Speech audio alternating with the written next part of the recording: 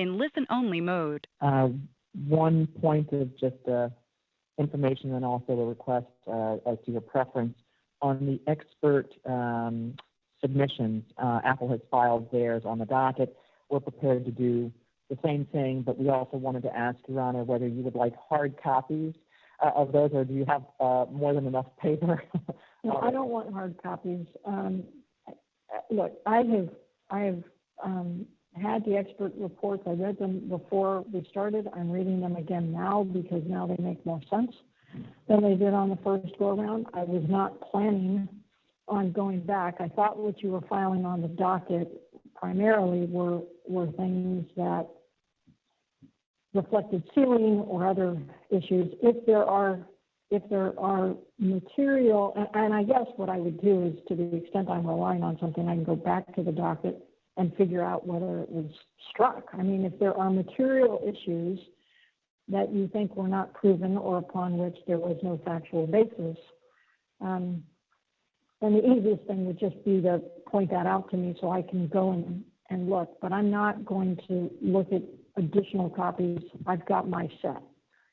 I think that makes perfect sense, and we don't even need to file anything on the docket if what we can do is rely upon just sort of the rulings that Your Honor has made as to what's struck or not struck. What's been filed on the docket so far has just been by Apple, just literally copies of the expert reports with the rulings reflected in the filed copies. And we're prepared to do the same thing if that would just make the docket complete. But if Your Honor doesn't need that, we can stand down from that. Well, I think the docket should be complete because I don't expect. Look, I really, and like I said, everybody's trying to read my mind. It doesn't matter if you can't read it because I haven't decided what I'm going to do. That's the best defense to anybody reading anything. But whatever happens, one or both of you aren't going to be happy with the answer, and so it's going to go to the Court of Appeal.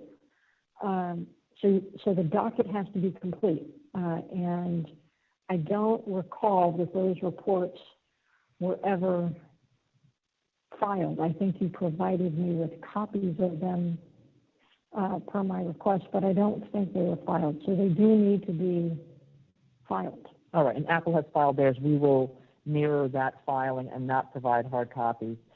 The second issue I just wanted to raise as a point of information is we are actively determining whether or not we will need to call any rebuttal witnesses. Part of that depends on, frankly, what happens today, because of some witnesses that are going today.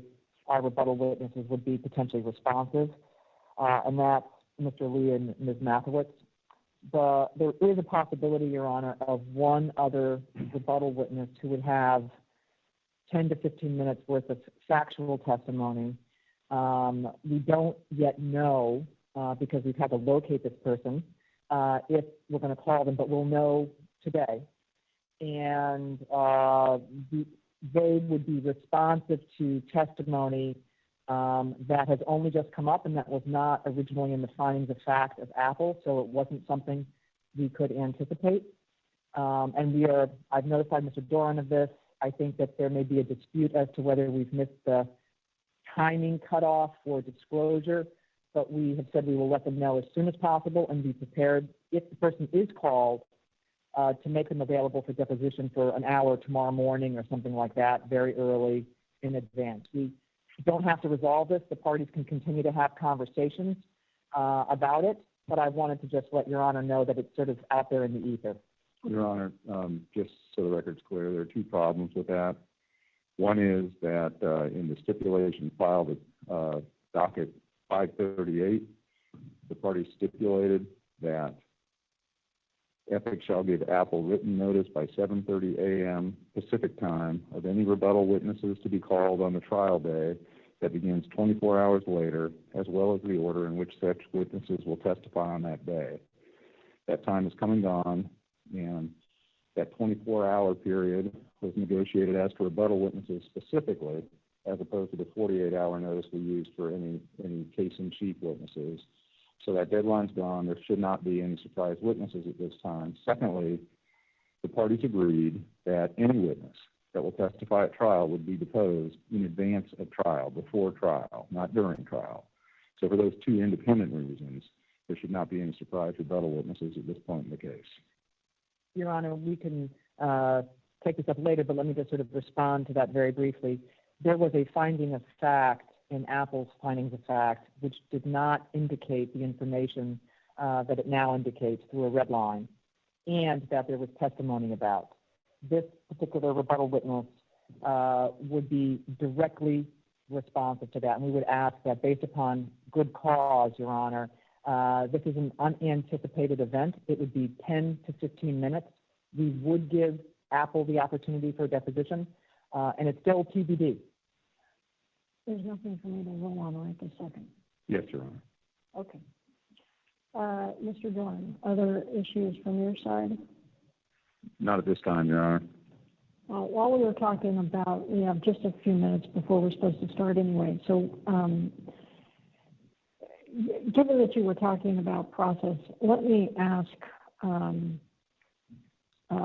the lawyers on both sides, maybe by the end of next week, it would be helpful to me to have a joint email from the two sides about what trial-related proceedings in terms of your collaborations really worked and what didn't. The reason that I ask that is that I've been asked to participate in a course for judges dealing with antitrust cases in the fall. And as I've said before, I appreciate, and I can see it from my end, all of the collaboration and professionalism that has happened in this particular case. It doesn't always happen in big commercial litigation trials. And so to the extent that there are things that work very well for you, please let me know so I can let the judges know, and they can put those in pretrial orders. So, like I said, it doesn't always happen, and to the extent I can get better information on best practices, I would be happy to communicate that. We'll put something together, Your Honor. Agreed, Your Honor. Thank you. Okay. Anything? You don't have anything else? Can you tell me what the list of witnesses is today, please? Yes, we're going to start with Professor Dominic Hanson. Then we're moving to Professor Rubin, Professor Malachowski, and then Professor Rubin. Okay. You may call your next witness. Apple calls Professor Dominic Hanson.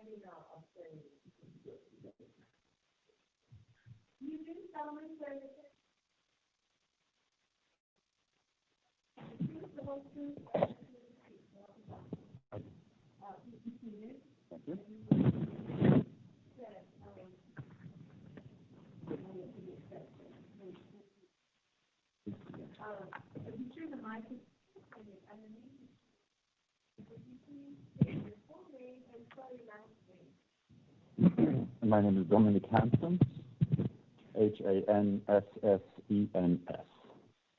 Good morning, sir. Good morning. Ms. Moyer, you may proceed. Thank you, Your Honor. Good morning, Professor Hanson.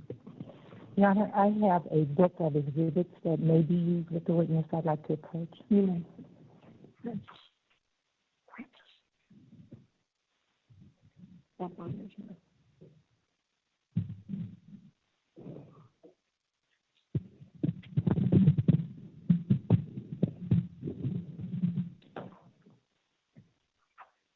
Yes, Your Honor, we also have a binder for you. We will not hopefully need all of those materials, I assure you. Good morning, Professor Hanson. Good morning. We have a deck of demonstratives that we'd like to use to aid with your testimony. So could I have the first demonstrative on the screen, please?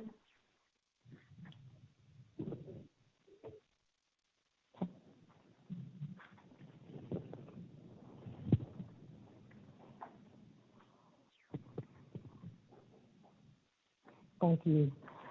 Professor Hanson, could you please tell us what is your current position? I'm currently a research professor at UCLA at the Anderson School of Management.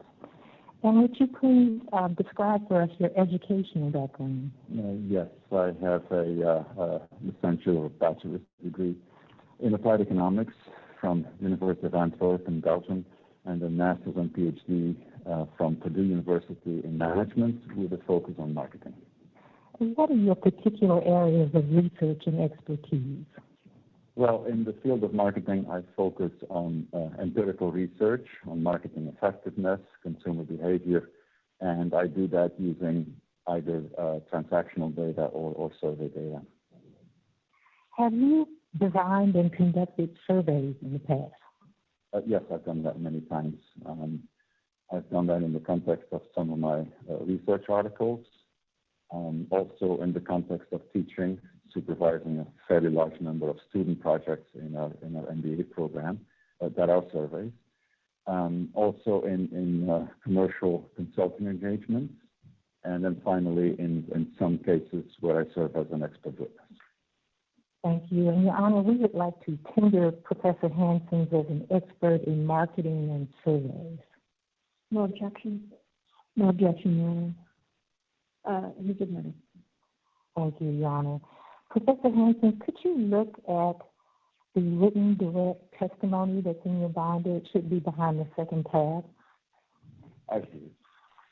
And sir, is this the written direct testimony that you prepared and submitted to the court? Yes, it is.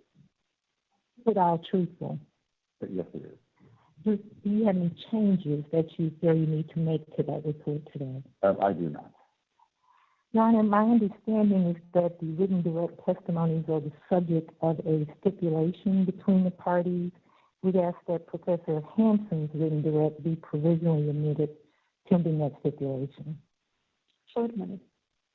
And I think it bears the designation expert 10, that they're using different numbers for the experts. Become that expert 10. I think there's a document on the file that has all of the exhibit numbers for the expert directs. Okay, thank you. And rebuttals. Thank you, Your Honor. And we have a number of exhibits that apply to Professor Hanson's work. They are also the subject of a stipulation between the parties that has been filed but not admitted. So we won't do that now. So this was, it's on the docket now, and I've not yet addressed it. Is it before docket 635? I'd have to get the specific docket number for you, but yes, my understanding is that it's pending but has not yet been ruled upon. Oh, okay. I'll double check. Go ahead. Thank you. Could we have the second demonstrative, please? Professor Hanson, can you describe for the court what was your assignment in this case? Yes, in this matter, I was asked to do two things. First of all, I was asked to design and conduct a survey of iOS device users in the United States, those who are of ages 13 and up.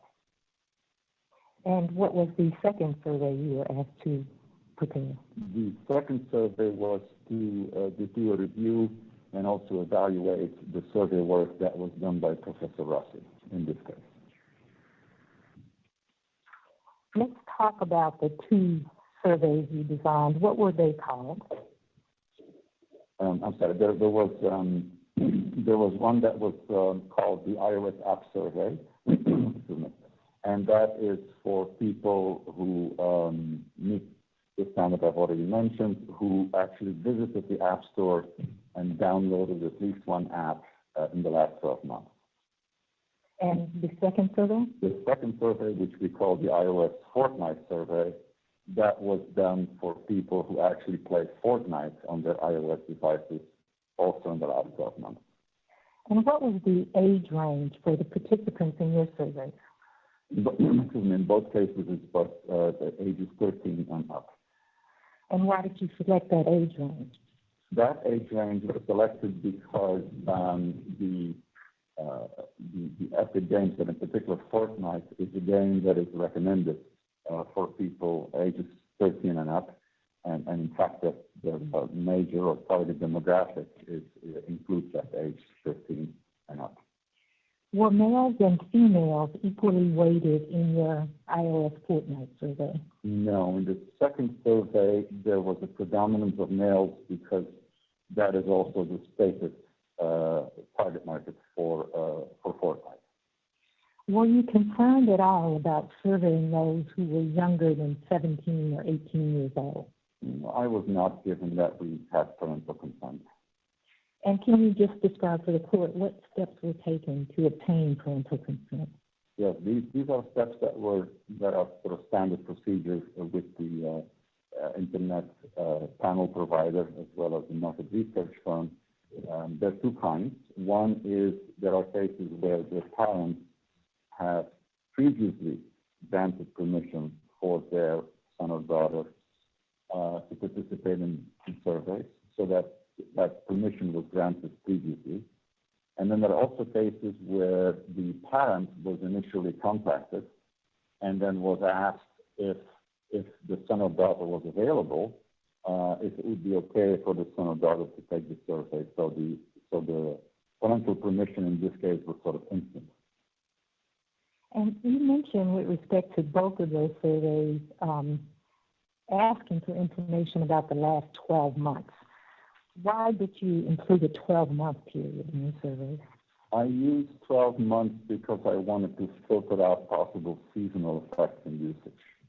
So, for example, if the last month was one with a lot of vacation days in it, the usage of many people might be different.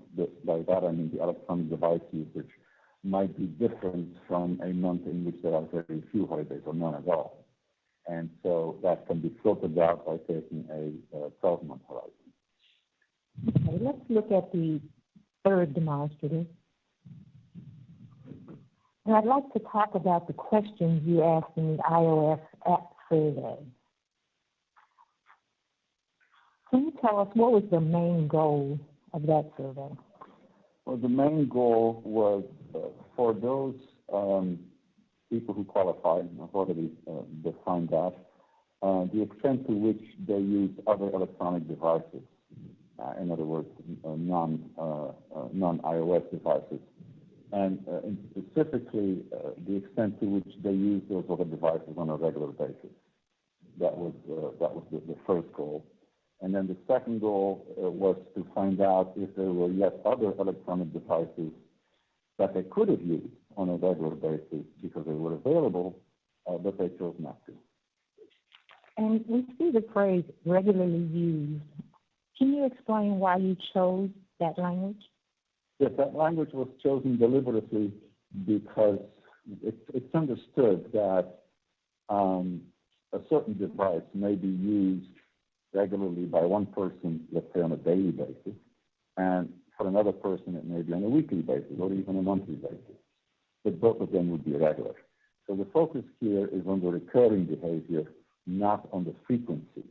And that's why we use that term, which we pre-tested, and turned out to not be problematic at all. You also have the language available for regular use. What does available mean there? Yes, the available, once again, is a very easily understood English term. And we gave some examples to make sure people understood the context. Those were devices or are devices that are, for example, present in the household of the respondent or maybe at work, any place where there would be regular availability.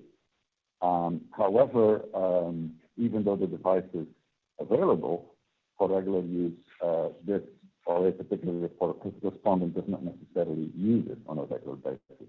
So it expands the availability set. And Did I hear you correctly that you actually provide some text to describe what available would mean? Yes, I gave examples. I forgot the exact wording, but it is, for example, your family members may have that device. And so it hangs around the house. You can use it if you like. Whether or not you do on a regular basis is up to you as a respondent. And let's look at the next demonstrative and talk about the iOS Fortnite survey. Did you ask the same questions in that Fortnite survey as you had in your iOS app survey? Well, the first two questions were pretty much the same, yes. Did they regularly use other electronic devices, or and were there other devices that were available to them that they did not regularly use? So those are the same. Then there was an additional question specifically for iOS Fortnite users, and that is whether they play digital games on any of these other electronic devices that they have stated they regularly use. And let's focus on the language regarding other electronic devices in this iOS Fortnite survey. Were other electronic devices defined the same way in the Fortnite survey as in the iOS app survey? Yes, those are basically devices on which you can play digital games. Thank you. Now let's turn to your results. If we could have the next demonstrative. Could you describe for the court what results you received in your survey? Sure. This was a very straightforward survey, and so the results are also easy to represent here in this one slide. That in the iOS app survey, we see 92% regularly use other electronic devices in the last 12 months. For the iOS Fortnite survey, that number is a little higher, and it's 97. And then in both cases, there is 99% have other devices available to them for regular use without necessarily using them. So the set is the same there in both cases. And I think I summarized that as referring to that as the vast majority. Thank you, Professor Hanson. Did you do anything to check the robustness of your survey results? Yes, I did. Could we see your next demonstrative, please? I'm sorry, I skipped one item. Was there additional data from the iOS Fortnite survey that you determined? Yes, so as you may recall, there was one extra question for the Fortnite players, and that was with respect to them playing digital games on other electronic devices, and that number is 94%, as you see there. Thank you, sir. And now let's go back to robustness. Next demonstrative, please. Would you describe, please, what are the robustness checks you did? Yes, so in survey research, when you draw conclusions, it is important to satisfy yourself as a researcher that these results hold for reasonable subsamples.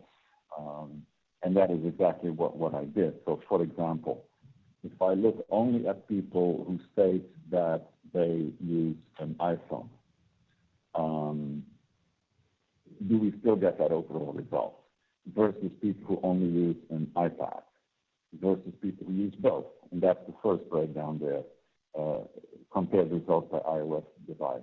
When it says no material change, what I mean by that is that we still find this substantial majority or vast majority results, and so my conclusions are the same. Secondly, and also standard in market research, we checked whether or not people who answered the survey relatively quickly or very slowly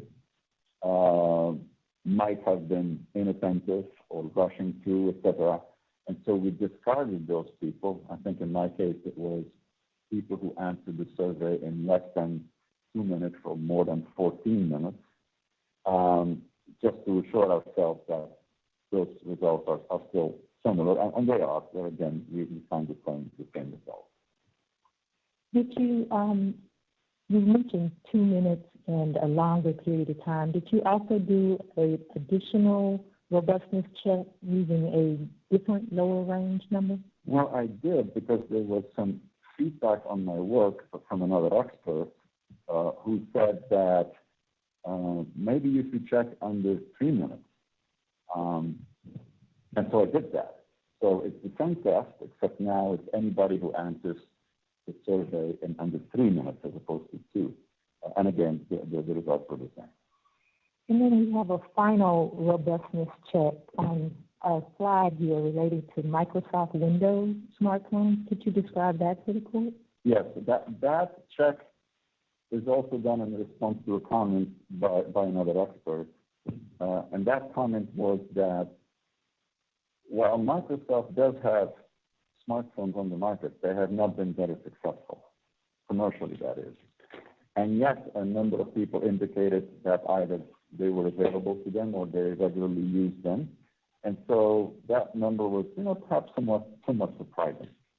And so as a result of that, I tested the possibility that maybe these people didn't quite get it right or were inattentive, and I excluded all of them. In other words, anybody who said that they either regularly use a Windows phone or that they had access to one for regular use, it was excluded, regardless of whether they were right or wrong about that. And when I do that test, once again, I find that the results are basically the same as before. Did Dr. Rossi collect usage data in the survey work he did? Yes, he did. And if we could have the next demonstrative, did you look at the results he obtained in connection with evaluating your work? Well, yes, I did. Did Dr. Rossi collect the same type of usage data as you had collected? Well, it's similar, but it's not quite the same. The sample is a bit different. Also, he did not use the word regularly use. He just asked about use. And finally, he did not stipulate a timeline like I did with my 12 months. He just said which devices are used. And in spite of these differences, you see that the results, in essence, completely corroborate my findings of a vast majority using either any electronic devices or non-Apple electronic devices. And what percentage of the respondents in Professor Rossi's survey reported usage of another electronic device? That would be 98%. And what percentage of the respondents, excuse me, a little bit of allergy issue here. What percentage of the respondents in Professor Rossi's survey reported usage of other non-Apple electronic devices? That would be 92%. Okay, now let's turn to the second part of your assignment, which was evaluating Professor Rossi's work. What did you find? Thank you. Well, I found that in Professor Rossi's, in the execution of his work, there were several areas of concern to me, especially since his survey is one in which he explores a hypothetical scenario. That's not something that I did. I just did actual usage. He looked at people's hypothetical behavior under the conditions of a 5% price increase in the App Store. Let's look at the next demonstrative. Did you do an evaluation in particular of whether Professor Rossi had done a proper pretest for his survey instrument? Yes, I did. And could you explain for the court what your conclusion was on that? Well, the overall conclusion is that, like me, he did a pretest on the first graph. That's the top line you see there, starting in December 23rd of last year. He calls that an unstructured pretest. That really is just a pretest, just like I did. But then subsequently, or as a result of this pretest, he made some fairly substantial changes because of problems that he discovered in that first version. And as a result, he had a rather different version 1, as he calls it, and subsequently version 2, and subsequently version 3. So he had 3 rounds of changes, but none of those were pretested. Now, he says that he did structured pretests in those, as you see there, but that's really a pilot test. In other words, it's a test on some people, but there is no subsequent interview. And by standard survey, language or jargon, those are not pretests. And is this terminology, unstructured pretest and structured pretest, is that used in your industry? Well, it may be that I'm not aware of. It's certainly not standard. You have a column on testing with respondent interviews. You see that? I do. Are interviews always conducted in a pretest? Yes.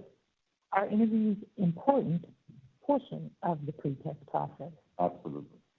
Did Professor Rossi conduct any interviews of those who took of his final survey instrument? No, he did not. And when was Professor Rossi's final version 3 taken through what he calls the structured pretest phase? His final pilot was on January 19th of this year. And when did he actually deploy his final survey? It was the next day, January 20th. Were there any changes made between that version 3 on January 19th, 2021, and then the version that went out in the field for his results starting on January 20th? No, his version 3 is the same as his final survey. Do you believe, Professor Hanson, that Professor Rossi's failure to pretest his final survey instrument may have had an impact on the reliability of his results? Yes, I do. Let's look first at the hypothetical price increase scenario presented in question 16 of Professor Rossi's survey. This says D2, sir. Would you identify which question 16 this was?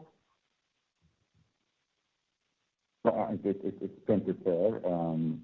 He shows the hypothetical with the 5% price increase, and then he specifically asks, you see that right below the box, if that price increase would cause you to make fewer purchases in the future. So it's a forward-looking question. And is this the actual question that went out to the field to get results? You mean for the final survey? Yes. No. So this was an earlier draft of the question, correct? It is D2, and it was changed in D3. So in this draft, there was a hypothetical future price increase that was inquired about. Is that right? Yes. And how would a respondent indicate that they would not make a change in response to that hypothetical future increase in this version of the question? Yeah. Now, if you are a sticker, to use Professor Rossi's language, you would answer no. And could you read for us the no answer that's there? Sure. It says no, the price increase would not cause me to make fewer purchases from the App Store. Okay, and let's look at the same question in the final survey that Professor Rossi used to get his results. And I don't know if we can blow that up a little bit. It's at least hard to read on my screen. Your Honor, the demonstratives are also behind the first tab in your book, if that's easier. I have it, thank you. Was there still a future-looking hypothetical price increase in the final survey? No, that has changed. And describe what kind of hypothetical price increase was included. The hypothetical now goes as follows. Suppose that the 5% price increase had occurred 30 days ago. And then it's a backward-looking question that basically says, would you have made the same purchases or not? So it's a backward-looking question rather than a forward-looking question. And what answer would respondents select to indicate they would not make a change in response to this backward-looking hypothetical price increase in the final survey instance? Well, again, using Professor Rossi's language, if you are a sticker, then this time you answered yes, as opposed to no. I can read it. Yes, I would have made the same purchases and whatever. Does the use of a backward-looking price increase scenario cause you to have any concerns, Professor Ross? Yes, it does. Would you describe those concerns? Well, the concern is as follows.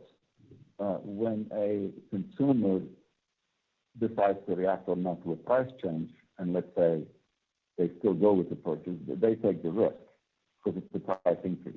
They take the risk of not being satisfied with the product and paying more for it. If you move the clock back 30 days, then you already know what your experience has been because you have actually purchased that subscription or that particular app. And so in that case, two elements are conflated, the notion of price reaction and the notion of satisfaction with the existing product. And that conflation causes me some concern. Could that kind of conflation result in any type of impact on how many people would pick a solution that they would not make a change? I believe so, yes. And what impact would it have? Well, on the mild assumptions that these apps are pretty good, you would see that people might say, well, okay, 5% more, but these were good experiences for me, so I would have done the same thing. In other words, I would not have changed my behavior. So it will increase the percent of stickers, again, in the Rossi language. Have you done any assessment as to whether the changes from a forward-looking hypothetical price increase with a no answer for a sticker to a backward-looking hypothetical price increase with a yes answer for a sticker created any concerns in the reliability of Professor Rossi's results? Yes, I have. Could we look at the next demonstrative, please? Is this one of the assessments that you prepared? Yes, this is one of two assessments. And would you explain what's conveyed here? Well, what's conveyed here is the difference in the people who are saying, I don't know, to the question which is either, to the hypothetical, which is either worded in V1 and V2 as forward-looking, with, as I mentioned earlier, or in V3 and the final survey as backward-looking. And as you see, the percentages go up from 4 to 10. Now, Professor Rossi actually found out in his very first pretest, or I should say in his only pretest, he found that there was some confusion about the questions, or that question. And then he made these changes. Well, he didn't really solve the confusion if now more than twice as many people say, I don't know. So that causes me some concern. Thank you, sir. And did you do any assessment to determine whether the possibility of the no to yes change may have impacted Professor Rossi's results? Yes, I did. Could we see the next demonstrative, please? Would you explain that assessment for the court? Sure. So you now see, again, V1, V2 combined versus V3 and final survey, so the answers are the same. Under the V1 and V2 scenario, which has the no as an answer to the stickiness question, pardon my language, it's 51%. So 51% of the people in that scenario say that they would not make fewer purchases as a result of the price increase. But then when you go to the V3, which is also the final survey, now it's suddenly 73%. And so and by the way, the 73 is statistically different from the 51. So the 73 is what he used in his final survey. Had he used V1 or V2, he would have found 51. Do you think, based on academic literature, that the change from a no answer to a yes answer for a sticker actually mattered in terms of the outcome?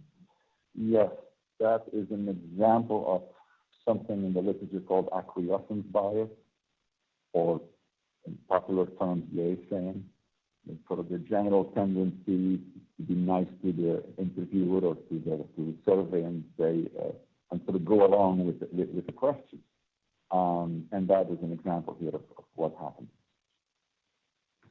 Do you believe the number of people who reported they would stick, that they would not make a change, could be inflated as a result of Professor Rossi's decision to change from a no to a yes answer for a sticker? Yes, that number could be inflated. And if the number of people that he determined were stickers actually was inflated, what would be the impact on any price elasticity calculation that he performed? Well, since you now have more people who say that they do not react to the price increase, by definition, you will now have a smaller elasticity in absolute value than otherwise.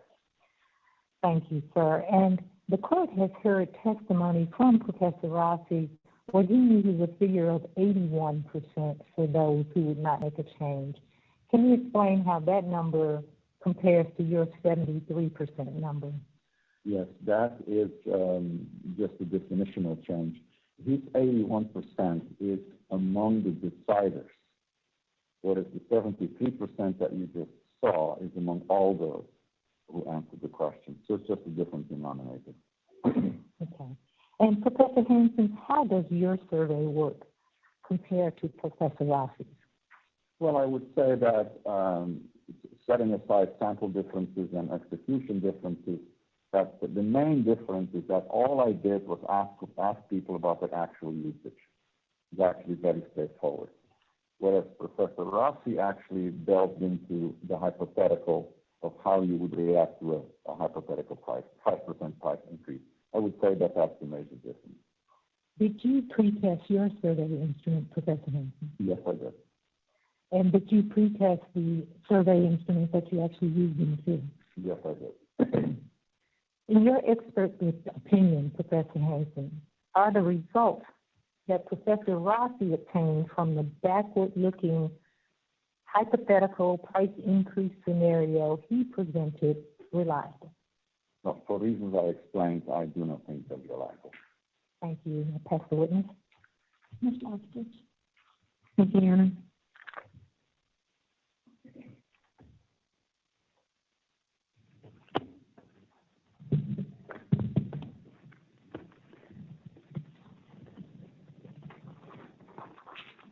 And with respect to the exhibits, there is no objection. I'm looking at, this is docket 641, I take it, Ms. Moskowitz. And that's referring to the stipulation with the exhibits. Yes, we are agreed. Okay, thank you. So those will be admitted. I believe the order is being posted this morning. Your Honor, I have docket 682 as the expert. Okay, sorry. Related to this one. 641 and 682, but you're right. Thank you. Your Honor, may I approach with some binders? You may. Thank you.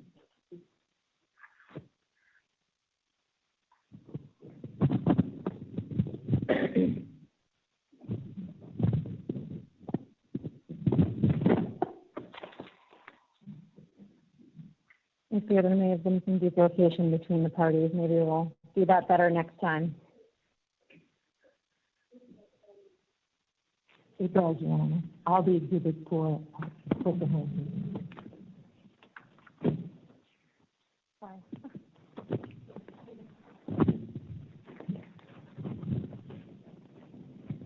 Your Honor, may I proceed? Thank you. Good morning, Dr. Hanson. Good morning. Okay.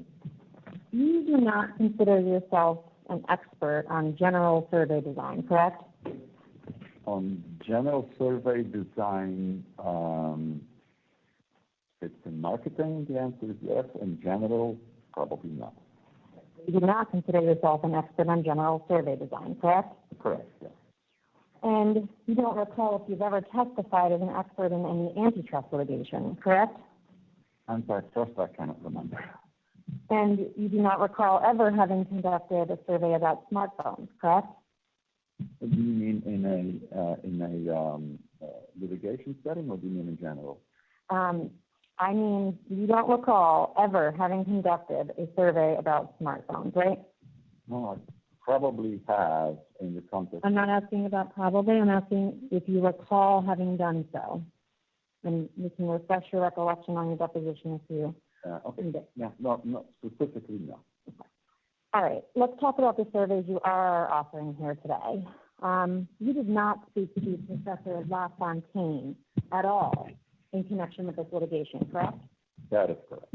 You're not familiar with the market definition work that Professor LaFontaine did, correct? That is correct. You were not aware when designing or conducting or writing your surveys or reports that your results would be used by the Apple economist Professor LaFontaine in her market definition exercise. Is that right? That is right. In fact, you still don't have an understanding as to how your surveys were used by Apple's other experts in this case, correct? That is correct. You have not heard the phrase SNP test before, right? Actually, I have now. In the deposition was the first time? Correct. Okay.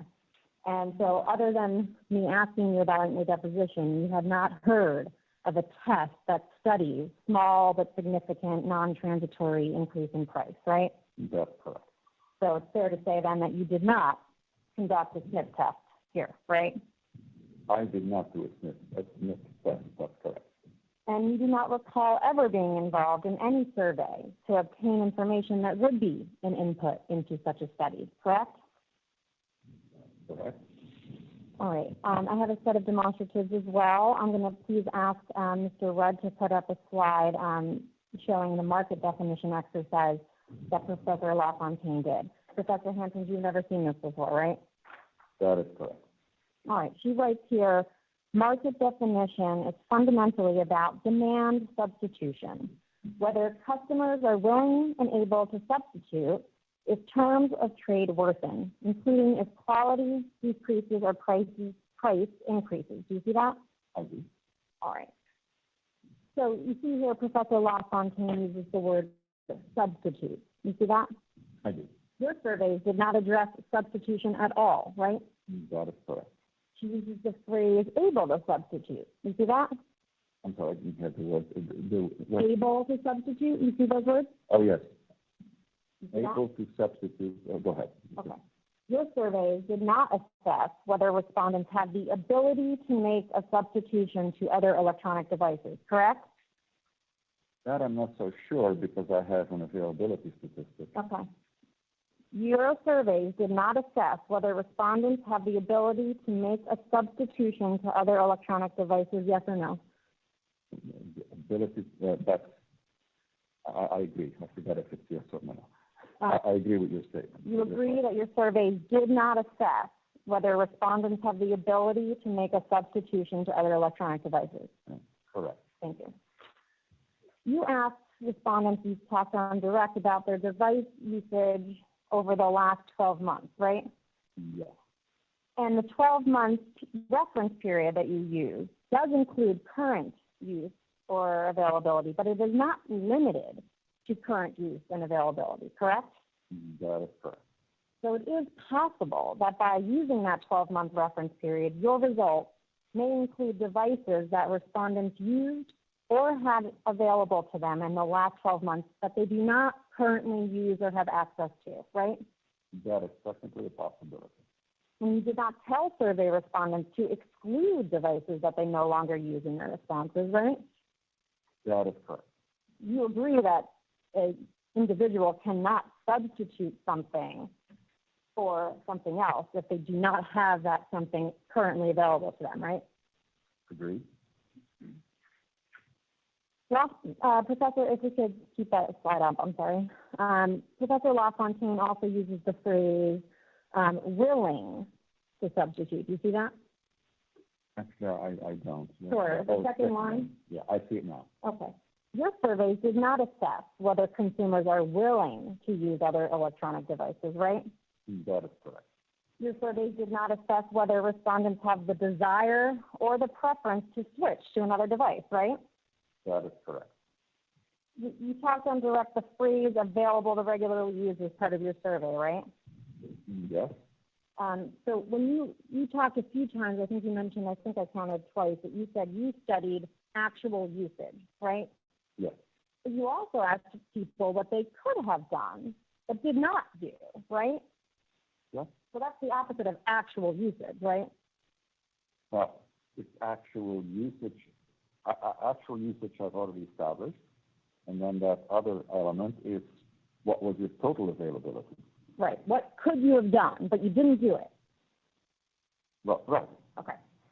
All right, so you also mentioned you gave some examples of what available to regularly use would be, right? Yes. And on direct, I wrote it down. You said household devices or work. Those are the examples you gave? As I recall, yes. Yeah, and like family member. For example. Right. But you didn't mention the other example that you actually gave your respondents, which was a friend, right? I'm sorry, I haven't understood your question. Do you remember that the actual language of what you gave to your respondents said an example would be the smartphone of a member of your household or of a friend that you could have regularly used, but that you did not regularly use in the last 12 months? Agreed. All right. So the friend is one of the people that you wanted respondents to think about their devices. It's another example. You did not try to understand through your surveys, though, the specific use for which a device may or may not be available, correct? Correct with one exception. It's not correct as I said it? Well, I did ask in the Fortnite survey if they use these other electronic devices for game playing. So that's a specific use, if I understood your question correctly. For availability, when you asked people what other devices they had available to them, for the purposes of calculating your 99%, you did not ask or try to ascertain the specific use for which that device may or may not be available, correct? That is correct. So available to regularly use could have meant phone calls, or it could have meant any number of things you might do with any of those devices, right? That is correct. So again, you did not try to ascertain, for the friend example, just to take it, what that respondent could have done with that friend's device or for how long, right? That is correct. And you didn't, for example, try to ascertain whether the device was available, was a personal device or a shared device, or whether it had any restrictions on it, for example? That is correct. So if a shared device in the household even was available to check emails but not to sit down and play any games, you can't ascertain that through your survey questions, right? I agree.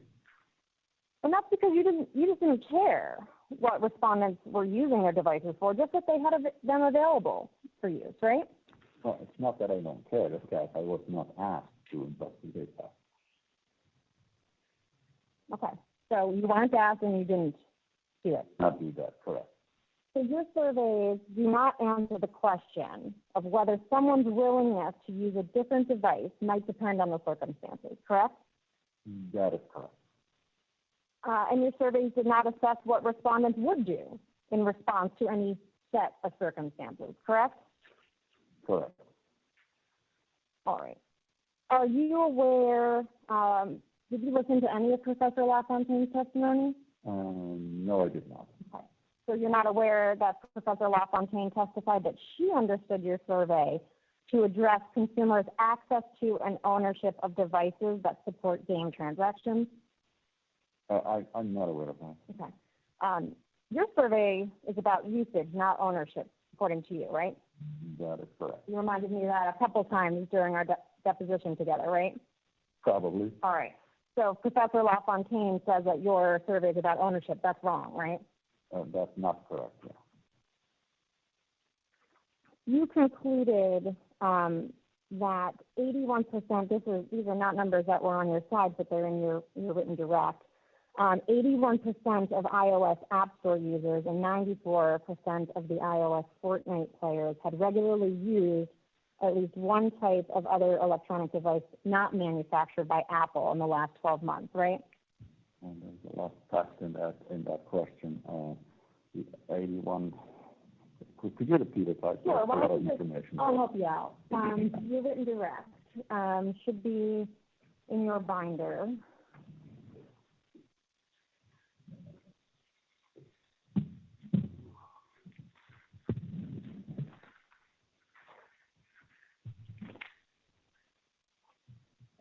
And I'll point you to paragraph 16 and 17, and you can get there.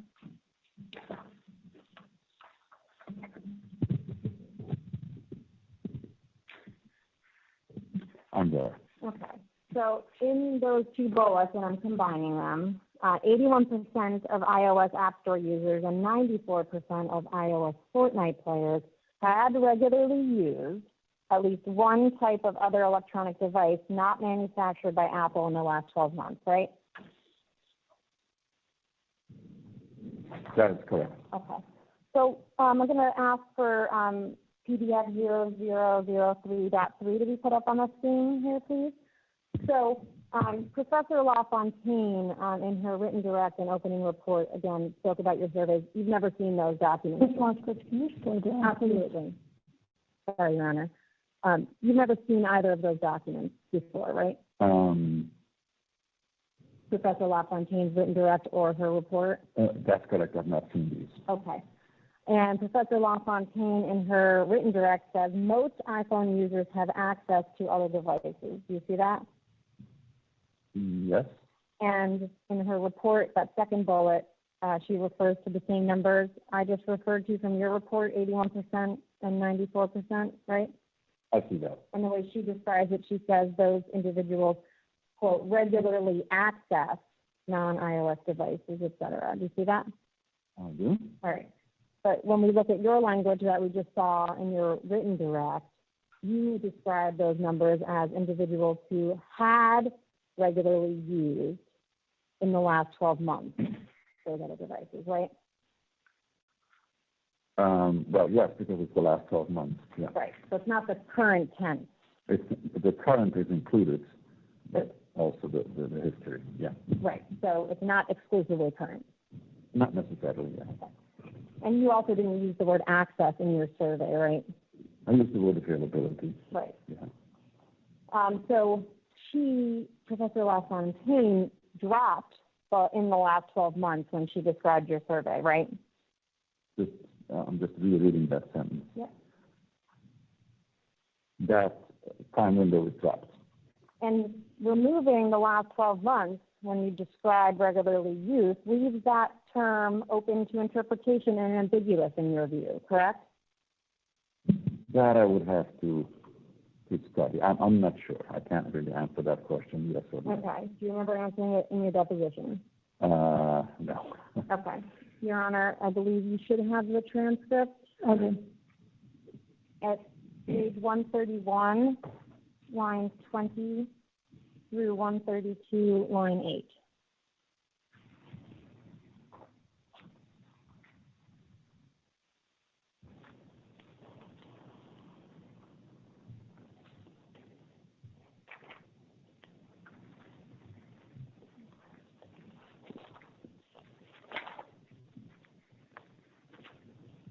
Okay, you just need to read the whole answer. Yes, ma'am.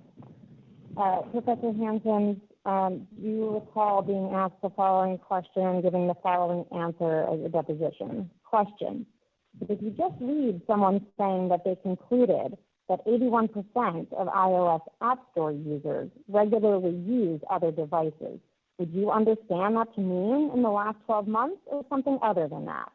Answer: the way that you have now framed this, I would interpret that as being subject to interpretation. So what do you mean by regularly used? Okay, today, tomorrow, last week, etc. So yeah, the English is fine, but the interpretation is more ambiguous than what I had used in my definition. Did I read that correctly? Oh, but I'll assume so. All right, I'm going to put up another slide here. This is slide 26 from Apple's opening statement demonstrative. It should be .4 in our slides here.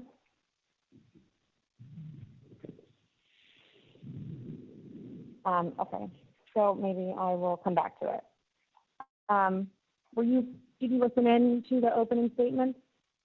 I'm sorry, who's the opening statement? Apple. No, I did not. Okay. So if they described your survey results as saying that 95% of, yes, here it is. I'm looking at slide .4 here, and the top here is Apple's opening slide. It's a little tough to read, but it says 95% regularly used or could have regularly used devices other than their iOS device. Do you see that? I do. So that left out the last 12 months as well, right? But it refers to the past, but it does not mention the 12 months. Right. And as we discussed, it does not include the fact that there might be individuals who do not currently use or access other devices, right? That is a possibility.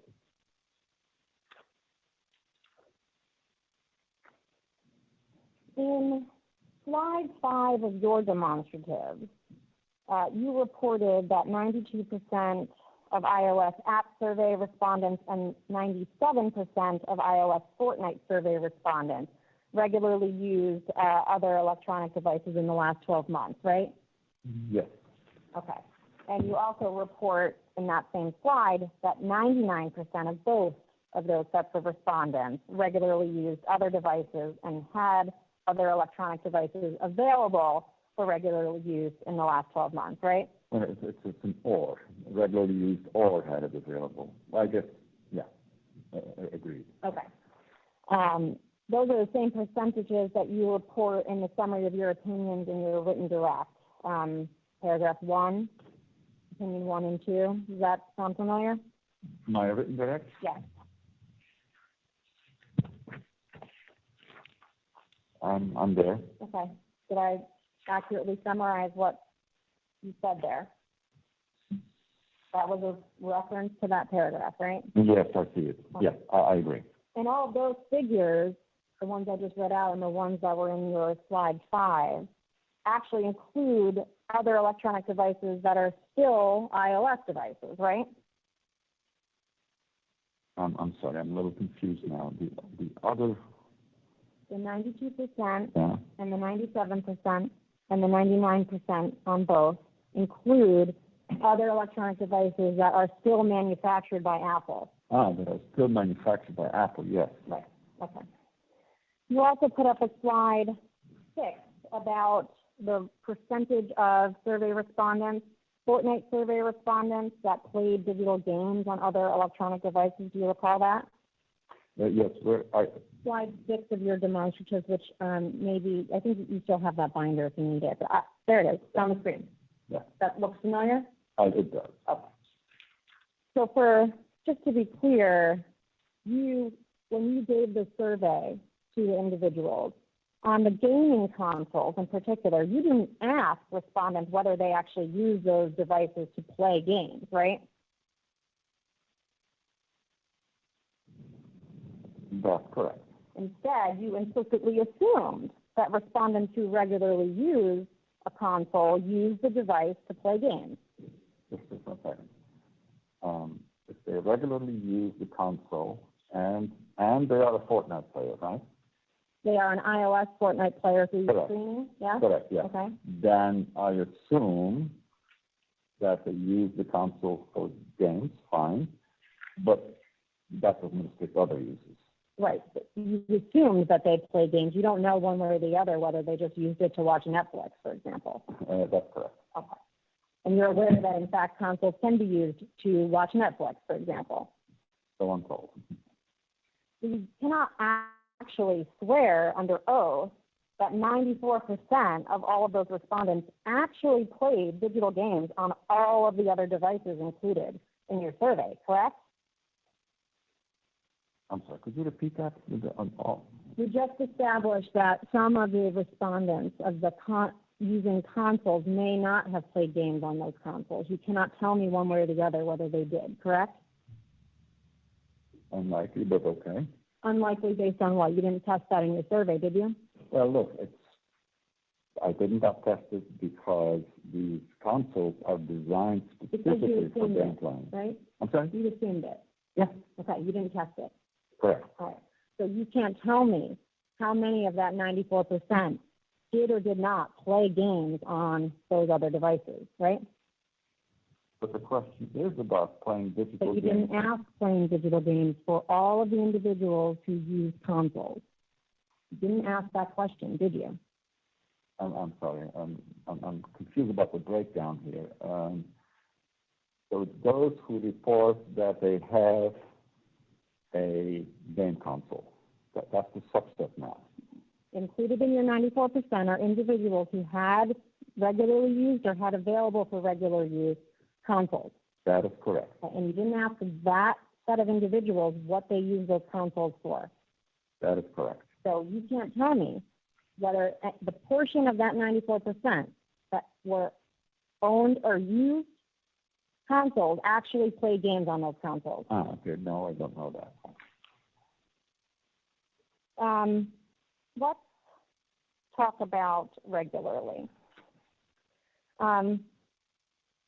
You understood, I think you mentioned this on direct, that one person could use regularly in the sense of daily, others could use weekly, et cetera, right? Correct. You agree that if a term is vague or ambiguous, it can create confusion or guessing among respondents, correct? If a term is vague and ambiguous, it can do that, yes. And you agree that clarity problems can arise when not all respondents interpret a question in the same way, right? Those can arise, yes. You agree that vague wording can introduce error into your responses, right? It can, yes. It's important to try to avoid error in responses. Would you agree? I agree. And you were trying to do that in your survey? I was. You asked respondents about the devices that they regularly use. We just talked about that, right? I did. But you did not provide respondents a definition of regular use, right? That is correct. You left it up to the individual, we just discussed, to answer whether they thought it was regular or not, right? Yes. You recall one of your pretest participants indicated that they, quote, thought regular use was vague, end quote, right? In question one, I believe, yes. They indicated that regular use could mean different things for different devices, right? That is correct. And you did not probe into pretest respondents' interpretation of the word regularly, right? You mean respondent by respondent probing what they mean? That there are some of the respondents in the pretest who spelled that out. Right. And so it's kind of a partial yes, partial no. Okay. Well, so you had a set of questions for these pretest interviews, right? Yes. The interviewers asked these questions exactly as they appeared, right? That is correct. They were not allowed to go off script and ask any follow-up questions, correct? Probably not. No, definitely not, right? Yeah, well, I listened in, and in oral conversations, sometimes something needs to be repeated or something like that. So there's some ambiguity there, but let's say in principle not. Other than repeating the question if someone glitched on the Zoom, those interviewers were sticking to the script, correct? I agree with that. Let's take a look at a slide here that we put together, which has a set of respondents from your pretest results for the iOS app survey. Can you read? I definitely don't think you can read the left, but we've pulled out some on the right. Can you read what's on the right? Yes, if you give me a minute. I'm just making sure you can see the words, not that you have to read it all. Okay. In your survey pretest, you asked, did you have any problems understanding what is meant by the phrase regularly used, right? Yes. And do you recall that 5 out of 6 respondents described regular use in terms of frequency of use? Yes. And they actually gave varying frequencies, right? Varying frequencies, yes. And so you do not know how often respondents were using the devices and considering that usage regular, right? That is correct. And you agree that an individual who does not use gaming consoles, for example, except once a year they use the Xbox when their family comes to visit, that could be regular use, right? So are you saying that could be regular use? Could be. I would say unlikely, but technically or theoretically possible. It could be regular, right? It's up to the respondent, right? You said once a year, right? Yes. And my window is 12 months, so it would be once. And it would be regular use, correct? I'm just going to say unlikely, but possible. It's a repetitive activity, so you would leave it up to that individual to answer that as regular or not, right? That is correct. And you don't know from looking at your responses, whether someone within those respondents considered a once-a-year device to be regular use, right? No, that's why I said unlikely, because if the window... You don't know it, sir, right? You can't tell from your respondents, right? Well, I'm going to answer your question. No, I'm asking. So the way this works, have you ever testified in court? Yes. Okay. She gets to ask her question. You need to answer her question. Okay. Your attorney will get up and let you expand. It's not as if I'm new to this process either. Go ahead. You do not know from looking at your responses that you got whether someone considered a once-a-year device to be regular use, correct? Okay. I mean, correct. Correct. We talked about the example that you provided for available to use a little bit, including the friend, right? Yes. And you did not ask in your pretest a specific question as to whether respondents thought the term available to use was clear, right?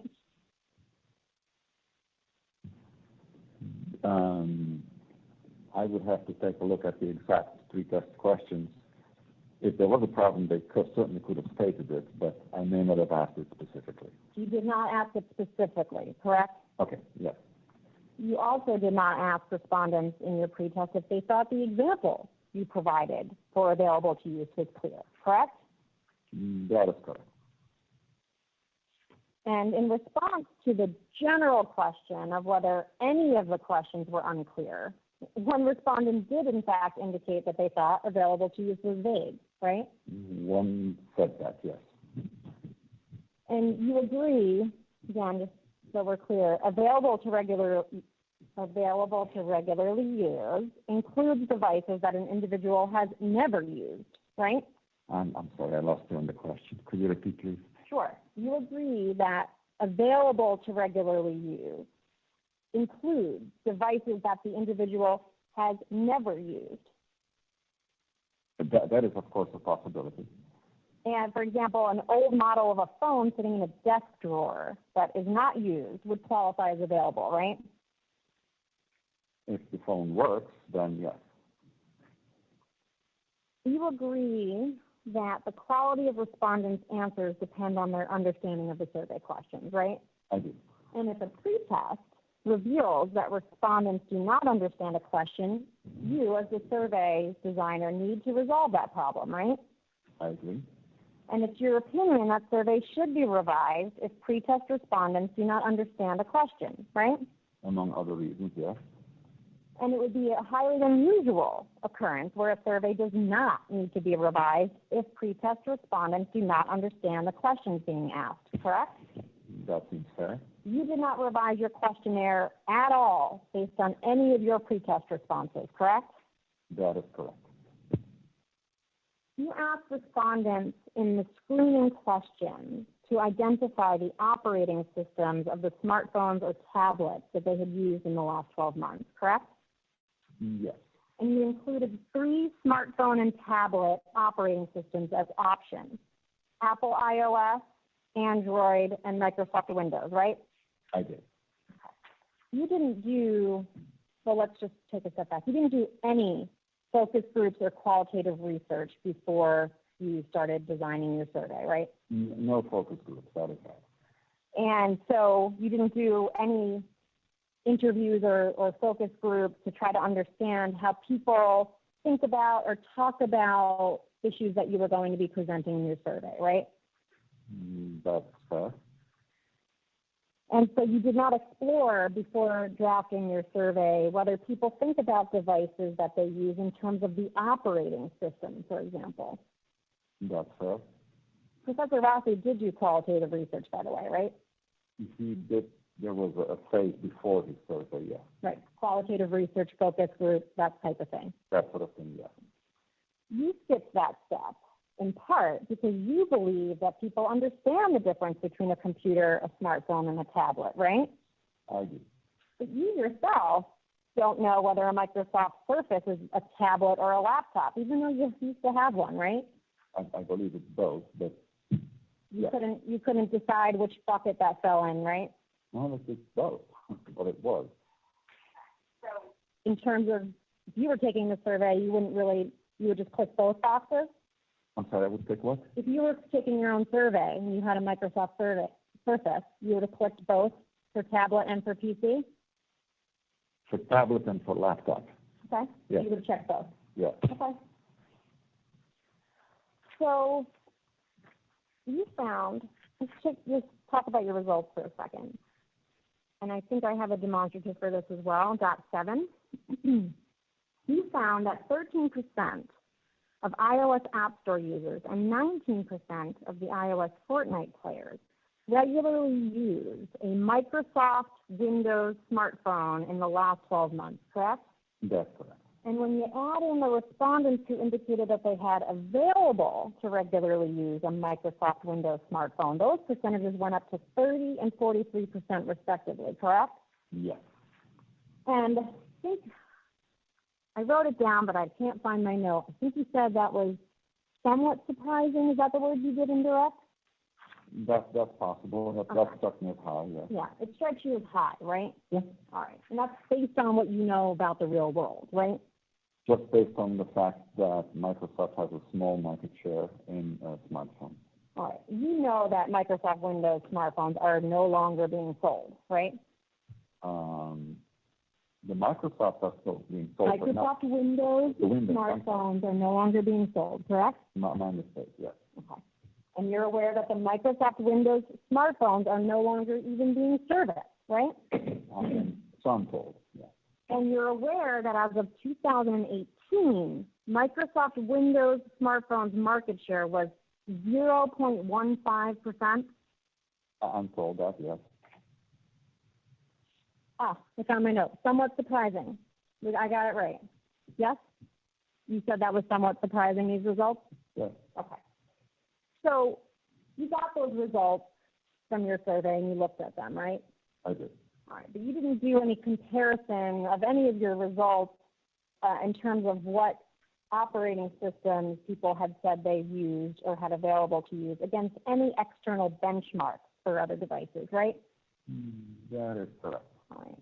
And in your opening report, you didn't do anything to address these Microsoft Windows smartphones results, right? That is correct. You didn't concern you at all to see these results. No, that's not. No, I did not do anything. All right. You didn't acknowledge that there was anything even somewhat surprising about these results when you wrote your original opening report, right? That is not mentioned in the original report. And you didn't look at Apple's own data to see if they had any information that would say that your results had no basis in reality, right? That is correct. So Professor Mathewitz pointed this out to you in her rebuttal report, right? She did. All right. And so that's when you then took a look at this, right? Yes. And the only thing that you did in your written direct testimony to address this issue was a sensitivity analysis that you described on direct. Yes. And by that, you mean you excluded all of the respondents who indicated that they regularly used or could have regularly used smartphones operating by a Windows Microsoft operating system, right? That is correct. And that, again, was done after Professor Mathewitz critiqued your results, right? Yes. And so this sensitivity analysis or robustness check, I think I've seen both terms used. Is that fair? That's correct. All right. What you did was to eliminate every single respondent from your results who indicated Microsoft Windows operating system. For smartphones? Yes. Yes. Okay. So in the iOS app survey, that was 30% of all the respondents, right? Just 1 second, please. On the availability criterion, yes. You excluded all 30% in your sensitivity analysis, right? That one, yes. Okay. And for Fortnite, you excluded all 43% of those respondents who indicated that, right? That's correct. So just to do the numbers, your total number of respondents to begin with for the iOS app survey was 500, right? Yes, yes. So you eliminated 151 of those 500 respondents in this analysis. In the bottom right scenario. In the top right. Oh, the top right, I'm sorry. Yes. I wasn't following you. Yes. All right. So for the iOS app survey, you removed 151 of your 500 respondents, right? Yes. And for your iOS Fortnite survey, that started with 490, right? Yes. And so you removed 211 of the 490. Yes. You can't rule out the possibility that some or all of the remaining 349 iOS app survey respondents or the 279 iOS Fortnite survey respondents were confused or unsure with respect to these questions in the survey, right? That's a long question. Let me think about this for a minute. Okay.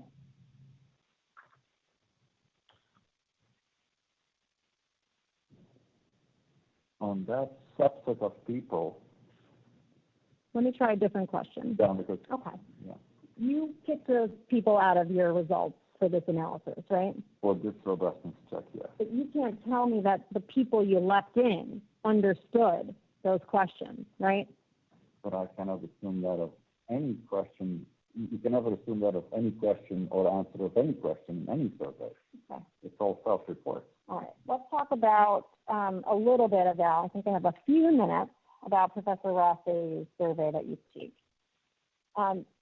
You critiqued Professor Rossi's use of a hypothetical, right? The way he executed it, yes. You agree that hypotheticals are regularly used in survey research, right? They are. And you yourself. Yes.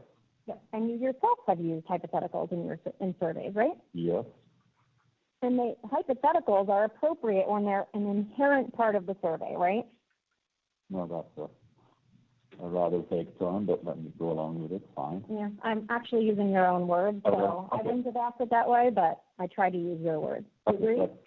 Then I agree. Okay. Professor Rossi did a couple of external benchmark checks. Do you recall that? Yes. We discussed those in the deposition. Yes. I'm going to take a flyer and see if maybe I can get you to just agree with the punchline. I don't know if you will. You agree that Professor Rossi used the RBC data that he used at the appropriate time in his survey process, right? He compared it to the right population? What's the last thing you said? He compared it to the right population? I can't really recall that. I'm sorry. Okay. The population part, I clearly recall that test. Okay. But I can't recall if I said what exactly that population was. All right. Let me try. So you critiqued it in your written direct by saying that it didn't reflect the relevant target population because it wasn't limited to the people who made at-issue purchases. It was only limited to the iPhone users, right? If that's what it is, then fine, yeah. I'm just I referring don't to your recall it critique. frankly. Yeah, I understand, but I cannot recall. That's fine. Can you give me a paragraph number and let him finish his answer? Sure. This is paragraph 59A, just setting the table. All right, proceed, but let him finish. Yep. Okay.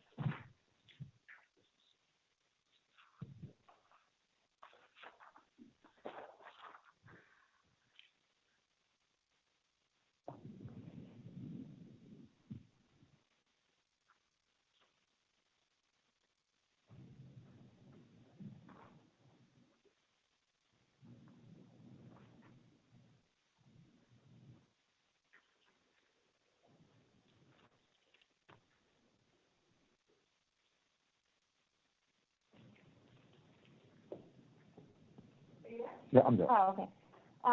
So that's your critique? Yes, I see it. Okay. And so the RBC data was not limited to at-issue purchases, right?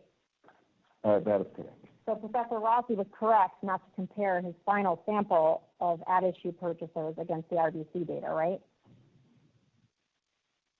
I'm not following you here because. All right, that's okay. I'll move on. Okay.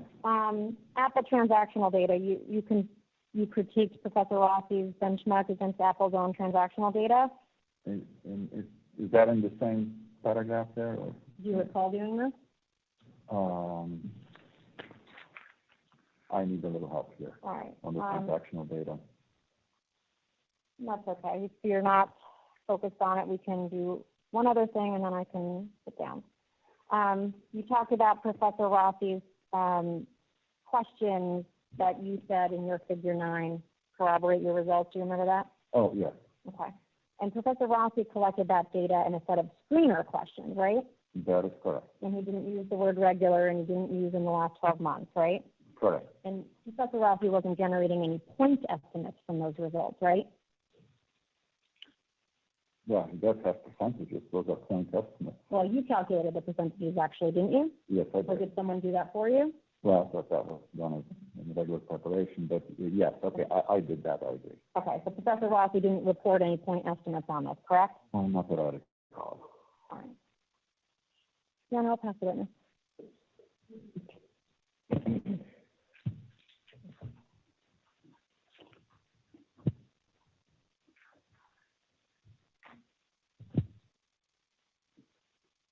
Now, Professor Hanson, you were asked about whether it was proper to do hypothetical questions in a survey. You recall that line of questioning? I do. And, sir, was there something different about Professor Rossi's use of hypothetical that caused you concern? Something different from what, I'm sorry? Well, the question you were asked was, is there a general problem with using hypotheticals? You remember that? Yes.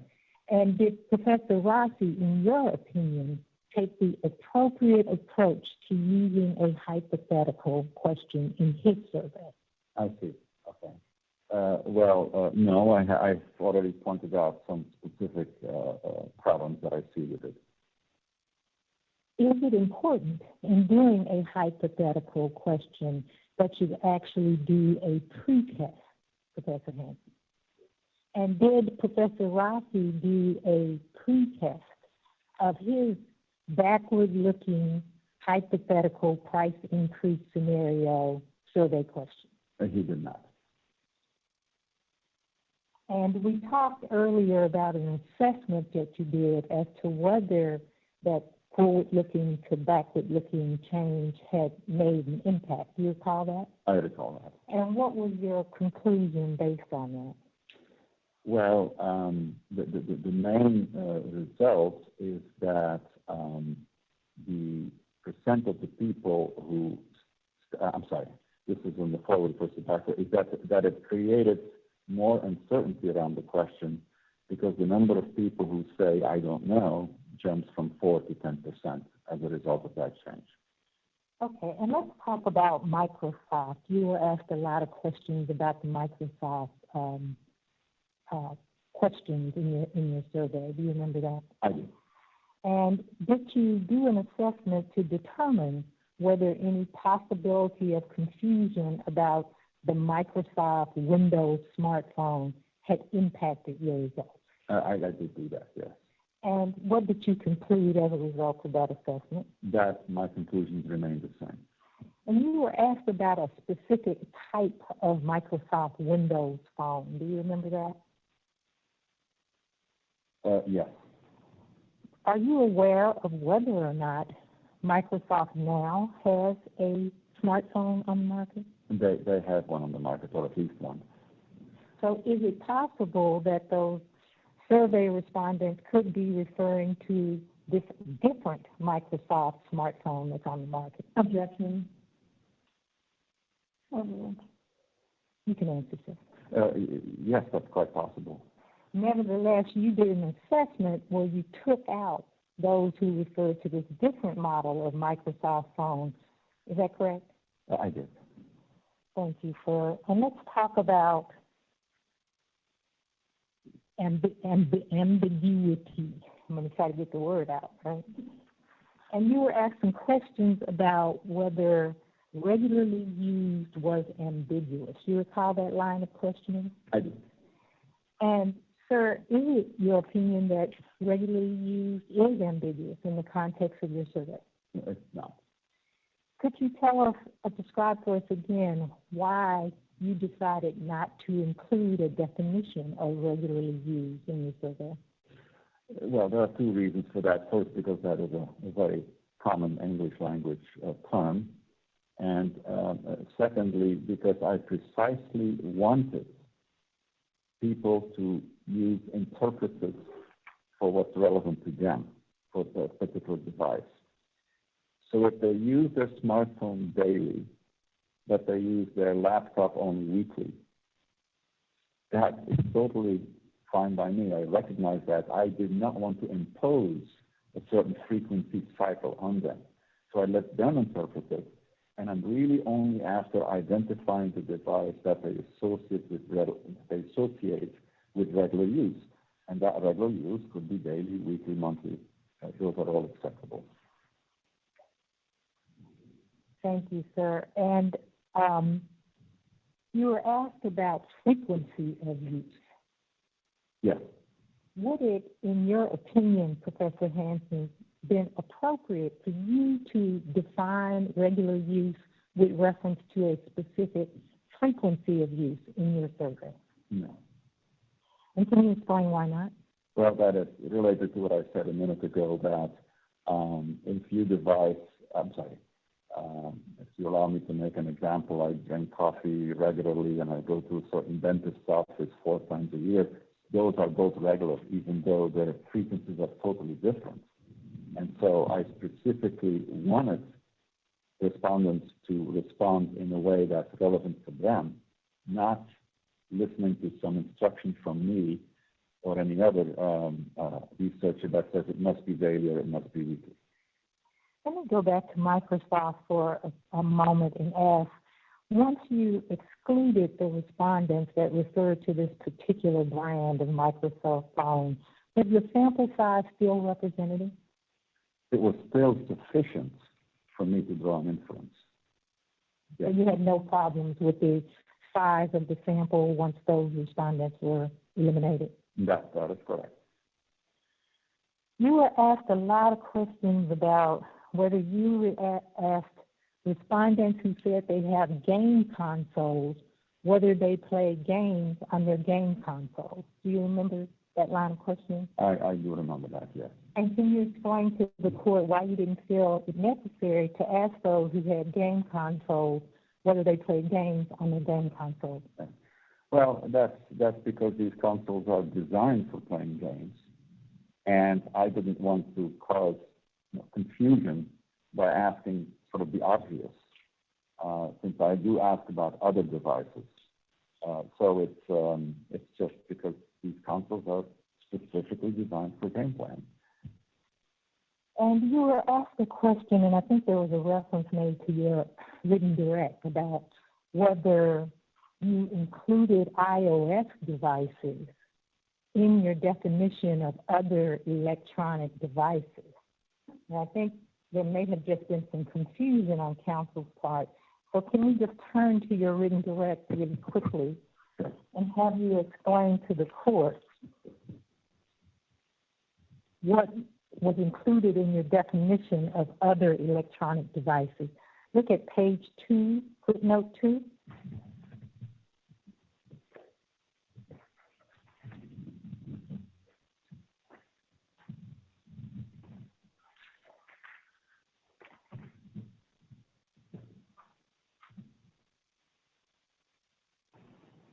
And can you tell us what is the definition of other electronic devices in your written direct? Yes, if you don't mind, I'll just refer to footnote 2. It's smartphones and tablets other than iOS, and then it's computers, gaming consoles, and handhelds. Thank you, sir. So it did include computers manufactured by Apple, is that correct? Oh, it does, yes. But it did not include other iOS devices, is that right? That's correct. Thank you. You were asked a series of questions about Dr. LaFontaine's testimony. And you were asked, I think, specifically whether you could determine whether one sentence in her testimony was ambiguous as a result of leaving out the phrase last 12 months. Do you remember that? I do remember that. And sir, have you reviewed Dr. LaFontaine's testimony? I have not. Have you reviewed her written direct? I have not. Have you reviewed her deposition testimony? No. Do you feel that you are in a position to determine whether one sentence in her testimony, her written direct, or her deposition was ambiguous because 3 words were left out? I'm not in that position. Thank you. The objection's over.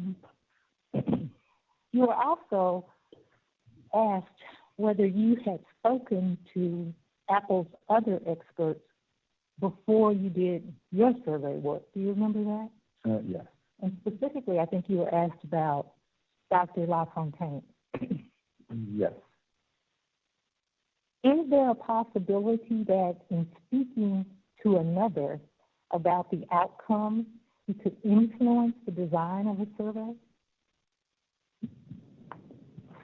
Is there a possibility that?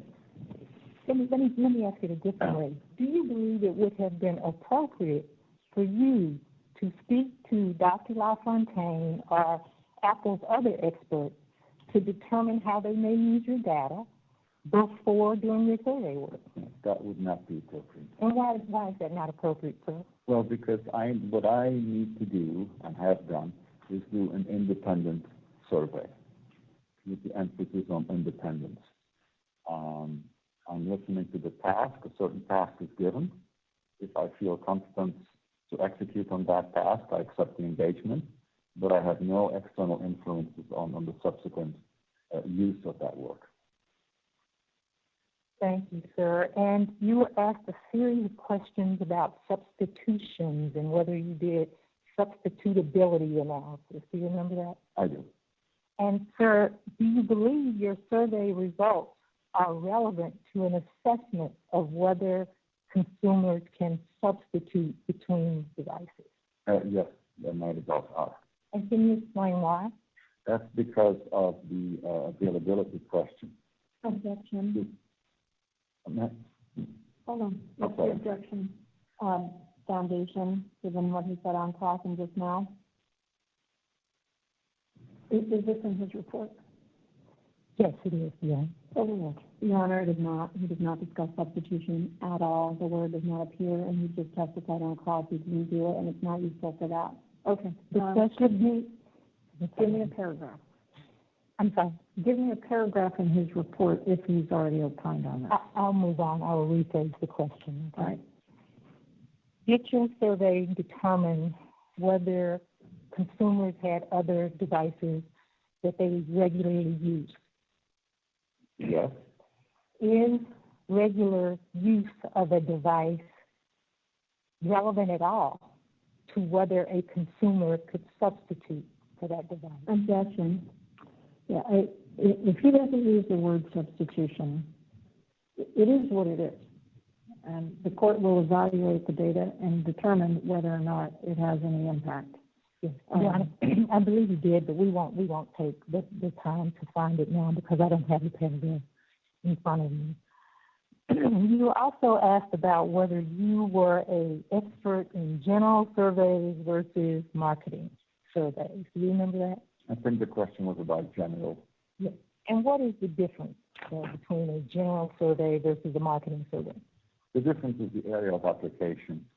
So, for example, let's say designing surveys on employee satisfaction in a company, that would be in the field of human resource management, which is different from marketing. And so that would be outside my expertise. But if it is a marketing issue, then I feel totally confident in doing survey work in that area. And what kind of survey work were you doing here? General survey work or marketing survey work? Definitely marketing. Thank you, Your Honor. I'll pass the witness. Recross.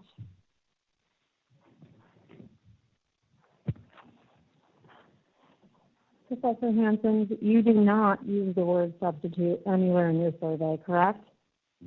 In the survey? Yeah. No, I don't think so. And you don't use it anywhere in your written direct, correct? To the best of my knowledge, of my recollection, no.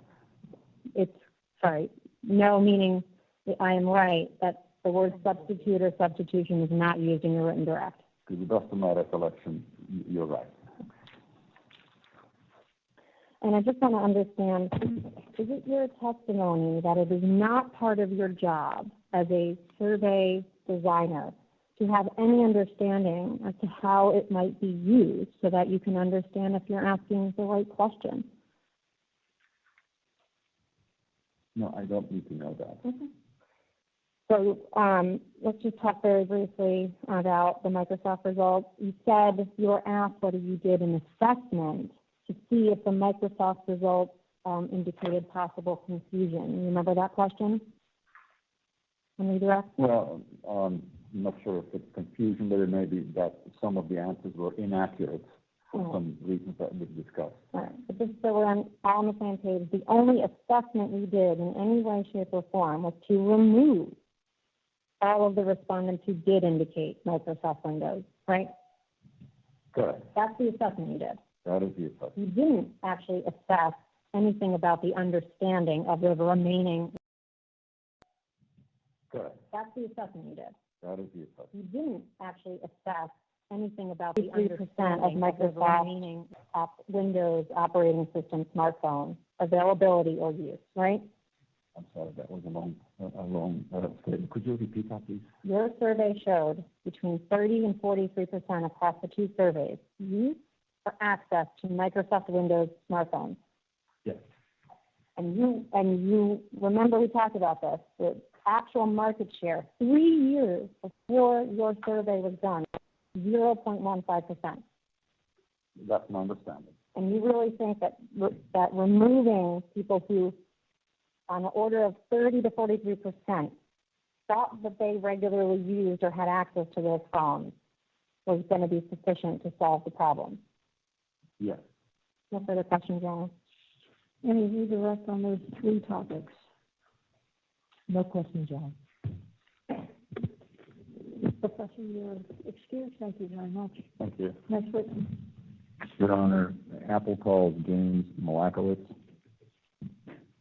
I'm sorry, Malakowski. My apologies, Your Honor.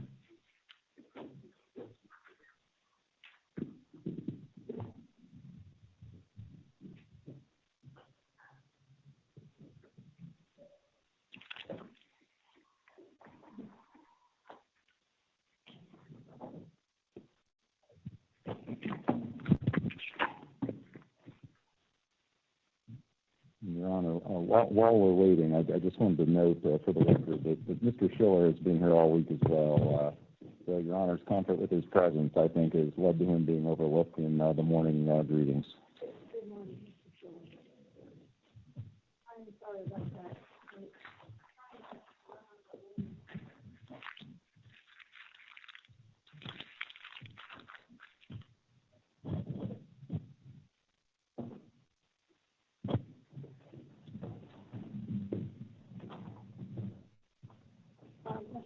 Can you just do you have binders up here? I will see.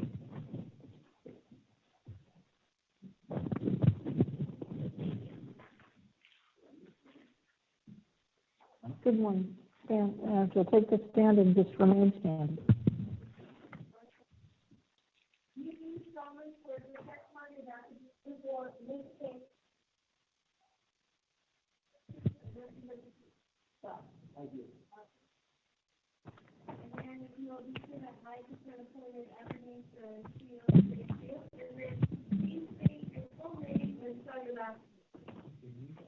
Word Malakowski, Malackowski.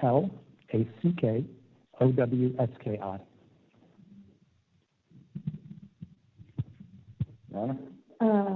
Well, you may proceed. I was just looking at your name. My college roommate was Chernikowski. Ah. Thank you, Your Honor. Good morning, Mr. Malakowski. Good morning, sir. Where are you currently employed? I am the Chief Executive of Ocean Tomo, LLC, headquartered in Chicago. Thank you, sir. And for initial purposes, could I ask you to look to the binder I just handed you under the tab which refers to your written direct testimony? And is this written direct testimony that you wrote, sir? It is. And is it true and accurate? It is. And are there any changes that you would like to make to that testimony here this morning? No, sir. Your Honor, I would move to admit on the same conditions as all other expert written directs, Mr. Malakowski's written direct testimony. Who's doing cross? Oh, I'm sorry. I'm Ms. Mosbrook. No objection, Your Honor. And no objection to the 4 exhibits on docket 684? That's right, Your Honor. We handled what we needed to handle on reservations there. Okay, so those are admitted. Thank you, Your Honor. Mr. Malachowski, can you please tell us the professional path that brought you to your current position? Yes, sir. So following undergraduate business program, I went to Chicago and worked for a consultancy that was focused on litigation damages. And it was right after the Federal Circuit was created, so I began to focus on patent damages. After about 3 years, I saw an opportunity to move into patent and intellectual property valuation more broadly, as well as strategy. So I actually started at age 25, what was the country's first intellectual property dispute accounting and valuation boutique. We were fortunate. We grew to just under 300 before we sold it. I then moved into the private equity and venture capital industry, learning how intellectual property drives value in business. And then 18 years ago, I started Ocean Tomo. Thank you, sir. And have you prepared some demonstratives for use here today? Yes, sir. And you can put those up, please. And looking at slide number 2, can you please provide the court with some additional information about some of your professional activities? Yes, so Ocean Tomo we just referred to. Today we have about 65 professionals focused on IP valuation, IP strategy, and investment banking. Outside of my employment, I'm very active in the professional industry, a group called LES, which you probably never heard of, but it's the world's largest technology transfer professional association, and I've been in a number of leadership roles there. With respect to my fiduciary positions, I've been an active and numerous board member for a number of companies, the most well-known being Ford Intellectual Property Management Business, Ford Global Technologies. I was the independent director where we managed all of the IP for Ford, Jaguar, Volvo, Aston Martin, Mazda, all the related entities at that time. Academically, I enjoy teaching, and so I teach at my alma mater and work with their venture and innovation community, but I've taught at a number of programs across the country. And then lastly, I hold a number of certifications. Accountant by training, so I am a CPA, but as relevant to the issues here, I am also a certified licensing professional, which is a CLP. And can you tell us a little bit more, please, about what area of licensing is the focal point of the certified licensing professional designation? Yeah, the CLP designation reflects the area of technology transfer and intellectual property transfer largely through license. It's based upon a skill set related to valuation, business law, contracts. Thank you, sir. And if you please take a look at in your binder at DX4876.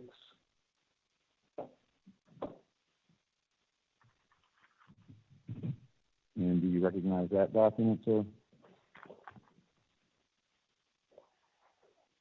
Yes, sir. That is a copy of my professional resume or CV. Thank you. And, Your Honor, we would tender Mr. Malachowski as an expert on intellectual property licensing and portfolio analysis. No objection. Submitted. Mr. Malachowski, have you testified previously as an expert witness? Yes. The many cases I've worked on, I have sat in a chair like this in district court, state court, international trade commission, bankruptcy court, more than 50 times. And have you appeared before this very court before, sir? I have. Your Honor may not recall, but I testified in the Netlist versus Diablo case, which was just over 5 years ago, I think. Well, I remember the case. I do not remember you. So. Well, we'll try and make it more memorable today, Your Honor. Well, that was a pretty memorable case, but it was interesting for lots of other reasons. Thank you. And Mr. Malachowski, have you previously worked for Apple? I have. I have testified at trial in one case on behalf of Apple related to patent infringement, and I have been a consulting expert in half a dozen other cases. Thank you.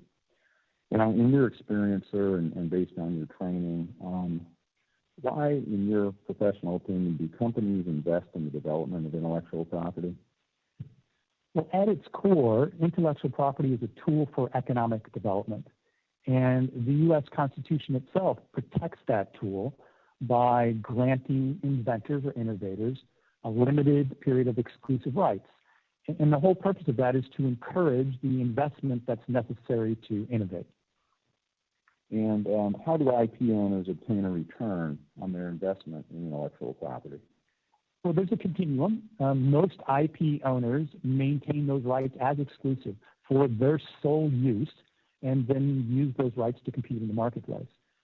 At the other end of the continuum, there are owners who will share those rights, and they're shared under an intellectual property license to allow others to benefit from their investment. And then you mentioned there's a spectrum. Are there various hybrid approaches in between? Yeah, there's almost any endless list of hybrid alternatives. And the IP owner has the opportunity to choose the path that's best suited for them. And is it important for IP owners to have the right to determine how their intellectual property will be used? Absolutely. And why, sir? Well, ultimately, it comes down to that investment decision and really business planning. So if you are running a business that requires innovation and investment to innovate, you need to plan on that and the return that you can expect to justify it. If you lose control over your intellectual property rights, you can no longer predict with any certainty what that return will be. And as a business person, you cannot justify that decision, and the business will no longer innovate. And sir, as part of your work, is there a framework or any guidelines that you have considered regarding the intersection between antitrust issues as they relate to intellectual property licensing? Yes, there is. That's referred to in my report. It's the DOJ FTC guidelines on antitrust matters, the same ones that are used when we take the examination for the CLP. And how have you used those guidelines in the course of your professional career? Well, those guidelines cover the fundamental interplay between intellectual property and antitrust issues. So for me, they become relevant in two ways. One, in my consultative or fiduciary capacity as a director for an innovative company. And then second, as an expert, I have testified on matters related to intellectual property antitrust intersection, such as patent misuse, step-downs under a Brulat rule, RAND compliance for license agreements, a number of issues like that. And if we could please pull up DX3305. And sir, do you recognize these to be the guidelines to which you have referred? Yes, sir. And if we could please take a look at page .007 to .008. And if we could pull out, please, the paragraph that begins with field of use. And Mr. Malachowski, is this one of the paragraphs or one of the provisions of the guidelines that you cite in your report? It is, and I won't read it, but essentially this reflects what I've just described, which is this exclusivity associated with intellectual property is what provides that incentive to invest in innovation. And it's important to protect that and give the IP owner control over that opportunity. Thank you, sir. And a bit over halfway down this paragraph, it states the restrictions may do so, for example, by protecting the licensee against free riding on the licensee's investments by other licensees or by the licensor. Do you see that provision? I do. And are you familiar with the concept of free riding? Yes, sir. And what is that? Well, free riding, Your Honor, is actually when the relationship between the inventor and the user breaks down. There's no longer an agreed-upon contract or set of terms.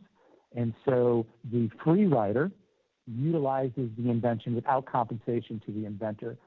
And it breaks down because if that were permitted, then again, the inventor can't reasonably predict the return on investment, so it can't reasonably and prudently invest in new technology. Mr. Glenn, can you tell me again where you are? Yes, Your Honor. We're in your binder at DX3305. And these were not part of the stipulation. They were objected to as evidence. So that's why they are in the binder we handed up to you if the court was looking at the stipulation. Okay, thank you. I had the wrong idea. Thank you, Your Honor. And Mr. Malachowski, have you taken these guidelines into consideration in the course of your work in this case?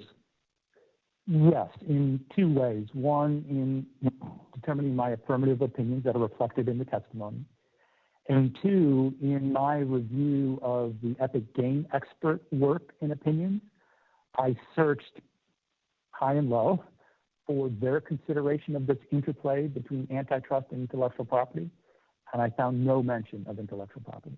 And just to be sure I'm clear on what you just said, sir, did you review, for example, the expert testimony of Dr. Evans? That was one example I referred to, yes. And did you review or listen to the expert testimony here in court of Dr. Athey? Yes, sir. It's another example. And did you also read the written direct testimony of both of those experts? I did. And did you also read the written direct testimony of Dr. Mickens? That's a third example, yes, sir. And did you also read or listen to the testimony here in court of Dr. Mickens? Yes, for all three. I've read or listened to their testimony, reviewed their reports, and their depositions. And did any of the plaintiff's expert witnesses take into account in any way this intersection between antitrust issues and intellectual property rights? No, sir, not in any way. And Mr. Malachowski, what was your assignment in this matter? Now, my assignment was to essentially assess what I call the innovation footprint for the Apple iOS ecosystem. And by innovation footprint, I'm referring to the research and development investment or commitment that was made, the intellectual property that results, and the use of that intellectual property either by Apple or by others through license, including specifically Epic Games. And toward that end, sir, did you consider Apple's innovation footprint as it relates to app developers and consumers? Yes, sir. And did you also take into account Apple's IP ownership in evaluating the issues in this case? Of course, very much as we discussed, understanding that Apple would have control over their IP pursuant to those guidelines. And Mr. Altise, if we could please look at slide number 3. And can you please summarize for the court the opinions that you reached, which you'll be testifying about here today? Yes, sir. Your Honor, I ultimately focused on 4 opinions, and I won't read them verbatim, but the first one relates to that investment by Apple in research and development and the IP that results. The second opinion focuses on whether or not that IP was used or useful to app developers and consumers, and I found it was. Third, being more focused on this matter, whether or not Epic made use of that intellectual property, and I found they did. And fourthly, whether or not the requested remedies here by Epic would be reasonable or would rather result in a compulsory license without compensation and the impact that would have to Apple's innovation footprint. And Mr. Malachowski, turn to your first opinion, and specifically that Apple's substantial and sustained investment in research and development results in valuable IP. What did you do to evaluate or to reach this opinion? So the first thing I did is develop an understanding of Apple's investment through their publicly available records describing research and development. And let's take a look, please, Mr. Altise, to slide number 5.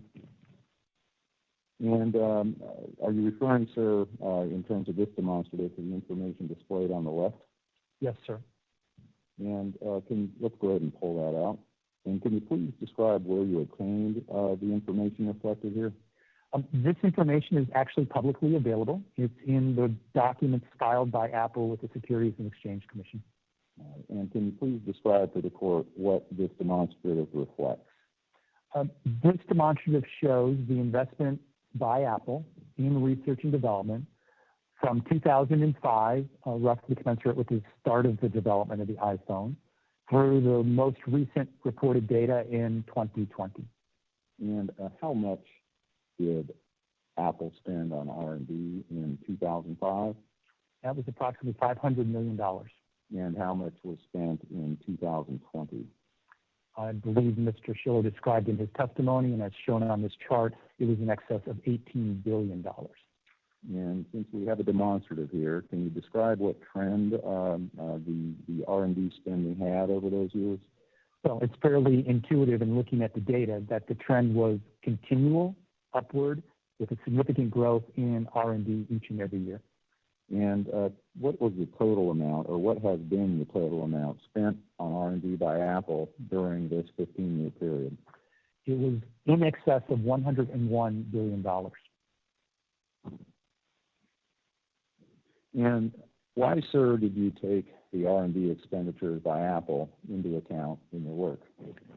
R&D reflects the raw materials or the input for the creation of intellectual property. So in my work, whether it be as a board member or a strategy advisor, is to definitely look to and understand the R&D footprint of the business as a starting point. And let's go back, please, to your viewing charts here. And can you please tell us what the right-hand chart reflects?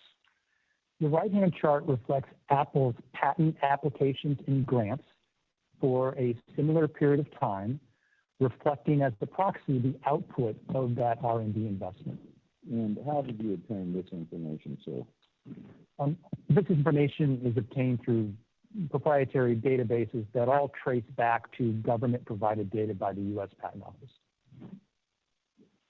And is that information, again, reflected in the right-hand chart in this fifth slide? It is. And does this chart include all active U.S. Apple patents? It does. It includes all active utility patents, which are the general invention patents most people think of. It also includes their design patents, which, for example, covers the look of the iPhone. And it covers also utility patent applications. In total, there are over 25,000 patent assets that are reflected on this chart. And why did you look at pending patent applications? Well, that's something I always do because the patent applications are often a prediction of future technologies and an expectation of whether the innovation trend is plateauing or continuing. So it's very important to look at not only what exists, but what is in process. And you've put these two charts, the R&D investment and the Apple patent application and grants, on the same demonstrative slide. Why did you make that choice? Well, it's really not so much to note that they're similar, which of course they are in terms of trend line. Your Honor, it's really more focused on the discontinuities. For example, there are companies where you see R&D continuing to grow significantly, but the number of patent applications plateaus or even falls off. And so that raises issue as a licensing professional as to whether or not the R&D footprint has changed or has become less efficient. Likewise, you may see cases where R&D will plateau, but the number of patent applications keeps growing significantly. That might tell you that those innovations are no longer core, but rather are minor improvements on old technology. So again, as a starting point, it's important to understand the input, the output, and how they relate. And given that framework, so when you look at the expenditures by Apple on research and development, and you compare that or analyze that in the context of Apple's patents and pending applications, what conclusions do you draw? Apple has a significant, sustained commitment towards innovation through both their investment and their efforts to protect that innovation through proprietary intellectual property. Thank you, sir. And with this foundation laid, did you conduct any further technology-specific analysis of the Apple patents? Yes. So what we see in the chart relates to Apple as a company. So next I need to go deeper and focus on the intellectual property focused on the iOS ecosystem specifically. Mr. Altis, let's go to the next slide, please. And sir, does this demonstrative reflect your process in terms of that research? It does. And can you please describe your research process for the court? Yes, it's an iterative process. So it begins by identifying the various technologies that are at issue in the iOS ecosystem, conducting database inquiries using proprietary programs offered in the market, testing those to make sure the terms you used are accurate, Often you'll need to modify that search criteria, run it again, test it again, iteratively, and then ultimately review the output manually. And that last point, sir, it's, I believe, reflected in the last box on the right, as well as your last statement. Can you tell us about the manual review step? Yes, in the end, there is no substitute to eyes on patents, and so once it's narrowed down to a manageable set of data, I and the team working under my direction at Ocean Tomo actually manually reviewed each and every patent to confirm that it was relevant to our search criteria. And by the way, what data source is being searched to put together that population? In the end, again, it all traces back to the U.S. Patent and Trademark Office database. And how was that database searched? In other words, what was involved in the search process? So the first thing is to identify the search terms from the record of the case, to then compare those search terms to the descriptions in the patent to make sure that it was relevant to the iOS ecosystem or even games within the iOS ecosystem. And how many, when you said to get the population down to a manageable size for manual review, how many patents did you and your team manually review? We went from the 25 to 30,000 we started with down to 3,500 to 4,000 that we actually manually reviewed. And did you personally review each of those patents? I personally reviewed a number of them, but not all of them personally, though staff at my direction and training reviewed each of them with my supervision. And was this the first time that you and your team have done this sort of analysis? No, not at all. In fact, if you walked into our office today, someone is doing this for some client. And for what purpose does your firm do such analyses for clients in the ordinary course? They would vary. It would include litigated matters. It would largely include also strategy consulting or investment decisions. Unfortunately, sometimes we also have to do it for bankruptcies and other disputes. And was your patent search informed by your knowledge of Apple's business? It was, yes, sir. And how so? Well, patent owners, not surprisingly, have a continuum of ways that they manage their intellectual property process. There are some that we refer to as patent collectors, that when someone comes up with something cool, they decide to patent it just because it's cool. But on the other end, there are more sophisticated firms who are very proactive, not reactive, and they have an explicit policy to protect the innovations they create, which they will believe to be relevant and beneficial in the market. And Apple is in that latter category. And if we could look please at BX4080, which should be in your binder and shortly on your screen. Can you tell us, please, sir, what this exhibit is? Yes, this is something I note from the Apple website, where they describe essentially their mission regarding intellectual property, and that Apple's mission is to protect that innovation, or that innovation is embodied in intellectual property, including patents, trademarks, and copyrights. And why did you choose to include this among your demonstratives to discuss this morning? Really to emphasize that point, that there is a purposeful connection between those R&D dollars and the intellectual property that we've identified and the products that are in the market. And are you familiar with open source software? Of course. And did you take that into account over the course of your work?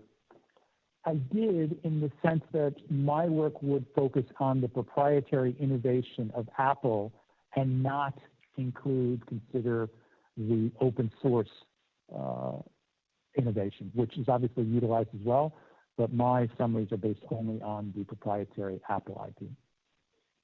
And you've mentioned the iOS ecosystem. In performing your work, what did you understand the iOS ecosystem to be?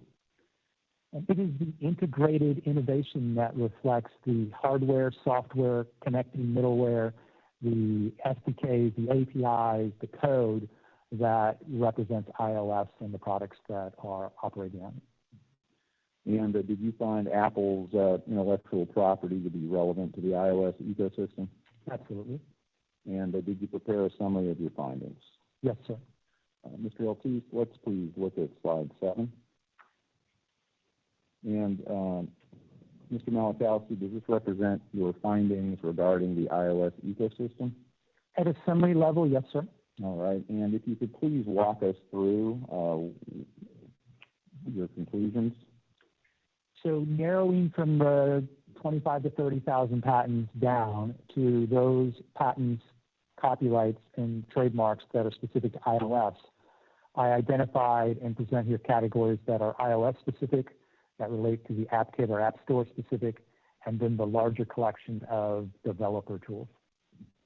And I note that the first entry, if you will, on the left is iOS. First of all, what do you include in that category? That would be all patents that specifically reference the iOS system as part of the specification or claims of the patent at issue. And you can see it totals over 1,200 issued patents and over 550 patent applications.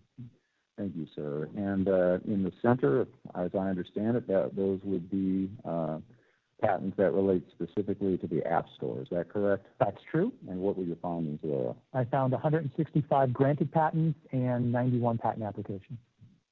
And then to the right are patents related to various developer tools. Is that right? Yes, sir. And what did you mean by developer tools? That would include all the various technologies that we've heard here, from in-app purchasing to core video, core motion, user interface kit, etc. And when you total them all up, I found more than 2,500 patents and nearly 700 patent applications. And then at the bottom of your slide, you reference U.S. copyrights and U.S. trademarks. Can you please tell us what your analysis was there and what your findings were? Yes, the analysis was more straightforward because there are, again, publicly available databases to gather that information. But using similar search terms, I found approximately 4,900 registered copyrights related to iOS ecosystem and approximately 1,500 trademarks, all U.S. And on the patents, again, are those both software and hardware? Yes, ma'am. It would include the entire portfolio if it related to the technologies of iOS in the issues here. Your Honor, I note the clock, and I'm about to go to a document. Would you like to break now? So if it's a good time to break, we can break. I think so. 3305, are you offering that? I don't know that, this is the DOJ document. Yes, Your Honor, we would like to offer that in evidence. Any objection? We do object to it, Your Honor. It's not a. And then, And also, as I understand it, Mr. Malachowski's CV DX4876 may not be in the stipulation, so we would move that in as well. have I admitted CVs from all the other experts? You have, Your Honor. I don't think that's correct because we didn't actually think we should offer CVs, but we didn't object to Apple doing it, I guess is the bottom line. Your Honor, I'll withdraw that it's been uniform and complete, but it has occurred.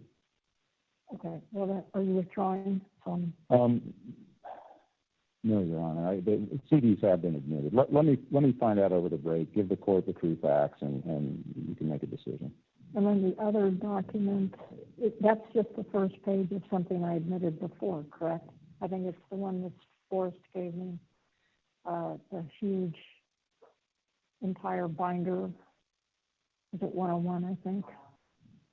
Oh, no, Your Honor. We didn't offer anything from 101. I know the document you're talking about. Okay, so is there objection to 4080?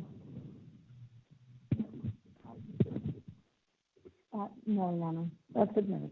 Thank you, Your Honor. Now we're at 10:15. Thank you, Your Honor. So let's go ahead and take our break. 20 minutes. Thank you.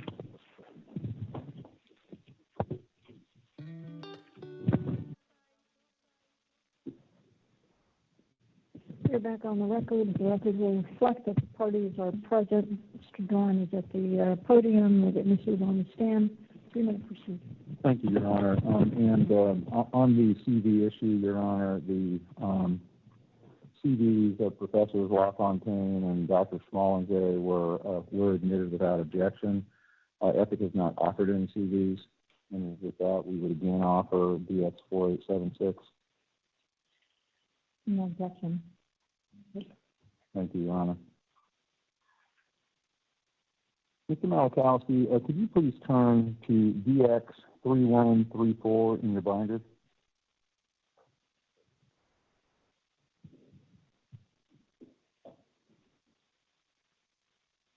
And Mr. Altiste, if you could please pull that up on the screen. Do you have that before you, sir? Yes. And can you tell us what this is? This is U.S. patent number 10.726.604. And was this relevant to your research? Yes, this was one of the patents that I identified as relevant to the iOS ecosystem. And can you please walk us through how that determination was made using this one patent as an example? Yes. Your Honor, this patent actually relates to METAL, or the framework that we've heard testify about at trial. And so if you go towards the back of the patent, I believe it's column 10. Yes, at column 10, you'll see that this patent includes reference to a client application using the METAL API. And so that would be the trigger point that resulted in this first being alerted to my attention. And so with that, I would go back to the beginning of the patent, the front page, and I can see that it is a patent for controlling display performance using display statistics and feedback. That itself doesn't tell you METAL, which is why you need to look further. We can see that it's assigned to Apple and that it was filed in 2016, so during the relevant period. If you turn to the specification, or column 1, what we can see is what the technology relates to. So first, I noted that it relates to mobile and handheld devices, and that it specifically focuses on display hardware. We also learned the benefits of the patent, that this patent is largely focused on that engineering compromise between display quality and energy management. If you look at column 6, I believe, of the patent, what we can see further is it's technology that is specific to 3D games. So again, greater confidence that this is one that would be relevant. Likewise, if you go to column 7, we can see that it's very much specific to graphics rendering within the framework of iOS, and now we're pretty convinced. And then lastly, column 8. This one is unique, Your Honor, because it also talks about the integration of patented technology to copyright protection, I think, which we'll talk about a little later in my direct. So that's an exemplar of the type of review that we did for the patents in suit. And Mr. Malachowski, if you could please turn back to column 1 for just a moment. And one of your observations, and this is on page .021. And the first highlighted entry says, however, in most devices, particularly mobile and handheld devices, the display hardware consumes a tremendous amount of the overall energy budget of the device. Do you see that? Yes, sir. And then further below in that same paragraph, the last sentence states, thus for a mobile device, a high display refresh can have a significant negative impact on battery-based operating time. And is that what you were referring to when you talked about this patent relating to the trade-off between graphics and power consumption? It is, and it also highlights some of the distinctions between, say, iOS and macOS, which doesn't have the battery problem.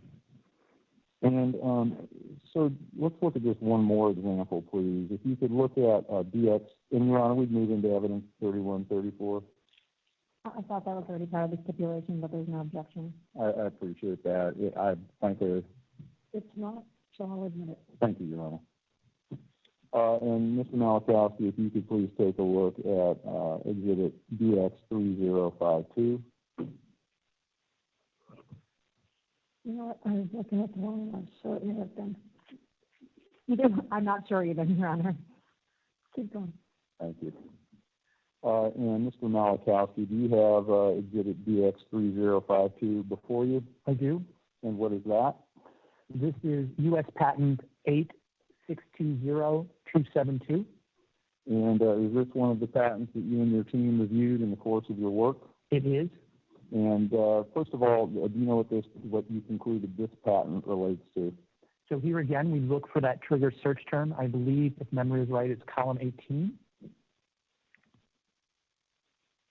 And we can see in column 18, we're talking about an application that relates to the UI kit, which we've heard testimony about in this trial. And can you tell us where that is on column 18? Yes, so you can see starting at line 56 of column 18, there's reference to the user interface kit or UI kit. Thank you. And were there other elements of this patent that were part of your analysis? Yes, we could go back to the front cover. Again, quickly looking at the title, this time we can confirm that it is in fact for mobile devices. It is in fact an Apple patent, and it was in fact filed during the relevant time period or existed during the relevant time period. This one was filed in 2012. And have you heard testimony in this trial regarding the UI kit? Yes, I believe that Epic Games executive Mr. Grant testified regarding the UI kit, and specifically, Your Honor, testified that Epic Games utilized the UI kit API.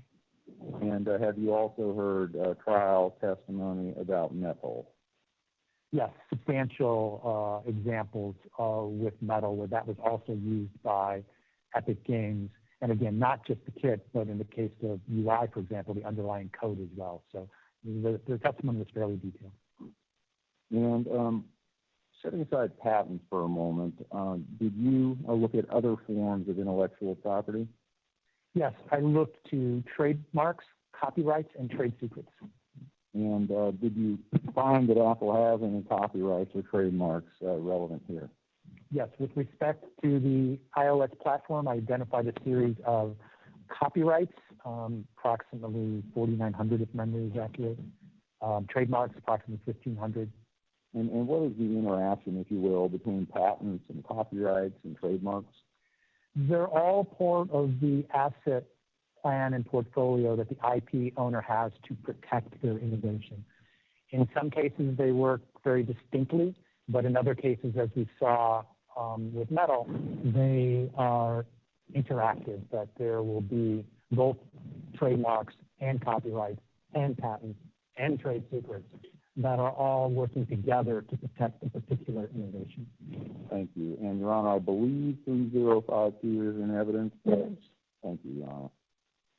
And Mr. Well, it is per the stipulation. I believe the order has posted, so. Thank you, Your Honor. And Mr. Malachowski, if we could look at slide 8. And is this first of all, can you describe for the court what slide 8 reflects? Yes. Your Honor, this relatively detailed slide is interim schedule that I prepared showing a subset of the search terms that I utilized, specifically those terms where I identified patents that I wanted to consider. So you can see in the first column the term itself, and in the remaining columns the number of patents and patent applications. And so is this a broader or longer list, if you will, of what's reflected in your direct testimony? It is. And by that I mean your written direct testimony? Yes, sir. And let's take one example, and we're all familiar with Metal by now, so let's take a look at that, please. And can you please describe or walk us through what this reports or what your findings are regarding patents related to Metal? Fairly as explained, that for the Metal technology, I found 11 U.S. patents and 4 applications for a total of 15 assets. And this is a good example because it also makes clear that it doesn't include, for example, Your Honor, patents related to Metal, like the material on the back of a smartphone. So part of the iterative process was to make sure that those things were excluded, and it really did just relate to the APIs, SDKs, elements at issue here. And is this API an example of the way in which, or in the nature of the integrated iOS ecosystem?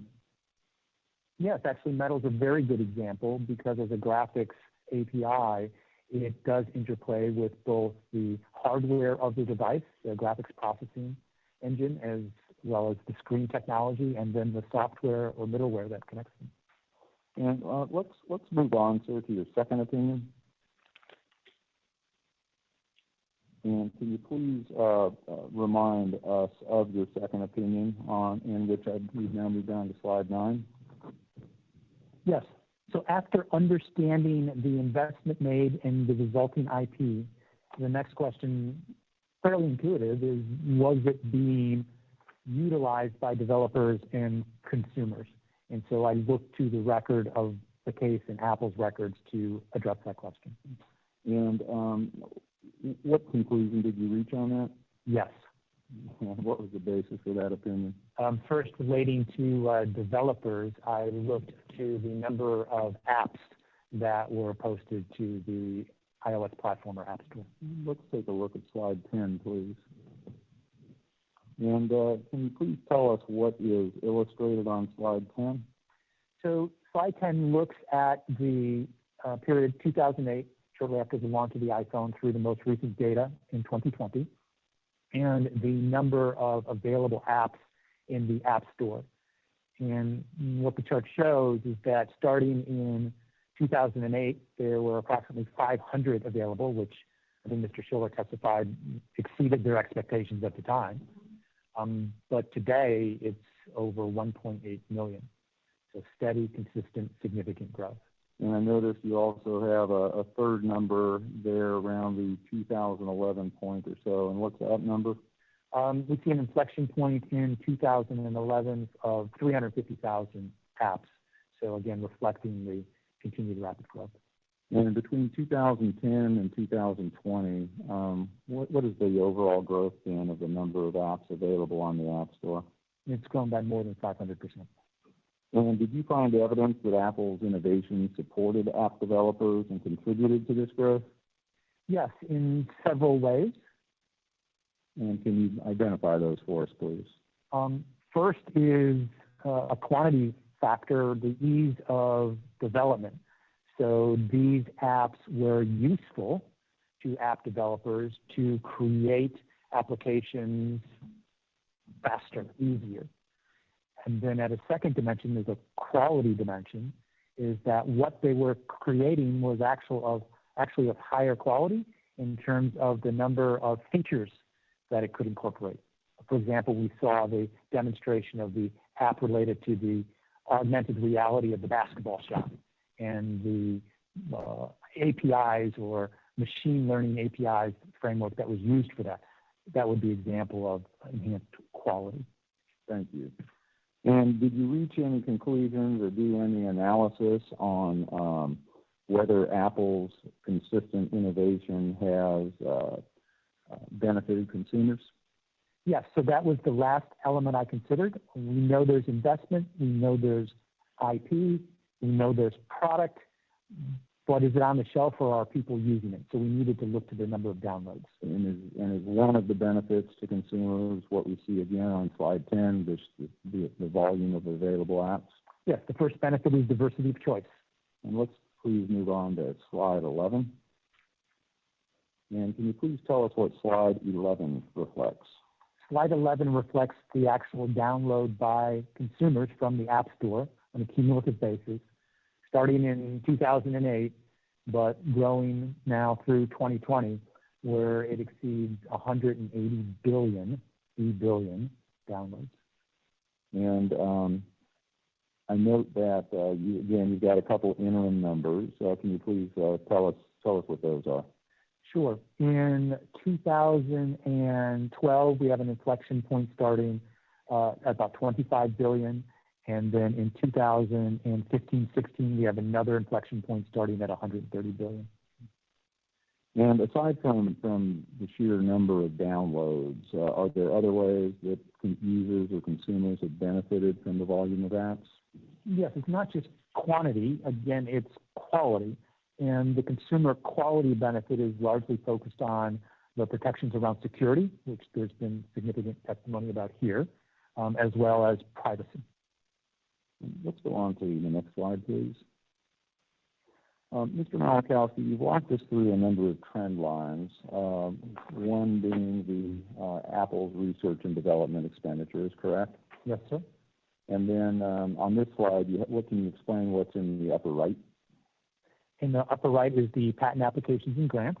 And in the lower left? the App Store availability, product availability. And in the lower right, please. The consumer downloads. And can you describe generally, again, this being a demonstrative, what each of those trend lines have shown us? Well, each of those trend lines bear some obvious similarity that they show consistent, sustained, and significant growth over the mid-2000s through 2020 time period. And so why did you elect to put these four different slides that you've reviewed into this one? Well, it's actually not so much to draw out their similarities as they just did. It's more so to look to see if there's any discontinuities. So if you put these all together. Let's go ahead and do that, please, Mr. Elkins. What you find is that there is a relationship between that starting investment, the protection of IP, the product originated, and the consumer use. There is no discontinuity. None falls off while the other rises or vice versa. Thank you, sir. Now let's turn to your third opinion and your 14th slide. And Mr. Malachowski, can you please tell us what your third opinion is that you're offering here today? Yes, we're getting more specific. So we're going from the 25 to 30,000 patents overall to the 3,500 to 4,000 patents identified for iOS to now a smaller subset that Epic itself has admitted using the related technology. And what information did you have regarding Epic's acknowledgments of this technology? There were three primary components of it. First and foremost, the Epic witnesses testified to their use of technology. We've talked about some of those examples already in Metal and UIKit.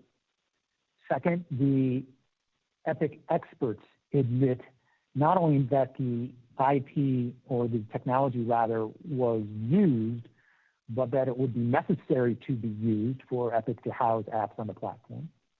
And then third, in the legal process, we find in the interrogatories by Epic Games a very detailed and specific list of the technologies that they admit using. And I'd like to show you, please, what's been marked as DX3691. And, Your Honor, I believe that DX3691 is increased stipulation. It is. Thank you, Your Honor. And Mr. Malachowski, is this exhibit the interrogatory responses that you referred to? It is. And if you could please look at page 15 of this document. And do you recognize this information, sir? Yes. Let's go ahead and pull it out so we can all see it. And could you please describe what's set out here? Well, this is the beginning of several pages that identify the technology that's used. I think the list starts best at line, 17, where it describes in the iOS version of Fortnite, Epic has used APIs from the following frameworks in the game's executable code, and then it starts to list them. All right. And let's take a look at the next page, please, page 16. And can you tell us what page 16 reflects that was relevant to your opinions? The admission goes on from APIs to the software development kit, SDKs, and Xcode, and it talks specifically about the fact that Epic made use of the SDKs and code. It's starting on line 12. Epic has used the iPhone, iPad, and Mac SDKs to develop the iOS and Mac versions of Fortnite. Thank you. And if you could please continue on to page 17. And can you please tell us what is on page 17 that was relevant to your work? Yes, and just to finish that last answer briefly, sure. In addition to admitting that they were used, they also admit that you can't not use them if you want to be on the platform. And then this page talks about test flight, and then it really emphasizes that the Apple technology intellectual property is used at each step in the process. It's used from the initial design of the product to the testing of the product to the loading of the product on the platform to the consumption of the product on the platform to the consumer experience. Thank you. And how did the information contained on these pages impact your work? They confirmed for me that there was that connection between the technology and intellectual property to the Epic product. And what did you do with this information once you had it? So I then went back to the tool set that I had, and I input into my search engine the particular names that were admitted, as well as then testing it, reviewing it, testing it again, and then finishing with a manual review. And did you in fact find patents that were relevant to the various technology identified by Epic? I did. And let's look at slide 15. And can you please tell us what slide 15 reflects? Slide 15 is the summary of that work, which shows 235 U.S. patents identified, 52 patent applications, and then some of the technologies that are contained within that set, from core motion, core video, game controllers, et cetera. Okay, and this is not an exhaustive list in terms of the specific APIs, is that correct? No, it's just a graphic exemplar. Now, as the owner of this IP, does Apple have the right to exclude others from using it? Well, absolutely. That is the core grant of the U.S. Constitution. And does Apple, in fact, seek to exclude developers from using its intellectual property? No. Apple, in fact, is very proactive at sharing its intellectual property to the community through its agreements. I'd like to show you, please, and ask you to turn to PX2618, which I know for a fact is in evidence.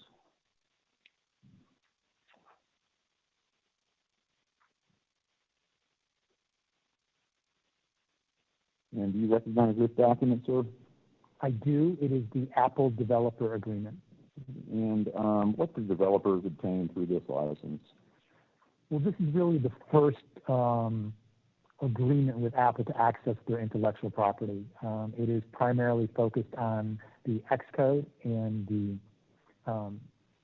SDKs, the software development kits, which allows developers to consider whether or not they want to build product to go on the platform. It gives them a chance to experiment and start their work.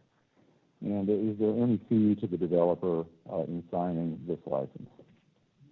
There is no fee, which explains in part the extensive use of this license. I think, again, Mr. Schiller testified that 27 million developers have executed this agreement without payment. And does Apple offer a limited license to this intellectual property? Yes, it's limited in the sense it describes the scope of what can be done with the IP. It explains that the disclosures are confidential and that the disclosures are proprietary, or the IP is proprietary to Apple. Let's look at BX3900, which has also been admitted. And do you recognize this document? Yes, this is the Developer Program License Agreement of Apple, which has been frequently referred to as the DPLA, and this is the second stage of agreement. And what is the role of the DPLA?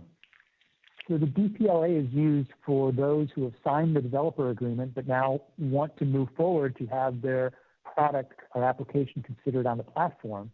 And so it discloses or permits additional use of intellectual property, the APIs, for example, additional Xcode, additional SDKs.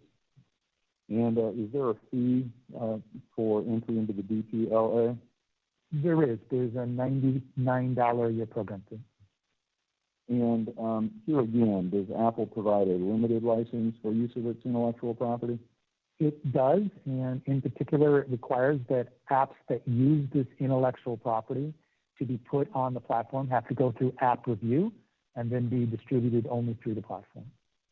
And has Apple been consistent in the way that it has chosen to license its IP to third-party app developers? Yes, this agreement is used by way fewer than 27 million. I think it's about a million developers have executed, but it's been consistent. And what is the immediate benefit to the developer provided by the DPLA?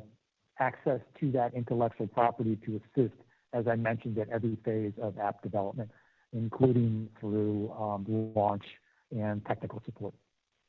Now, over the course of your career, how many different licensing agreements have you seen?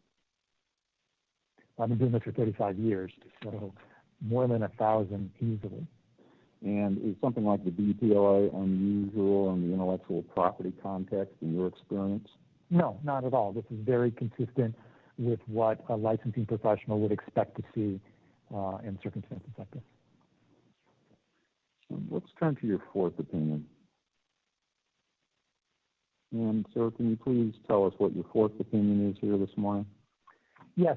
So finally, I looked to the requested remedies that Epic has put forward from a licensing perspective, and have concluded that they effectively ask for a compulsory or de facto compulsory license without compensation to Apple, and that would have an impairment to innovation.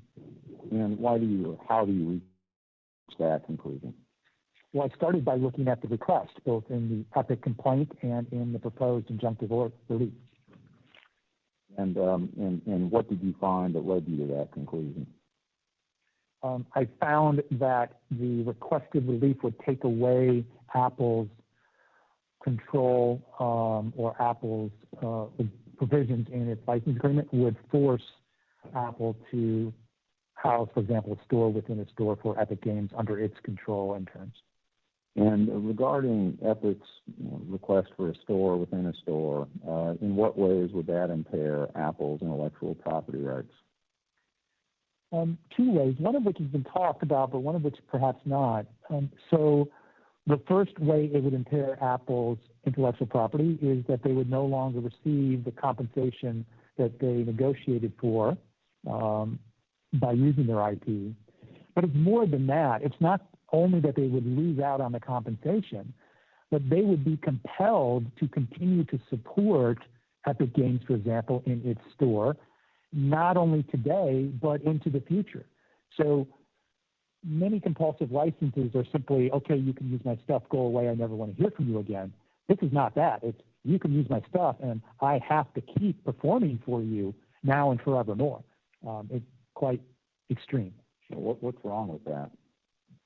Well, it breaks down that fundamental, constitutionally protected benefit of your innovation. But from a business standpoint, that breakdown means it's no longer possible to predict what return you'll get on your innovation, and it's no longer, therefore, in many cases, likely justified to invest in that innovation. At the beginning of our discussion, you mentioned, or we saw in the IP guidelines, a reference to free riding. Do you recall that? Yes, sir. Does that have relevance to this point? Yes, essentially, the requested relief would allow Epic Games to free ride on the investment in intellectual property of Apple. And are Epic's requested remedies consistent with licensing practices generally?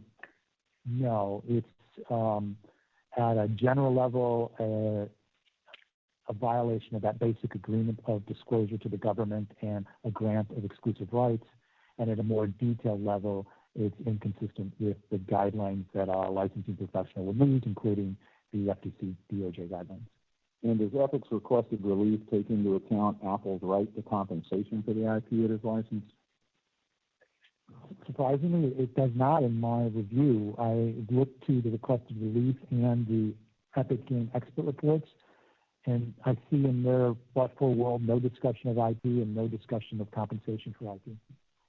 And, sir, in your opinion, what would be the business licensing impact if Epic's proposed injunction were granted? It would increase Apple's cost, reduce their compensation, and remove their incentive to innovate through a de facto compulsive license. Thank you, sir. Your Honor, I pass the witness. Cross.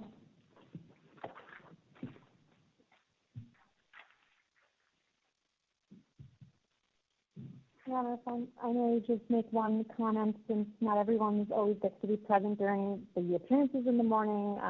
I had Colleen Kozakowski with me for Dr. Hanson, and Carla Doe is here today for Mr. Nowakowski, and that's their first time in the courtroom. So, okay, so and that's Colleen Kozakowski, another Owski, and then who else did you call him? Heard? Carla Doe. Carla Doe.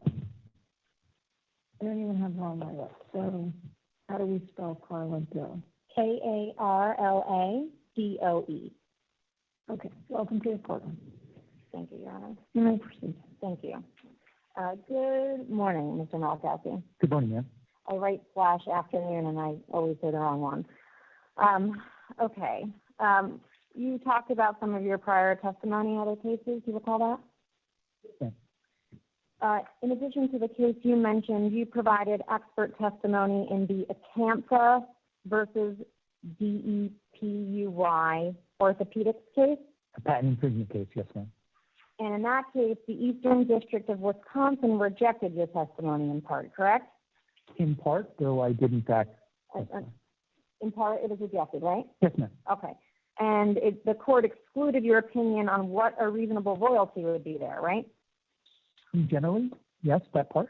The court concluded your damages methodology was, quote, unreliable, correct? I don't recall the specific language, but it rejected a license agreement I relied upon, yes. The court held that the, quote, ipsi dixit nature of your conclusions would, quote, not assist a jury in determining a disputed issue or understanding the evidence, correct? I accept that. You also offered a damages opinion in Prism Technologies versus AT&T Mobility, correct? I did not testify in that matter, but I did offer a report, yes, ma'am. Right, and in that case, you were entirely prohibited from offering your opinion and testimony at trial, right? In that trial, but not in the subsequent trials, yes, ma'am. The court found your reasoning was conclusory, right? I don't recall, but I accept that. The court found that you, quote, offered no logical underpinning, end quote, in your analysis, correct? I accept that. And that your apportionment that you conducted was, quote, methodologically flawed, correct? I do recall that. That is the core issue that was pending at the time. Yes, Sir, ma'am. that's what the court held. That's my recollection. The Rembrandt case is another case that you had an opinion excluded? Yes, that Okay. was Yes. a patent case, I recall. Yes. Yes, And you offered a patent infringement apportionment analysis there, right? based on a survey, yes, ma'am. And the court determined that you conducted an improper apportionment when calculating a royalty base and that your testimony must be excluded on that basis alone, correct? Rejecting the survey, yes, ma'am. Sure. The expert, when you calculated your royalty base, the court said that it was improper and that your expert testimony must be excluded on that basis alone, correct? Yes, Okay.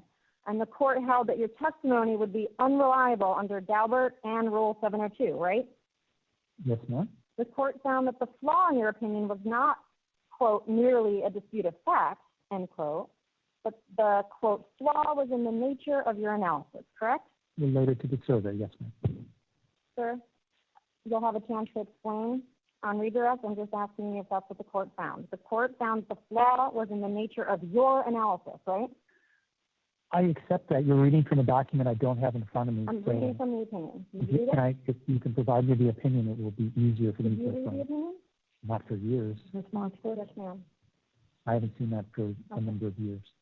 By failing to use the portion of the revenue stream attributable to the infringing features, the entirety of your damages analysis was found unreliable, right?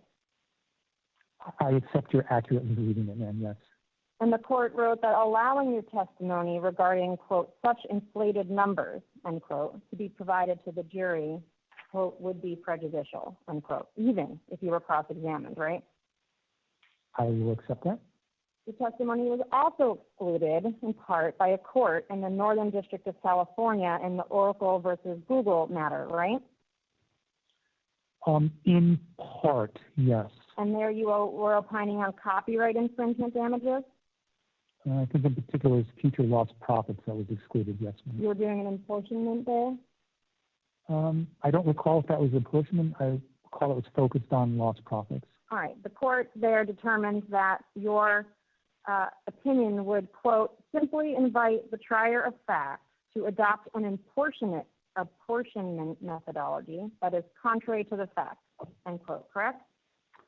I don't recall the specific language. I assume you're reading it correct, so I will accept it. But the court prevented the plaintiff from offering your opinion that, quote, simply ignored the numerous critical non-infringing elements, end quote, to which some of the profits should have been apportioned, right? Again, without it in front of me, all I can do is accept that you're reading it accurately. You don't remember that one either? I remember details as to the substance, but you're asking me what the court specifically said from something several years ago. And if you could show it to me, I'd be happy to confirm. Right.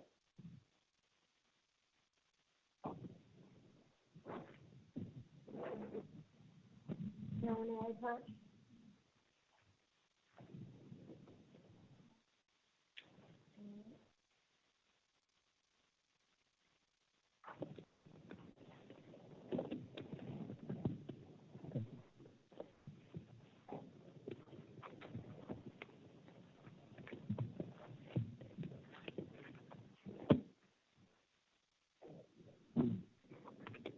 And where I'll be pointing you first to talk about the Oracle case is PX 1173, which should be marked as such in a tab.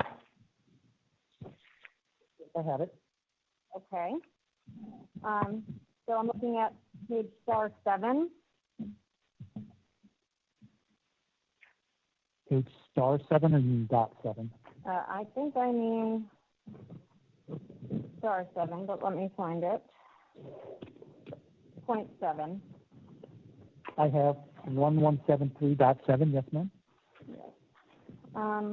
Okay. Let me catch up to you.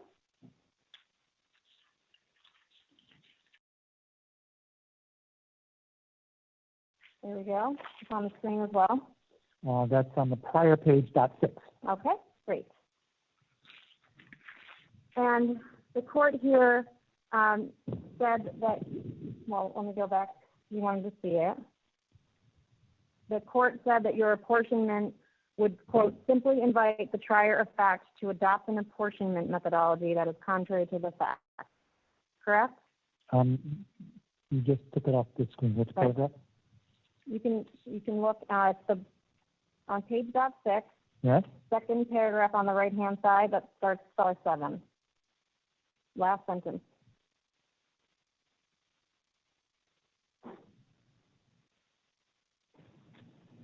Yes, Okay. I see that. And the court prevented the plaintiff from offering your opinion that, quote, simply ignored the numerous critical non-infringing elements, end quote, to which some of the profits should have been apportioned, right?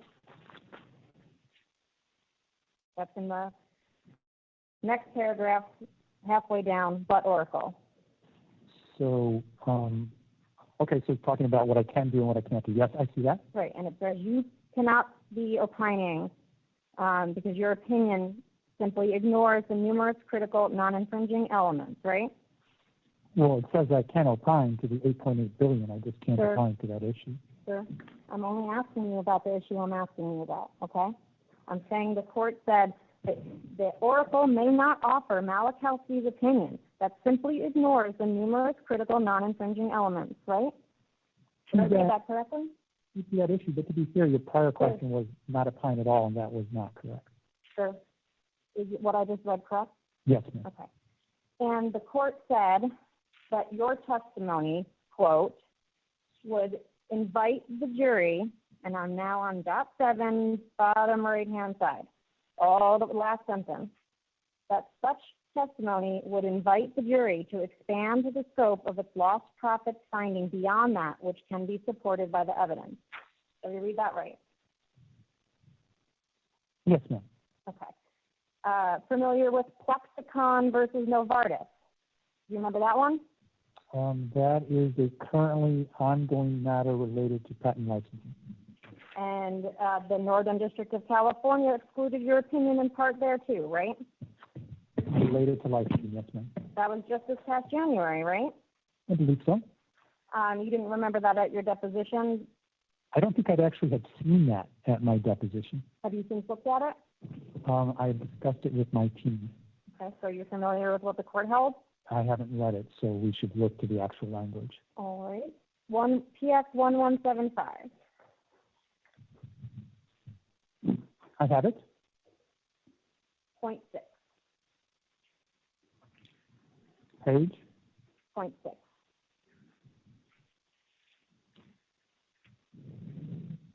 Yes, I have it. All right. There's bottom left-hand corner starts, although it's about 7 or so lines up from the bottom. You see it? Yes, relating to the comparability of I didn't have a licenses. question yet. I'm just asking if you see where I am. I do. Okay. The court held that although you, Mr. Malachowski, purports to opine on the comparability of the license terms, products, patents, and negotiation positions, much of that evidence is superficial or insufficient to show comparability, correct? And then it continues, yes. Correct. Yes, I read it. The first sentence, yes. I read what the court held, correct? And Well, you gave some examples. The court's holding is the whole thing, but you read the first sentence, yes. Okay. All right. Just this month, the court for the District of Delaware stated your opinion in the CARE DX versus Natera case, right? I'm not familiar with that decision, so you'll have to show it to me. All right, you haven't heard about that one yet? No, ma'am. All right, that was May 7th, and it's PX 1176.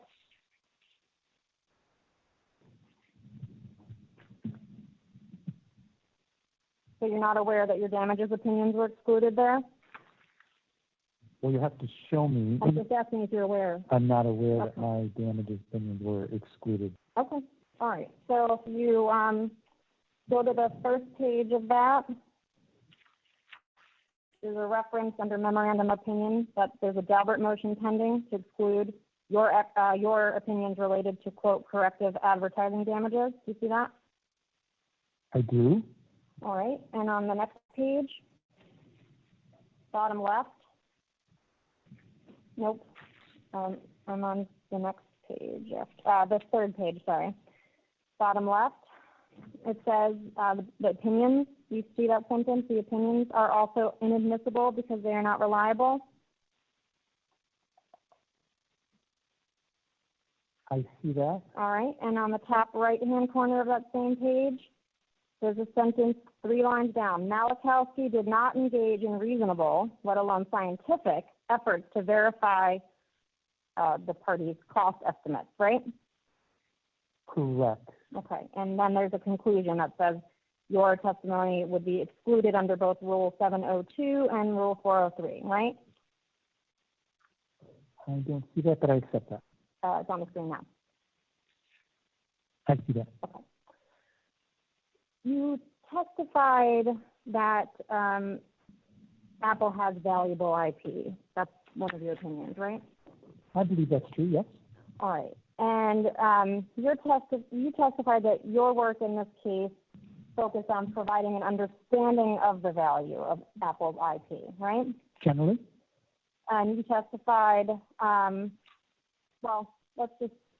word valuable IP is used by you a number of times, right? I don't dispute that. No, I think Apple's IP is valuable. All right. But in connection with your work here, you did not conduct a financial valuation of Apple's IP assets, right? Meaning an appraisal, correct, I did not. Well, you used the word financial evaluation in your report. Do you remember that? I'm sure I did, but I don't conduct an appraisal. I don't put a dollar figure on the IP, if that's your question. Right. You did not do any work to try to put a dollar amount on any single or collection of Apple's IP, right? Correct. And that's true also for Apple's in-app payment processor, for example. You didn't do any financial valuation or appraisal. I did not appraise the IAP technology, correct. You testified that Apple's R&D has grown over time. You saw some slides on that. Do you remember that? I do. You have not charted Apple's R&D relative to Apple's revenue, right? No, I did not. And you did not consider Apple's R&D spend relative to Apple's profits, right? No, I did not. And you didn't consider their R&D relative to Apple's capitalization either, right? You mean the market capitalization? Any version of capitalization. No, that's not necessary. I did not. And you didn't consider Apple's R&D relative to its total assets, right? Correct. And you did not consider Apple's R&D related to any comparable companies, for example, if there even is one. No, that was not part of my assignment. I did not. All right. And in the R&D numbers you included in your demonstrative and in your report, you did not try to disaggregate the R&D expenditures for different lines of business at Apple, right? No, Apple does not keep records that way. Right, you couldn't even do it? Well, you wouldn't do it from the substantive point of view, and you couldn't because the records don't exist. You wouldn't do it from a substantive point of view, even if there's a set of IP that relates solely to the AirPods, for example? That's not relevant to you? No, your specific example would not be relevant. I would not expect to see R&D only to the AirPods. Okay. So if there were a set of R&D relevant to the AirPods, you would not include it in your analysis? Well, I would include it in total corporate ID for the reasons Mr. Schiller explained, that it's integrated. Obviously, the AirPods work with the software and hardware of the phone, but I would not have broken it out for you today. And so it's appropriate, in your view, to include all IP for even the AirPods and any other accessories in your analysis here altogether? Exactly, because it utilizes that same integrated set of IP. And you're basing the integration on Mr. Schiller's testimony? In part, but also my review of the patents that in the specifications describe that integration. All right, but that's just based on the patents, not on the internal Apple documents? Well, patents are essentially internal Apple documents. They're public too, but It's Apple who wrote the specifications. Other than the patents then, I'm asking, are there actual internal documents that you can't look up on a patent search that you are including in that, other than Mr. Schiller's testimony here? Well, there's other testimony in the record as well that describes the integrated nature of the technology. That's a yes then? Yes. Okay, fine. So you did not quantify in any way the amount of Apple's investments in IP assets specifically associated with the App Store, right? There is, in my analysis, of specific determination of patents and copyrights Different question. to the App Store. Different question. You did not quantify the amount of Apple's investment in IP assets specifically associated with the App Store, correct? Correct. Okay. And you did not quantify Apple's investments in innovation that specifically relate to APIs, right? Well, I consider the patents and investment in innovation, but I did not quantify the dollars of R&D specific to any API, SDK. True. And as far as you're aware, there's not even a specific number anywhere for Apple's investment in tools and services associated with the App Store that Apple keeps in the normal course, right? Not any number that would reflect the answer to your question. And you did not ask anyone at Apple, your client, whether it allocates or could allocate R&D spending to the App Store specifically? Well, I've ultimately did discuss that, for example, with Mr. Schiller, but in preparing my analysis, I had the benefit of knowing it wasn't done and the reasons it wasn't done. That seemed reasonable to me. All right, but you didn't ask if they could do it for you for this exercise? Understanding technology, I wouldn't ask that question because I would find it meaningless. Okay. Documents and testimony that you reviewed confirm that the specific cost of development of Apple's IP was not the basis for selecting 30% of the commission for the App Store, correct? Correct. You talked a bit about this but-for world, or if the remedy is granted, Epic is basically seeking a compulsory license. Do you remember that testimony? Yes, the but-for term is from Epic's experts. Okay. But you understand what we mean by that we're talking about in the event of the remedies being granted? I do. Okay. And you say that the result of that would be to reduce the potential return to Apple from its innovations? I believe that's true. So just to be clear, you're aware Apple currently monetizes its IP across the entirety of its business, from placing applications with customers, from selling devices, and all that it does, right? As an integrated platform, yes, ma'am. And you're familiar with the various fees that Apple charges developers. We talked about some of those earlier, right? Right, the program fee, for example. Like the $99 annual program fee for developers? That's what I was referring to. Yep. And also, I don't think you talked about it, you're also familiar with the enterprise account? That's $299, if I recall. Per year, right? Yes, ma'am.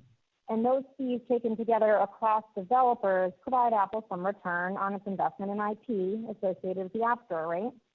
Well, it provides a return for its business generally, which would include all contributions, including IP. Including App Store? Everything. Okay. Apple's profits on sales of iOS devices are also clearly part of Apple's return on its investment in the iOS ecosystem as well, right? I don't disagree with that. And you understand that Apple makes significant profits from iOS devices each year, right? We're not going to say numbers. Significant is not an accounting term, but they do make profits each and every year that have been described in this court. Just for confidentiality, is it possible for me to point him to the deposition where the number is said, where he agrees, just so we can get that? Is it in the record, Ms. Moskowitz? I'm not sure. It might be. Okay, you can move on. Well, I mean, you can. I just assumed that. I mean, I've got thousands and thousands of pages. I was assuming it's in the record somewhere. You know, if it's not, we're going to have to fix it. So we'll go back and confirm. You can do it quickly. No, it's okay, Your Honor. I think I can move on. You agree that profitability is informative of the return associated with a particular innovation, correct? It can be. And you did not find Apple's profits on sales of iOS devices to be relevant to your analysis here, right? No, I did not conduct that profit analysis. It was not relevant to my assignment. And you have not presented an opinion as to what would be a fair or reasonable compensation for use of Apple's IP under this but-for scenario, right? No, my only opinion in that regard is looking at ethics experts. Yeah, so no? And I did not develop my own assessment of that. And you were not even asked to quantitatively measure Apple's return on its investment in the iOS ecosystem, right? True. You talked about the DPLA on direct. Do you recall that? I do. And your testimony is that through the DPLA, Apple provides access to its IP, right? As well as through the developer agreement. That's true. Okay. Well, in terms of the DPLA, we'll talk about that here. I think in your binder you should have DX3370, which I believe is the same one you looked at on direct. In your binder. It should be in my binder as well.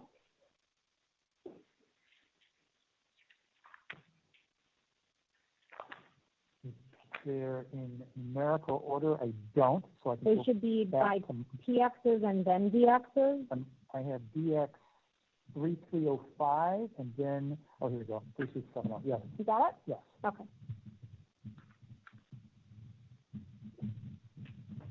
And that's the DPLA? Yes, ma'am. Albert? Yes. I'm right, sir, am I not, that nowhere in the DPLA does Apple list even one patent that it's licensing pursuant to that agreement, right? Sure, you would not see a list of patents specifically. Okay. Not you would not. You do not see a list of one or more patents at all in the DPLA, correct? Correct. And so if I were a developer and I wanted to know what IP I was licensing from Apple through the DPLA, I wouldn't find it in the DPLA, right? No, you could find it, but it wouldn't be in this agreement. That's true. Okay. I'm just asking if I would find it in the DPLA. I would not, right? You would not. All right. And you testified about Apple's IP rights. I think you came up with about 3,200 patents and patent applications relating to app distribution and development. Is that what you said? Related to app developer tools, yes. And unlike Apple developers, you had access to internal Apple documents and Apple employees, right? That is a true statement. And in fact, you conducted interviews with certain current and former Apple employees, right? Correct. But throughout the course of those interviews, no one at Apple gave you a file that said, here's the specific IP licensed by Apple pursuant to the DPLA, right? True. Nobody at Apple said, here's the list. Here are the patents that we licensed pursuant to the DPLA, right? No one actually gave me that list. That's true. And nobody told you that that list exists, did they? No, I knew that list exists in the patent office, but I don't know if anybody directed me to it. Other than searching terms in the PTO, there does not exist, to your knowledge, a list at Apple that says what IP is being licensed pursuant to the DPLA, correct? I'm not aware of any such list. Did you ask for it? No. Would you agree that, generally speaking, licensing agreements should clearly define what is being licensed and the specific rights that the licensor is granting to the license? Yes, but such does not require a list. Yes, you agree? Sure. Okay.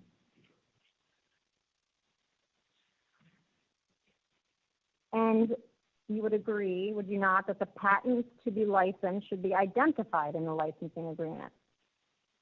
Identified by number, not necessarily. Identified by description, at least, yes. Okay. And when many patents are involved, a specific list of patents is often appended to licensing agreements, right? Often that's the case, generally when it's a very small set of patents.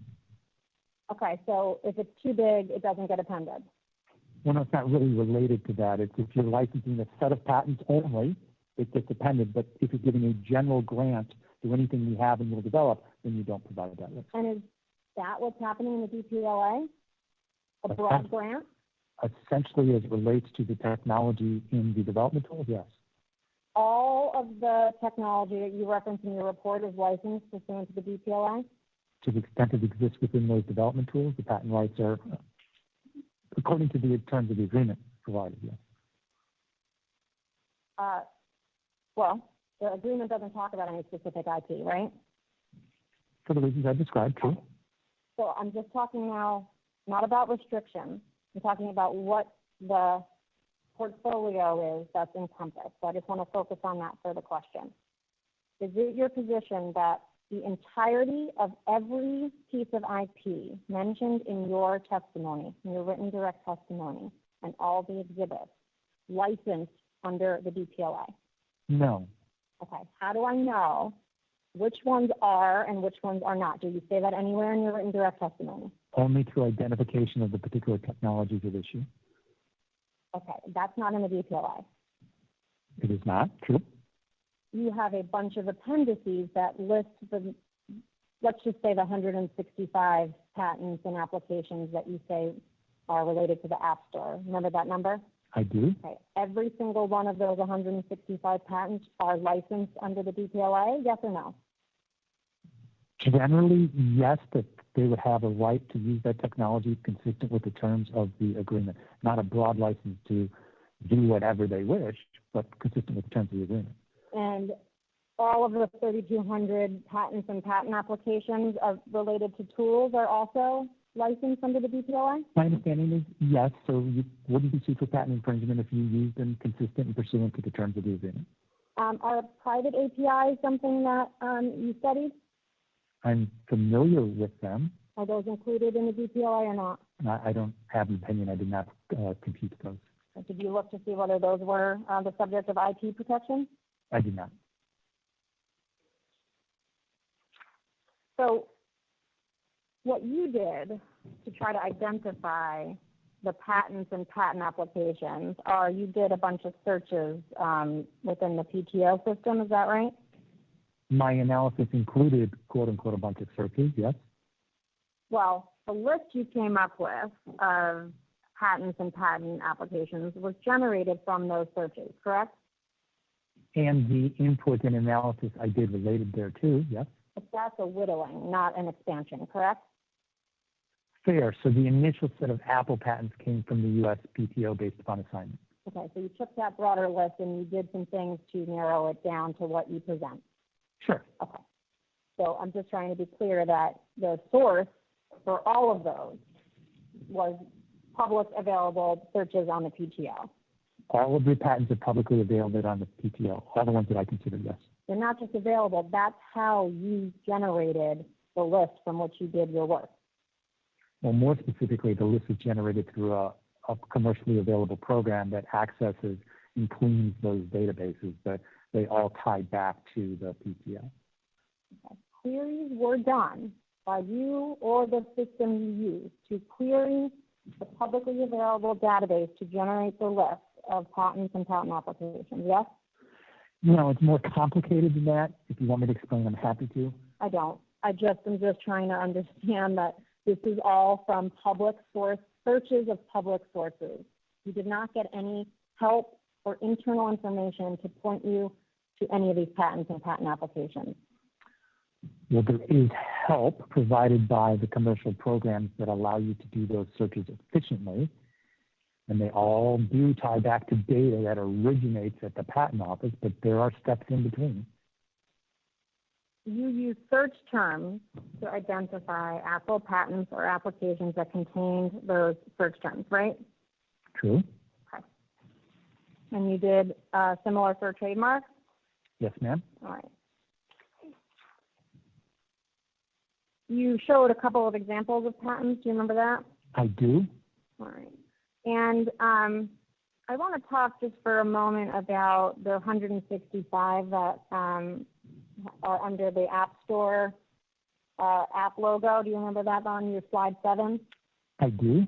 And you were asked on direct if that set, that 165, quote, relates specifically to the App Store, and you said yes. Do you remember that?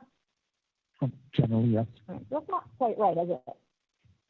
They relate to the terms that include the App Store, yes. They reference App Store, correct? Of course.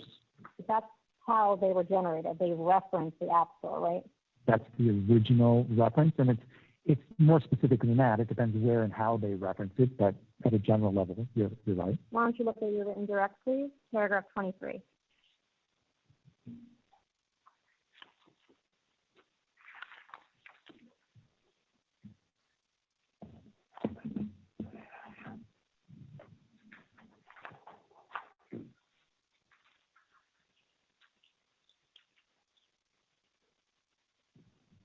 Yes, ma'am.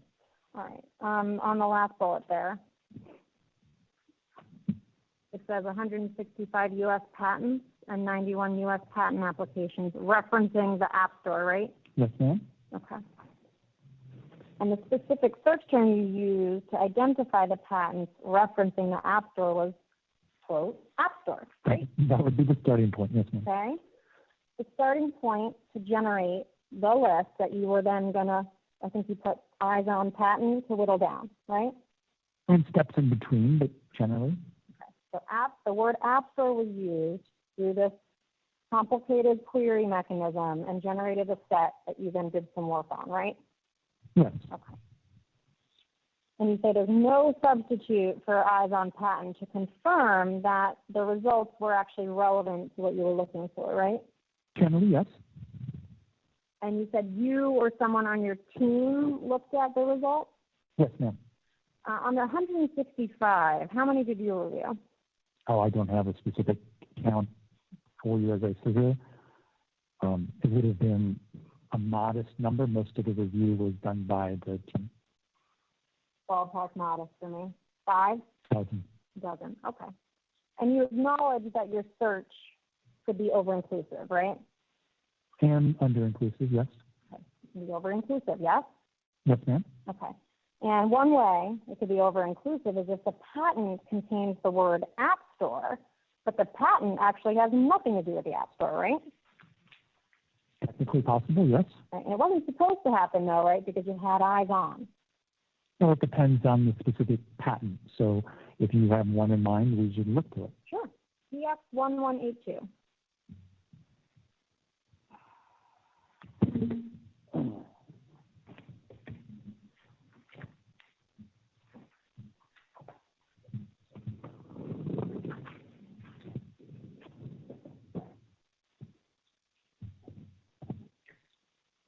And let me know when you're there, please. I am. Okay. This is a patent for the graphical user interface for a display screen or portions thereof. The most important, this is a design patent, not a utility patent. That's not in your 165? I include those separately as well, yes. So it's included in your set, right? It's included in my set overall, yes. Okay, and it's included in what's licensed under the DPLA?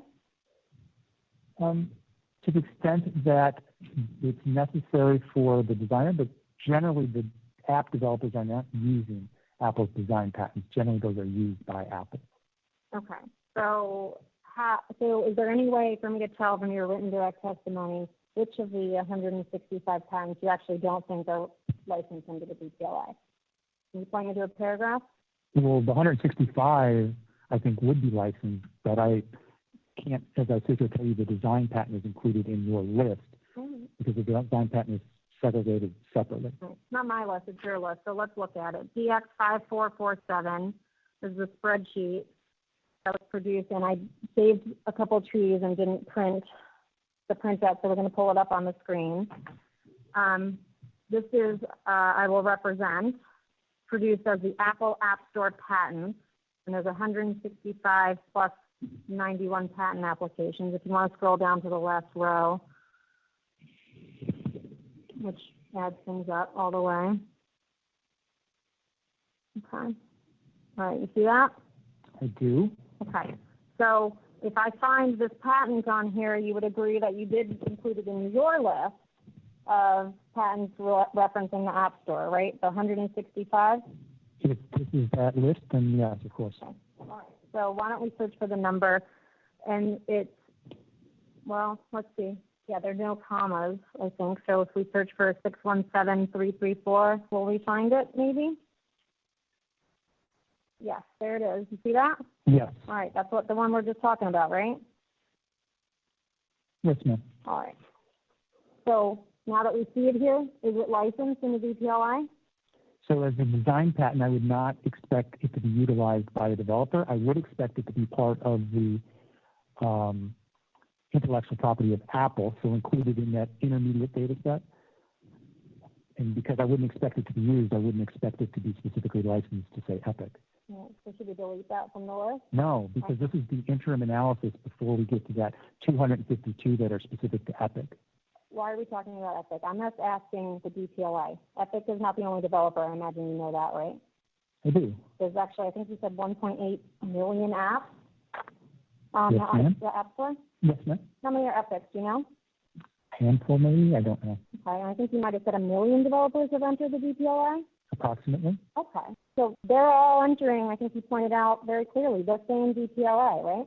Yes, ma'am. Okay, are those developers, any of them, licensing this patent under the DPLI? Again, I don't believe they would be utilizing this patent. This is a patent Apple would be utilizing as it reflects a design on their phone.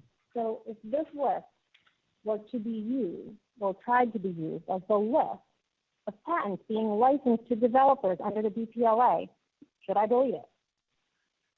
So you wouldn't delete it because it would depend upon whether or not this developer had some special reason to use this technology. The DPLA is a broad grant that will give you access to IP to develop your apps. We'll then review them, and if it's using our IP and we post it, you have a license to that IP. So you have to look at the app and compare it to the list. This is the population. Okay, so you don't know what you're licensed until you go through app review and get approved? Well, you don't know what you're licensed to unless you know what you want to use. Okay, all right. Well, we'll move on. Why don't we look at the patent itself, which I think you have in front of you.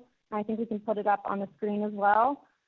I'm looking on page 1 in the description. After the figures, there's a couple of trademark discussions. Starts the AT&T trademark. Do you see that? No, I'm sorry. I'm on the right. Oh, there. yes. Yes. You see that? I do. Okay. And about 5 lines down, it says, starts the App Store. You see that? Yes, sir. The App Yes, Store, ma'am. I won't take it personally. No, Okay. sorry, my fault. The App Store trademark on the bottom of the figures is the property of Apple Inc. Do you see that? I do. All right. What if should we just do a little search for App Store and see if that appears anywhere else in here? Mr. Rudd, would you mind?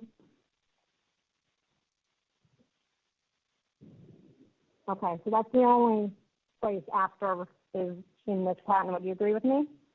I'll accept that. All right, and would you agree with me that this is not a patent related to the App Store?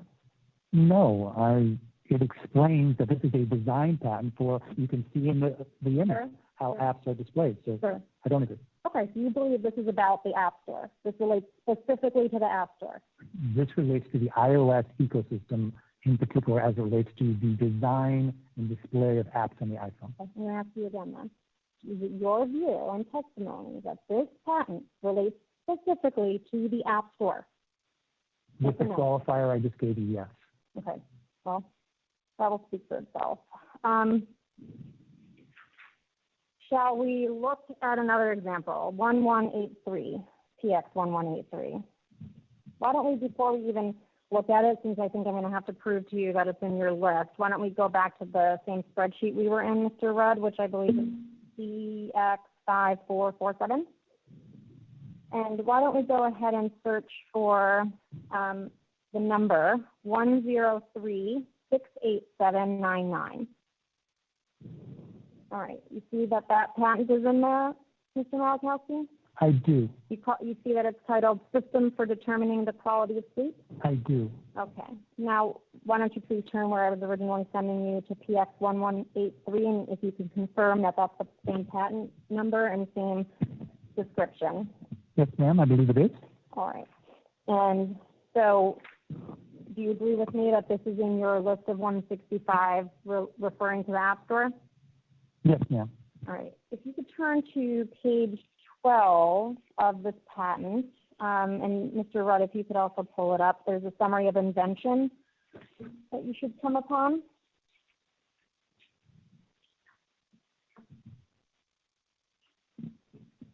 You see that on the bottom there? I do. Okay. And it talks about an invention about system and method for effectively determining the quality of sleep of at least one user. You see that? I do. Okay. And let's do that search again. If Mr. Rudd, would you mind searching for App Store in this document? All right. And let's zoom in. Oh, yeah. So there, hang on. Do you agree that we just have one instance of App Store in here? Yes, ma'am. Okay, so let's go to that one. All right, and Mr. Rudd, if you wouldn't mind blowing that up. There's a discussion of some prior art devices in the beginning of that paragraph. Do you see that?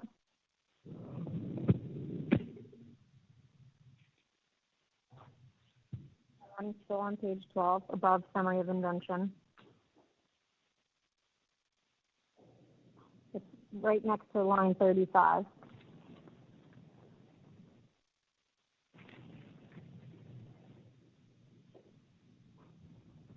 Are you on page 12? I'm looking at your screen. Okay. You see that sentence, there are also prior art devices? Yes, ma'am. All right, if you keep going on down about 6 lines or so, it talks about the rest-on device. Do you see that? I do. And it talks about the rest-on device using a strip of sensors for this purpose. And it says, however, it is not very efficient for determining the exact body posture of the user. Do you see that? I do. So this app is publicly available in the Apple iOS App Store. Do you see that? I do. Are you going to agree with me that this one doesn't relate specifically to the App Store? No, if you look to the drawings of this patent, it talks about how this technology is utilized on the iPhone to provide additional, in this case, body motion signals for a user. This would be an example of one of those tools that's made available. Okay. Did you look at either of these two as the dozen that you reviewed? I don't recall. I don't recall them, so probably not. All right. We talked about how your list may be over-inclusive. It may be over-inclusive to the extent that certain patents might be counted in multiple categories. You would agree? I explicitly state that in my report, yes, ma'am. Okay, so you would agree with that? Yes? Yes, ma'am. You talked about trademarks. I think you said 1,500 or so trademarks. Approximately. And you said those are all part of the asset plan and portfolio, I think were the words you used. Do you remember that? I accept that. Okay. And you testified that Apple has IP rights relating to its registered trademarks, right? Trademarks are a form of intellectual property, yes. Okay. And are those licensed in the DPLA? Not necessarily, no. Okay. Are some of them? I don't believe, generally speaking, and again, this is just an assessment of what Apple is invested in.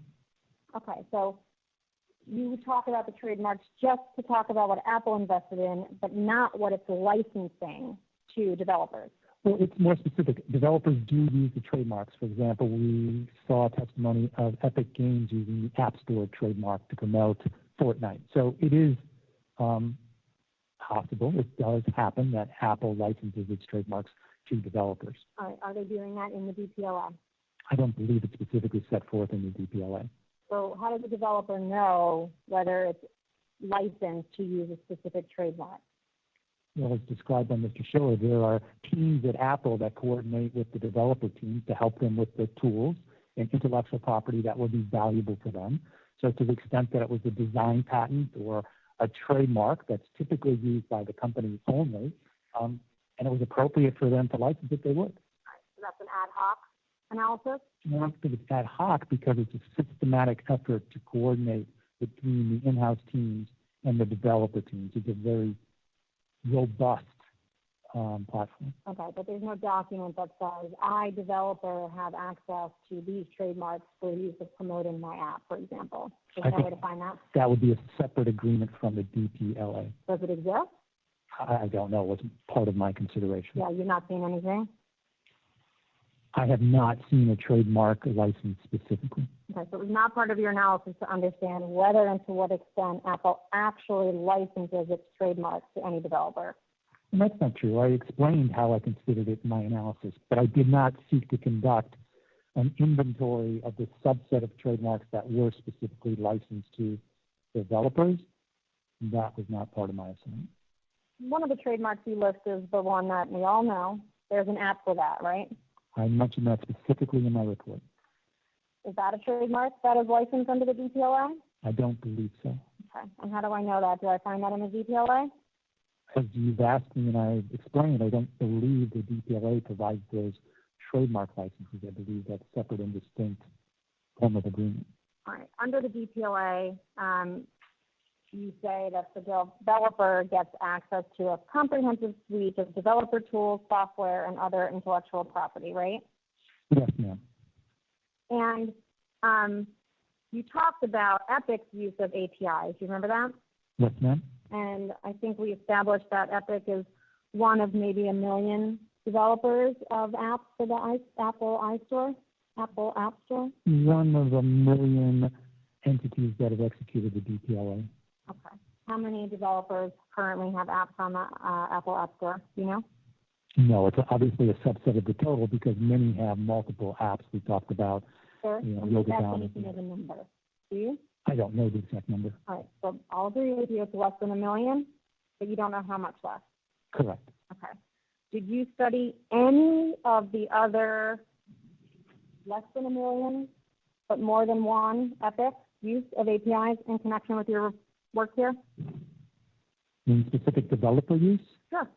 No, my focus was on Epic. Okay. And Epic is one of, I think we can all agree, a vast quantity of developers who develop apps for the App Store. I accept that. You talked a little bit about open source. Do you remember that? Yes, ma'am. Well, so you don't think that Apple is licensing open source technology under the DPLA, or do you? I don't offer an opinion in that regard. My work is focused on the proprietary IP, not the open source. Okay, so the open source shouldn't be part of any of your work here, right? The patents I identified are inventions incremental to the open source technology. So in terms of, for example, WebKit's one of the technologies that's listed in your report, right? It is. Okay, and you're aware that WebKit is open source? Includes open source, sure. Okay, and same with Swift, right? Many APIs include open source. Okay, and you didn't do any analysis to disaggregate what the value of WebKit is that's attributable to the open source aspects as opposed to what you might call proprietary aspects, right? Well, values in monetary terms, so the answer is no, I did not do that. Did you do any qualitative distinction between the open source portions versus the proprietary portions? Only in totaling the proprietary portions, not qualitatively putting them against each other. We're talking about in terms of what you just said, the number of patents that mention WebKit, for example. So trademarks or copyrights, yes. Okay, but we're just talking about the number that reference it. No, in part, true. But in terms of when you answered my question about qualitative analysis, you pointed to the tallying of the pieces of IP that reference that technology, right? You mean I focused on the Apple portion, not the open source portion? You agree that not all IP is protectable, right? Sure, most obvious example would be an expired patent. Okay. Well, also, let's just talk about APIs. Do you agree that not every piece of code or API software is protectable under the IP laws? Yes. Okay. Some code, even if it is protectable, might still be subject to fair use doctrine, right? That's a legal principle, but I'm generally familiar, and it may, yes. Is that part of your certification process, understanding that? Well, I worked on matters where that was at the core. The Oracle Google case you mentioned being one. Yep. Okay. So fair use, not looking for a legal opinion, but fair use, your understanding is that if something qualifies for that, it can be used by a third party without violating the author's IP rights, right? Consistent with the legal parameters of that finding, yes. And you are familiar with instances, right, in which courts have declined to enforce an author's copyright claim on code because enforcing that copyright would risk harm to the public by limiting the future creativity of new programs, right? I'm aware of cases that address that issue, yes. And Google versus Oracle in the Supreme Court is one of them, right? It is. You read that one? I did. All righty. And in fact, the Supreme Court, you're familiar, did in fact find that some of Oracle's APIs are subject to fair use? I defer to the language, but generally speaking, that's my understanding. And you have not done any analysis here to determine whether any of the APIs that Apple has and may or may not license to developers are in fact subject to fair use, right? Correct.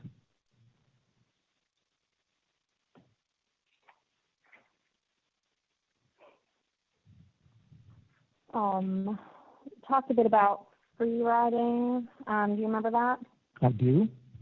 And I think you said that one of the requested reliefs that caused you some concern is that it would force Apple to allow stores within a store. Do you remember that? As an example, yes. You have not cited or offered any evidence that shows that the reason Apple chose not to allow third-party app stores within the Apple App Store was to protect its IP, right? I'm sorry, did I offer evidence? Could you restate that question, please? You have not offered any evidence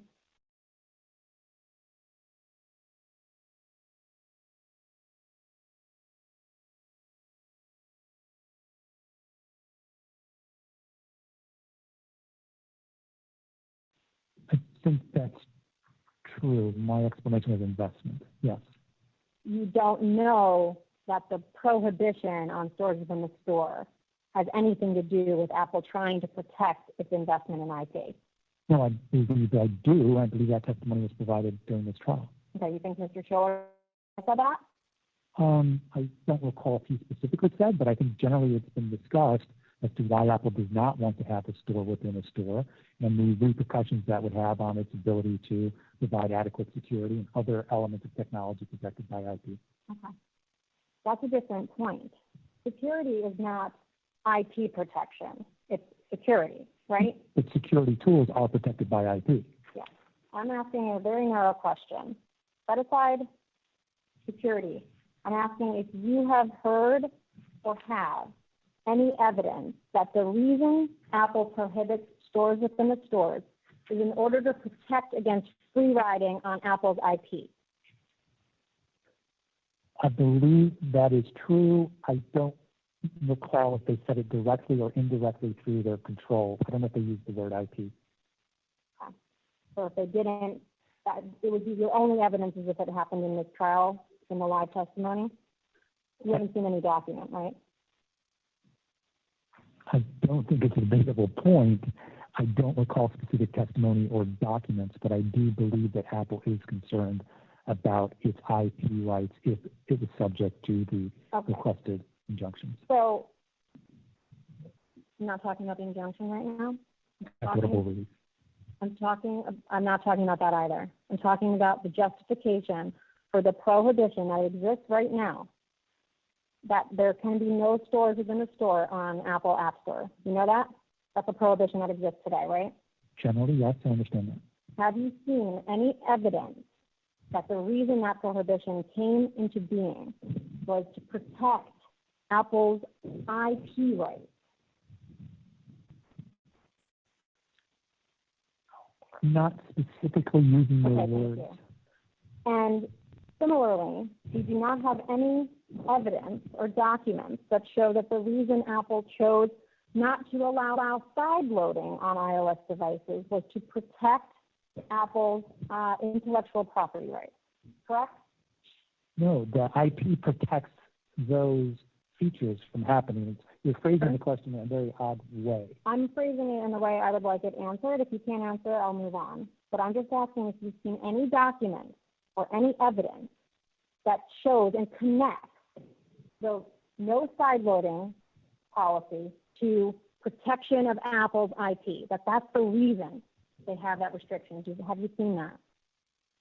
I believe that, yes. I can't tell you they use those exact words, but I believe that Apple wants to protect its investment, its IP-protected investment by preventing those activities. And you've seen references to their intellectual property rights as opposed to security issues. That's why I said I can't tell if they use those exact words at the trial, but the substance is the same. I'm now not talking about trial. I'm now asking if you've seen any documents. Have you seen any documents? Yes, documents that talk about Apple protecting its innovation through IP and having control over that, which would include the licenses, the policy statement, the deposition. I'm going to try one more time, and then I'll move on. Have you seen, other than your belief that they have innovation, they have patent protection? I'm not disputing that there are patents out there. I just want you to understand. I'm just asking if you've seen anything that says, Apple, I'm going to impose this restriction on no side loading on devices in order to make sure that nobody takes advantage of my IP. I can't recall a document so specific to that language. You also talked about what would happen on free riding. Apple would lose out on the negotiated for compensation. Do you remember that? Yes, ma'am. You know that Apple says that they don't negotiate their compensation, though, right? They do not negotiate the 30%, for example, with developers individually. That's true. You've seen, I think you said 1,000 licenses in your time? At least. You would agree that a royalty rate is a form of value that sets a price at which licensors will allow others to use a limited portion of their IP rights, correct? Yes, that's a common definition. And a royalty is a way for Apple to get paid for its use of IP, right? It can be. And you said you saw the DPLA. Have you seen Schedule 2 for the DPLA? I have. And that sets forth a commission rate that developers must pay, right? For in-app purchases for having apps on the platform, yes. It's the only way Apple gets paid from people making in-app purchases on the App Store, right? True. Okay. Why don't we take a look at it? It should be the same DX3370, I hope. And it's going to be, I'm going to turn your attention to .083.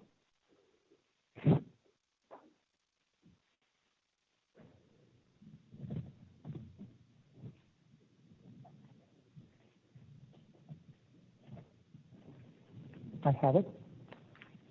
Do you see in section 3.4 that it says Apple shall be entitled to the following commissions in consideration for its services as your agent and or commissionaire? Do you see that?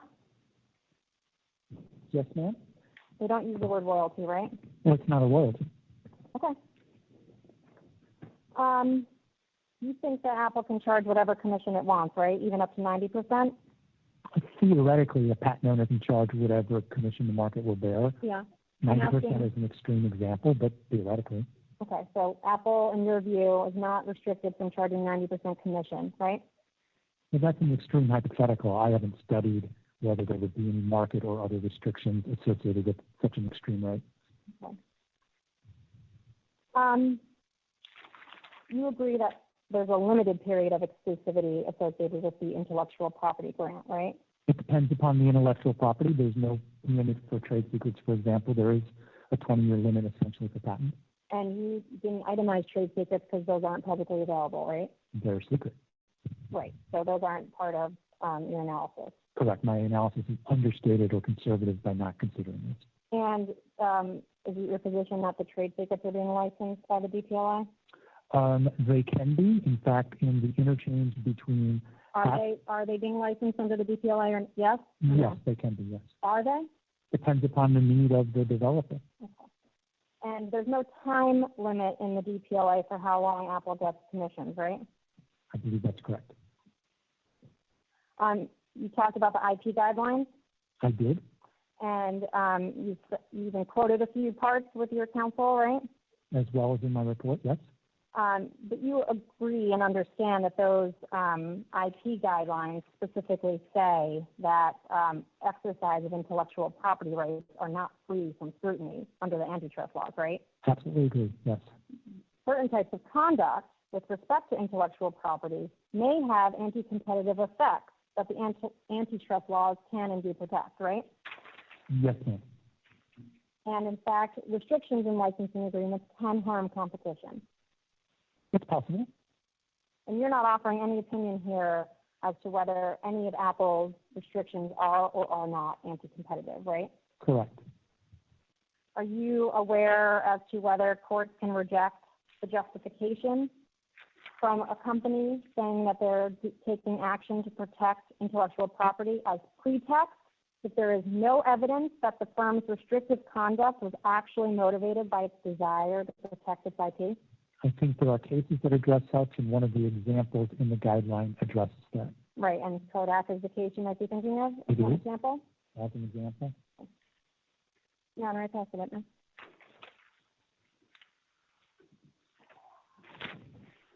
Redirect. In this Forrest team, my rough estimate has 3 hours and 10 minutes left in this trial.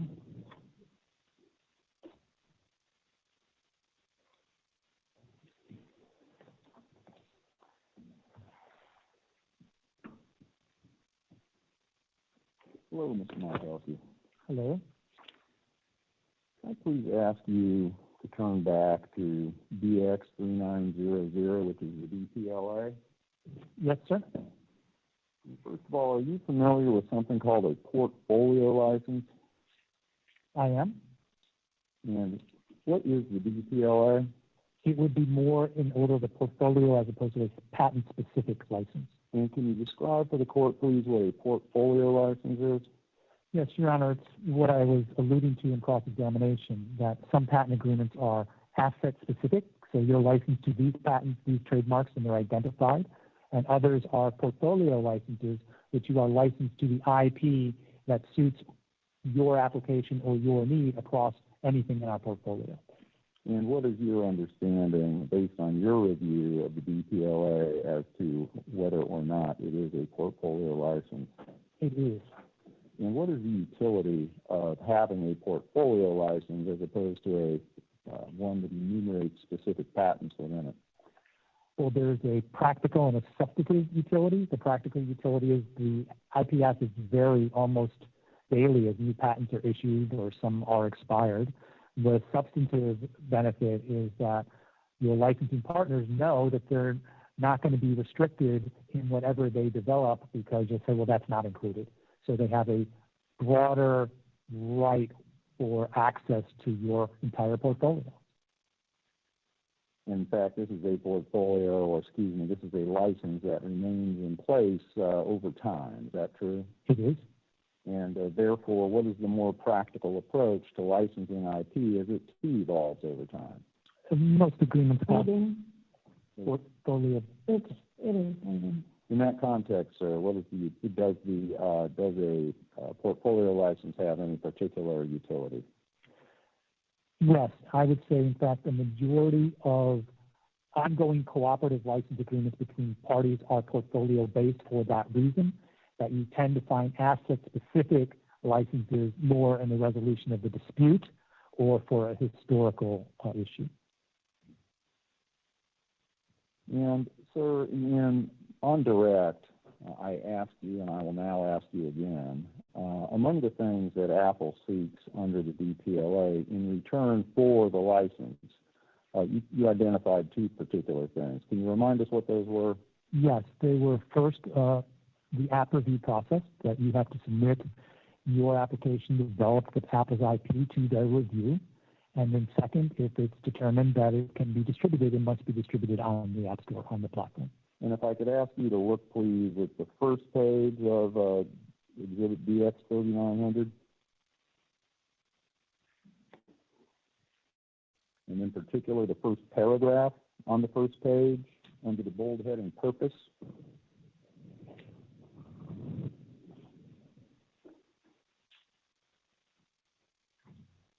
Yes, sir. And could you please read that paragraph to us? First paragraph, purpose. You would like to use the Apple software as defined below to develop one or more applications as defined below for Apple branded products. Apple is willing to grant you a limited license to use the Apple software and services provided to you under the program to develop and test your applications on the terms and conditions set forth in this agreement. And sir, you were asked earlier whether you were aware of any indication in the DPLA that it was intended to protect Apple's intellectual property. Do you recall that? Yes, sir. How do you view this first paragraph in the first page under the bold heading Purpose? Well, it essentially sets forth the understanding that we are talking about Apple's proprietary assets. And the purpose of the agreement is to facilitate that sharing or permission to use them, but they're Apple's assets. And sir, you described in direct your analysis of Apple's intellectual property portfolio. And can you remind us, please, what the first step in that was? First step was to look to research and development investment before looking to the actual patent. And was there a step at which you narrowed the Apple IP to that related to the iOS ecosystem? Yes, so I began by looking at all of Apple's IP, some 25 to 30,000 patent assets, for example. Second step was to narrow that to the iOS ecosystem, 3,500 to 4,000 patents. And then there was a third step to narrow it further to Epic. And we looked at conclusions that you had reached regarding patents and other intellectual property protections related to iOS, the App Store, and developer tools, each category broadly. Do you recall that? I do. And were any of those findings specific to Epic? No, that would be the third level where there was Epic's level findings. And do you recall when you were shown a spreadsheet related to APIs, to patents that related to the App Store? I do. And you testified in general about whether or not you would have included most design patents on that, correct? I do. And what was your intent regarding the inclusion of design patents within, for example, the category for the App Store? Absolutely, to include them.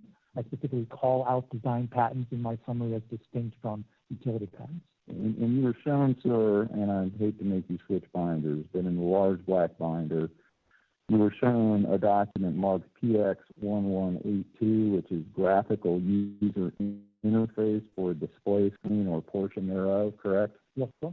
And did you and your team conclude that this was relevant to the App Store? Absolutely, and I stand by that today. And why is that? If I can say what it is because when you look at it, it is specifically addressing the design of the display of the App Store on the iPhone and related applications. And, sir, you were also shown PX1183. Now, do you recall that? Yes, sir. And that patent was identified as system for determining the quality of sleep. Do you recall that? I do. And you were shown a sentence regarding prior art and being present and publicly available in the Apple iOS App Store. Do you recall that? I do. So first of all, sir, would an improvement in the ability of the iPhone to administer systems for determining the quality of sleep have any impact on app developers? Yes, it would provide them additional toolkit to use if they wanted to address that issue in their apps. So would this be an example, sir, of intellectual property patented by Apple that is not specific to ethics? Correct? And if you could look, please, sir, at column 16 on page .19 of that patent. Yes, sir. And if you look at the neighborhood of line 15, Yes, sir. and you see the statement, using the mobile phone, it says communicating the body motion signal from the peripheral device to the mobile phone and using the mobile phone to, determine respiration amplitudes from the body motion signal, detect a change in the body motion signal in a given window of time, detect an increase or an absence of an increase in a respiration cycle, and so on and so forth. Do you see that? I do. In your opinion, sir, does this patent have relevance to app developers? Absolutely, without question. How so? It is describing an invention that they may use if they wish to take to advantage the gyroscope feature, essentially, of the phone. Now, sir, you produced your spreadsheet of all the patents that were included in all the counts that you testified about here today, correct? Yes, sir. And how long ago did you produce those? With my report prior to my deposition, so weeks, if not months ago. And you were shown 2 patents here today by plaintiff's counsel, is that right? Yes, sir.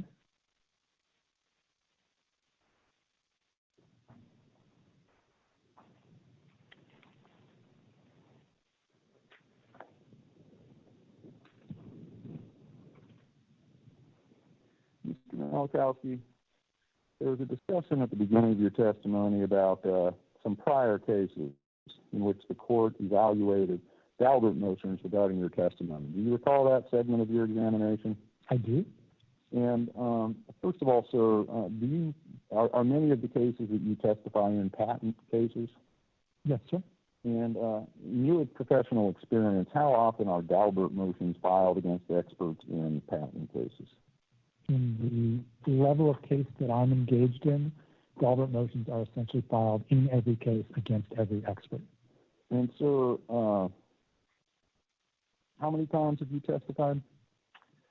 I've provided trial testimony more than 50 times, more than 200 depositions. Thank you. Let's look at a couple of the specific cases that counsel referenced. The first was one called Acampa v. Dupuis. Do you remember that? I do. From the Eastern District of Wisconsin in 2018. Do you recall why your opinion was excluded in that case? Yes, Your Honor, in that case, one of the licenses, the original patent holder, had signed an exclusive license with a third party. And so there was an issue as to whether that exclusive licensee would be the hypothetical negotiator of a royalty, because he had the rights at the time, or whether it should revert back to the patent owner. The judge excluded my reliance, and therefore any opinion that stemmed from my view that they should be included. And were you precluded from testifying at all in that case? No, I testified. I just didn't testify to that particular license. And so you were also asked about Prism versus AT&T. Do you remember that? I do. And that was a case from the District of Nevada back in 2014. Do you recall that? I do. And was your opinion, in fact, excluded in that case? In the first of the series, yes. And why was that? And that was a time when the apportionment standard for patent infringement cases was evolving. And so I presented a analysis that was based on the cost savings of the technology, and the judge said clearly this has never been used before, which was correct, and then precluded me. But by the time the second case came around, it was now used frequently, and so I was let back in. And so was this one of a series of cases presenting the same issue? It was. And just to make sure I understand your testimony, you were precluded in 2014 on that particular opinion, is that right? That's right. Have you offered that same particular opinion in the subsequent cases in that same courthouse? Same court, same judge, same methodology. It was. I ultimately was shown to be correct.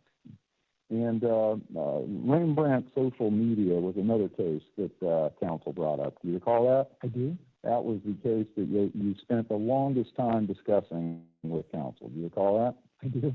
And that case is out of the Eastern District of Virginia in 2013. Do you remember that time frame? Yes, sir. And why was your opinion excluded in that case? So that was the same time period as the prison case, the same issue of the evolving standards for apportionment. In that case, I had relied upon a survey to do the apportionment, and the judge said it was the first time we were surveying all the way down to elements of the patent claim, recognized that was a matter of first impression, actually certified the Dalbert ruling for interlocutory appeal, recognizing it was a first time, and then it went up to the Fed Circuit. And so what happened between the time that the court granted interlocutory appeal and the end of the case? The case resolved itself. And so, again, just to make sure I understand, it was the exclusion order, the order excluding your testimony that prompted the interlocutory appeal? I believe that was the sole focus of the appeal. And that was an appeal certified by that federal judge? It was. And let's look, if we can, please, sir, lastly at Oracle v. Google out of the Northern District of California in 2016. Do you recall that case? Yes, that's the one that went to the Supreme Court. And why, was your testimony precluded in that case? Only a portion of it, not the substance of the testimony. And other than the time that you've spent before this court in past matters, how many other times have you testified as an expert in the Northern District of California? I think 8 times have actually gone to trial.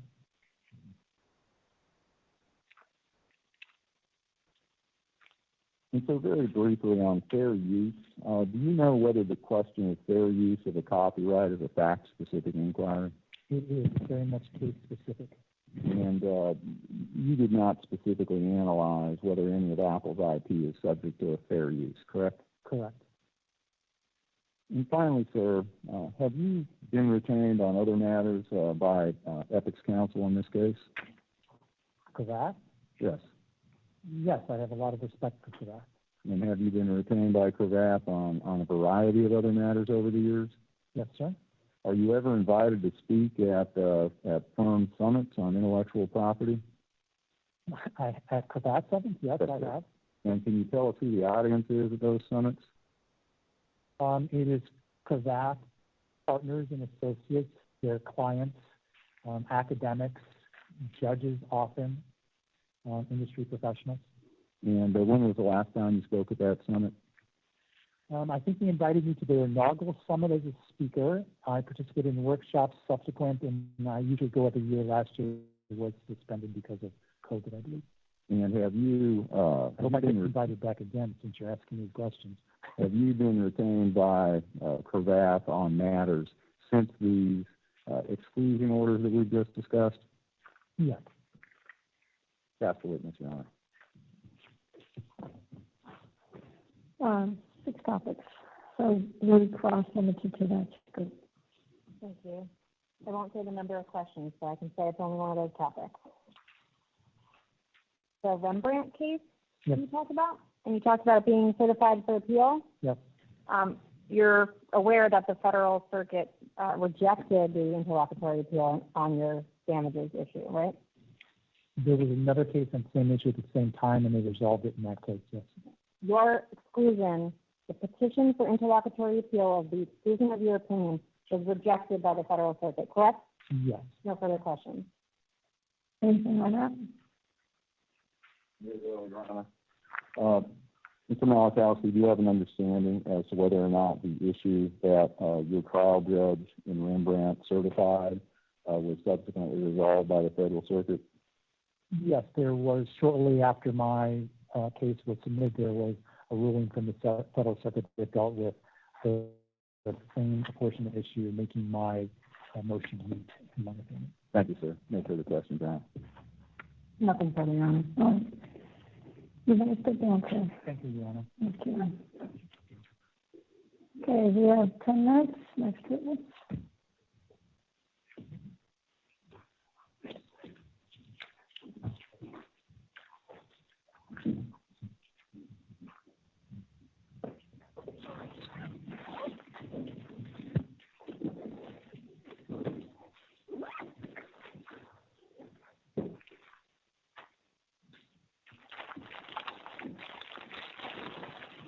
Oh, no, not what's before. All of those exhibits that you were talking about, none of those are in evidence and none are on the stipulation. I just want to make sure you didn't want them in evidence. I think I do want some of them in evidence, Your Honor. Can I hand up a list? Can I make a list? And So I share it with counsel. I have the list. Let's just, maybe this will end up being the last thing, Mr. Dorn. What I had is, well, they're the patents and then there are the case sites. I don't know if you need the case sites. 1175 was a case. 1176 was a case. Your Honor, if you're not inclined to take the cases, I don't think we need to offer them. There's certainly something we can cite in argument. And then 3370. I believe that one was in, if I'm not mistaken. I thought it was the BPLA, right? Okay. That must be another version of it. Oh, I see. Okay, so I'll admit it to the extent it's not. 1182 was a design patent. No objection? None here, Your Honor. Oh, that's admitted. 5547 was another patent. The spreadsheet. I believe that's already in. It's not, so I'll admit that. Okay, thank you. Thank you, Your Honor. 1182, that was a patent. 1183, I'll admit that. That was a patent. Thank you. Third.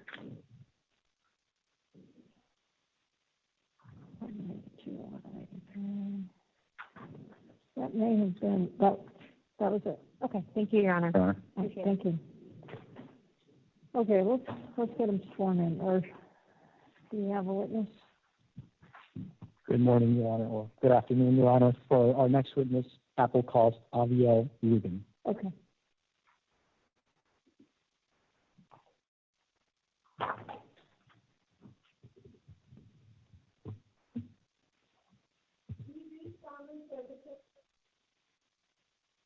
Here on trial, telling the truth, the whole truth, I do. and I can rest it under the shield, and then please stick. My name is Abiel David Rubin, Rubin. Okay, we're just going to go through the preliminaries. Go ahead, Mr. Rhodes. Thank you, Your Honor. May I pass up some binders? You may.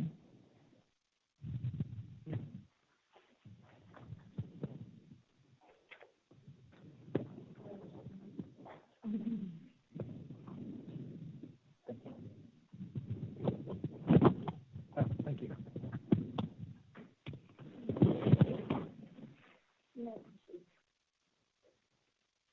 I said you may proceed. Thank you, Your Honor. Dr. Rubin, would you please introduce yourself to the court, please? Hi, my name is Adi Rubin. I'm a computer science professor at Johns Hopkins University, and I'm the technical director of our Information Security Institute. All right. And if I could ask Mr. Altice to put up slide number 2. No problem. And while that's coming up, Dr. Rubin, could you give us a brief summary of your background? Yes. So I got all my degrees in computer science and engineering from the University of Michigan, the last one being my PhD in 1994. After grad school, I went to work at Belcor and then AT&T Labs as a research scientist. I spent 9 years in industry and then moved to Hopkins to be a professor. I've been a professor at Johns Hopkins starting in 2003. And as I mentioned, I'm also the technical director of our Information Security Institute. I've founded 2 companies, Independent Security Evaluators and Harvard Labs, where I now also play the role of chief scientist. And Dr. Rubin, in terms of your professional work, do you have specific areas of focus? Yes, my work is in computer and network security and more broadly computer science. In your binder, sir, please turn to DX4880. Okay. Do you recognize VX4880? Yes, this is my CV. Okay. And is it accurate to the best of your knowledge? Yes. All right. Your Honor, we seek to admit VX4880. This is Brent Byers for Epic. I believe it's subject to the stipulations and no objection. Admitted. Okay. And Your Honor, while we're on that subject, with respect to Dr. Rubin's written direct and the exhibits that are subject there too, that those are all going to be part of the stipulation, so we'll provisionally remove those into evidence subject to the parties' usual methods here. All right, admitted provisionally.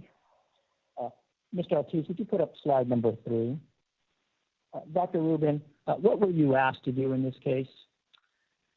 In this case, I was asked to look at Apple's app review process, including the human manual review, as well as the centralized App Store distribution, and then to determine whether or not it has an impact on security, and if so, what impact, where security includes privacy, reliability, and trustworthiness. Okay. And were you asked to do anything else? Yes, I was asked to look for real-world data for studies when forming my opinions. Okay. And Mr. Ortiz, if you could put up slide number 4, and while he's doing that, Dr. Rubin, did you reach any conclusions in this case? Yes, I did. Okay. And what were they at a high level? I concluded that Apple's App Store review, with the human manual review and the centralized app distribution model, offers significant security benefits to iOS and results in lower infection rates on phones, as well as a lower volume of malicious or untrustworthy apps in the App Store. Okay. And we'll get into it in a little bit more detail, but just briefly, what's the difference between saying lower infection rates and lower volumes of those types of apps? Sure. So the lower infection rates has to do with the actual infection on a device. So if a phone has a piece of malware on it, it's been infected.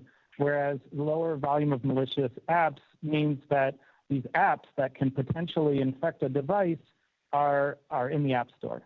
Okay.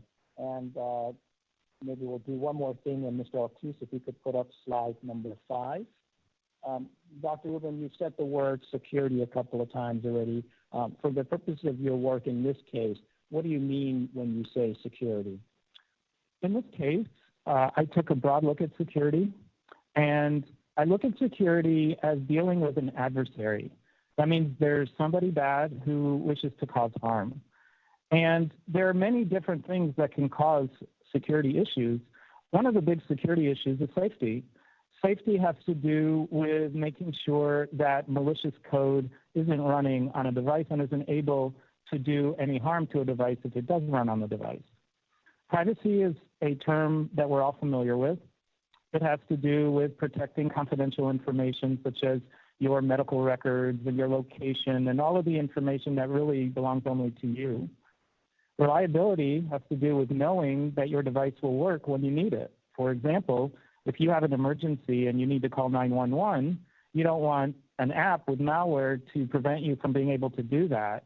Another quick example is if you're driving down the street late at night, your car breaks down, you're like, okay, well, I have a phone, and you try to call for help, and the phone doesn't work because of some malware on it. And the last one, trustworthiness, has to do with your confidence that all of the security properties are going to be there, that your device is going to be able to protect you, your information, etc. Thank you. Okay. To short introduction, we'll stand in recess until 1:15. Thank you. Thank you, Your Honor.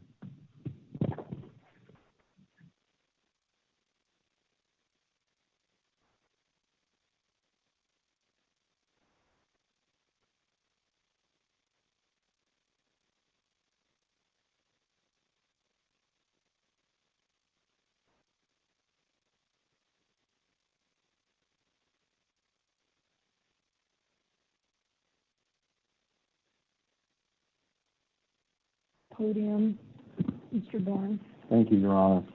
The rebuttal witness issue that we spoke about earlier this morning appears to have ripened.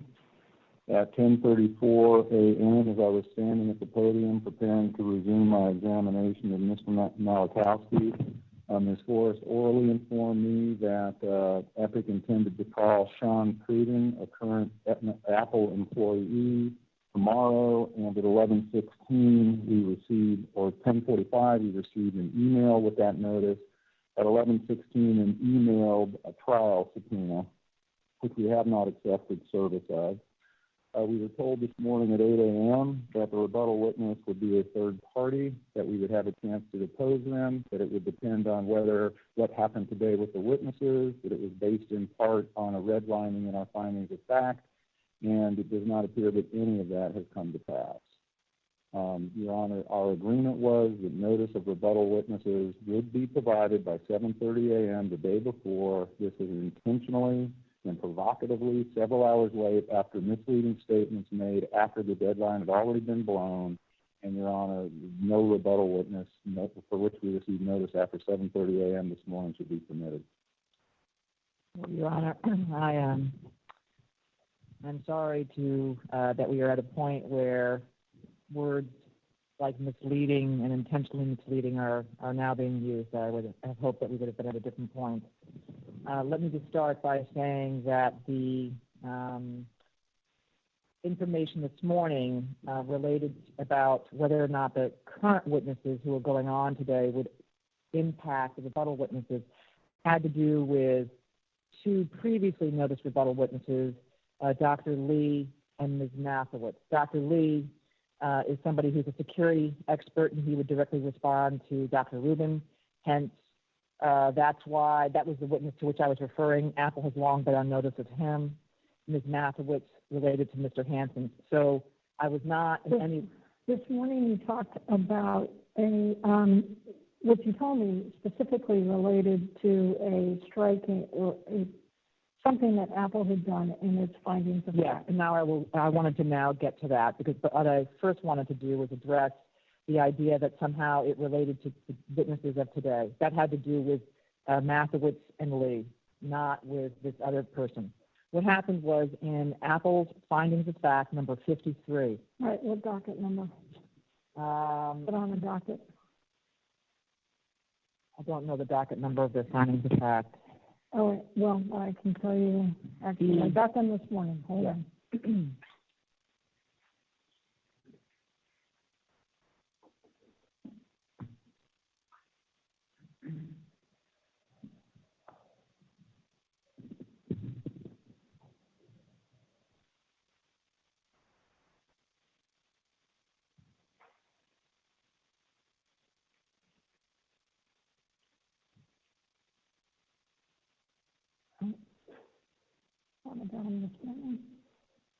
It was also sent yesterday at 3:15, Your Honor, by email to Chambers.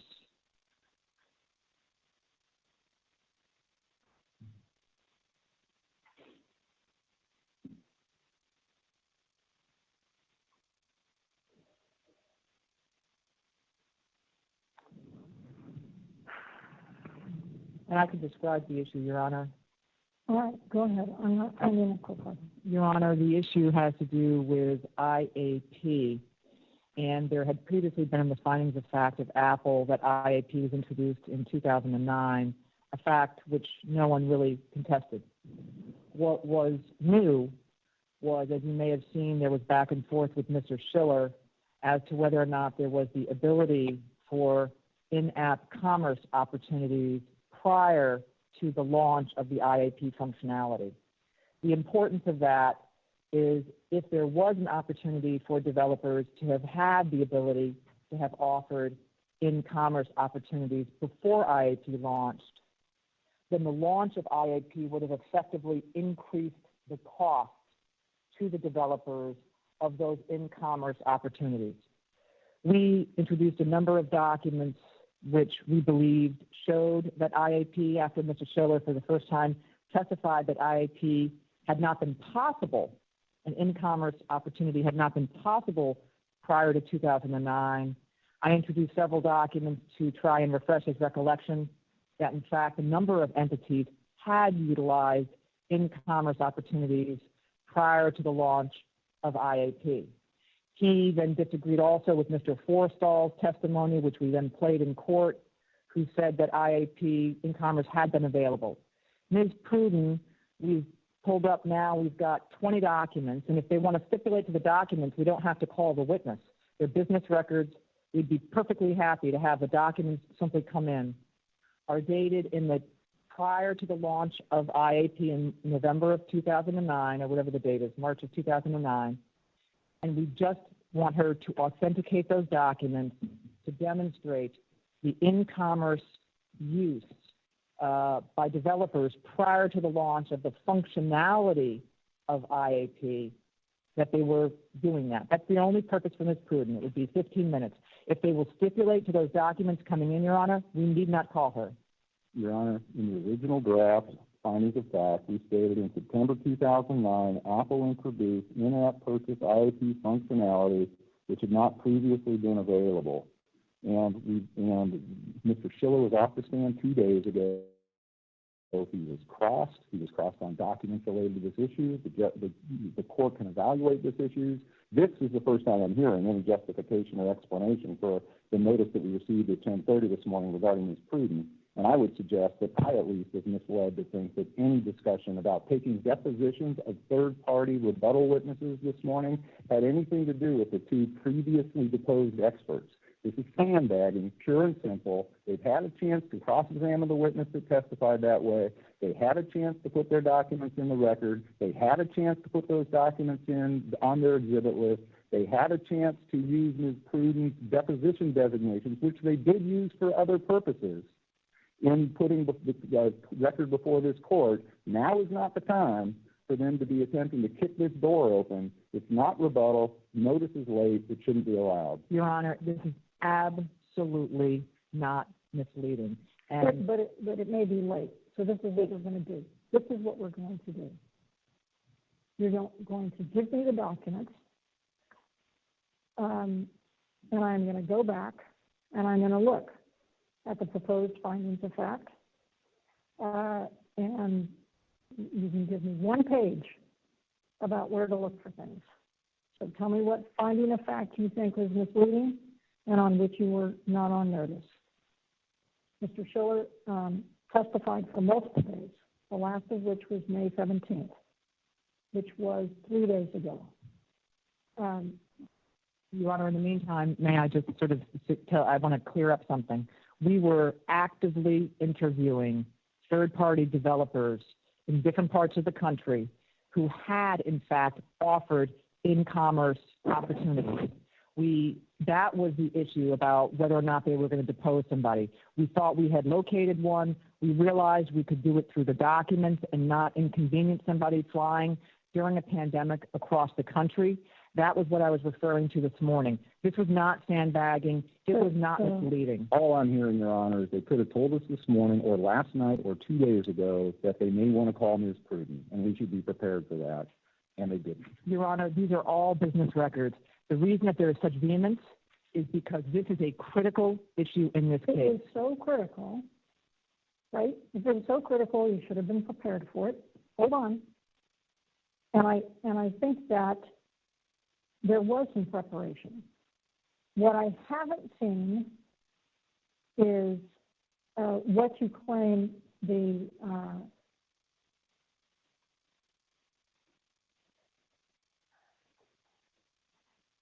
I don't have in front of me what you each have in front of you. I understand you were dealing with this issue with Mr. Schiller. I could see it on the 17th and on the 14th. I knew where you were going. So clearly you knew it was an issue on the 14th and on the 17th. It is an issue that I've highlighted that I have to figure out. So, one, I don't know if Apple's trying to hide anything. And two, I don't know if you just didn't have the documents in front of you or if you're so shocked at their response. Let me just say, I cannot resolve it this second. I will enforce the order, so we will not have any rebuttal witnesses. At most, I'll allow the documents in. That's what I will do at most. No rebuttal witnesses. And to be clear, Your Honor, we have not yet seen the documents either. Okay, get me the documents, get him the documents, and let me evaluate them. Thank you, Your Honor. Understood, Your Honor. And since they are business records, I assume that Mr. Cook could also get them in tomorrow. And let me just... Well, frankly, there's your opportunity.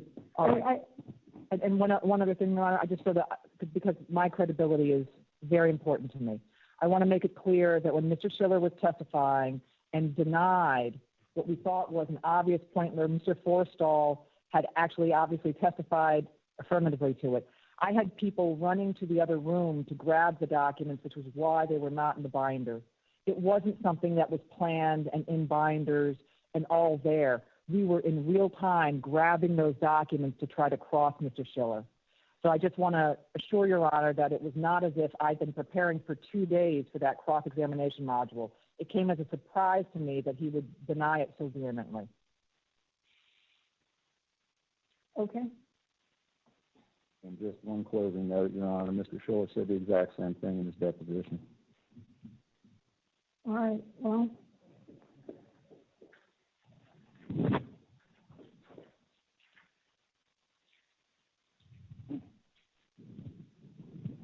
All right, let's well. Thank you, Your Honor. You may proceed. Thank you. Good afternoon, Dr. Rubin. Good afternoon. I don't think the microphone is on. Thank you.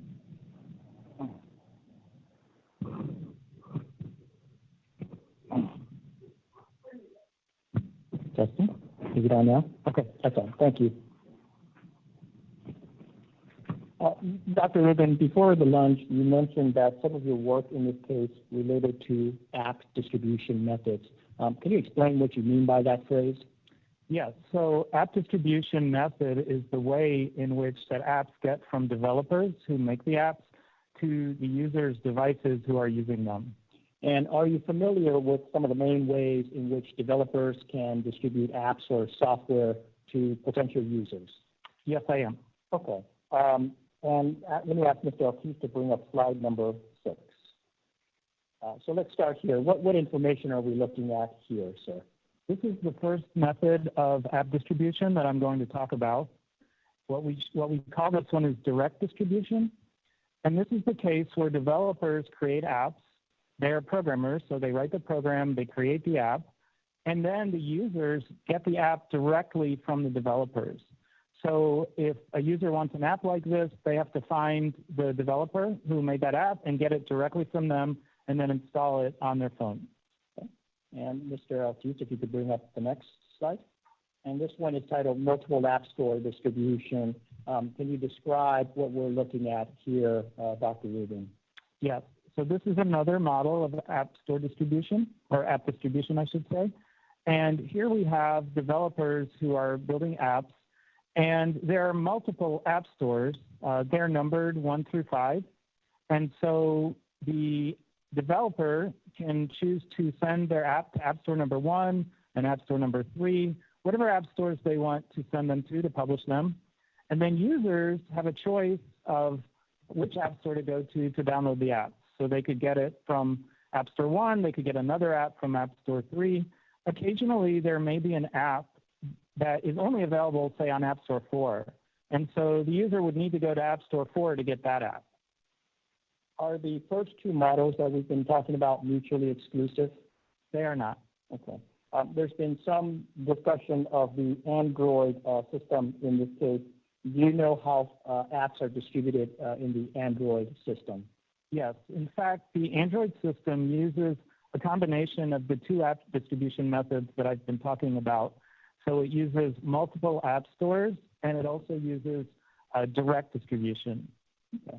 Mr. Ortiz, let's go to the next one, please. And what do we have here, Dr. Rubin?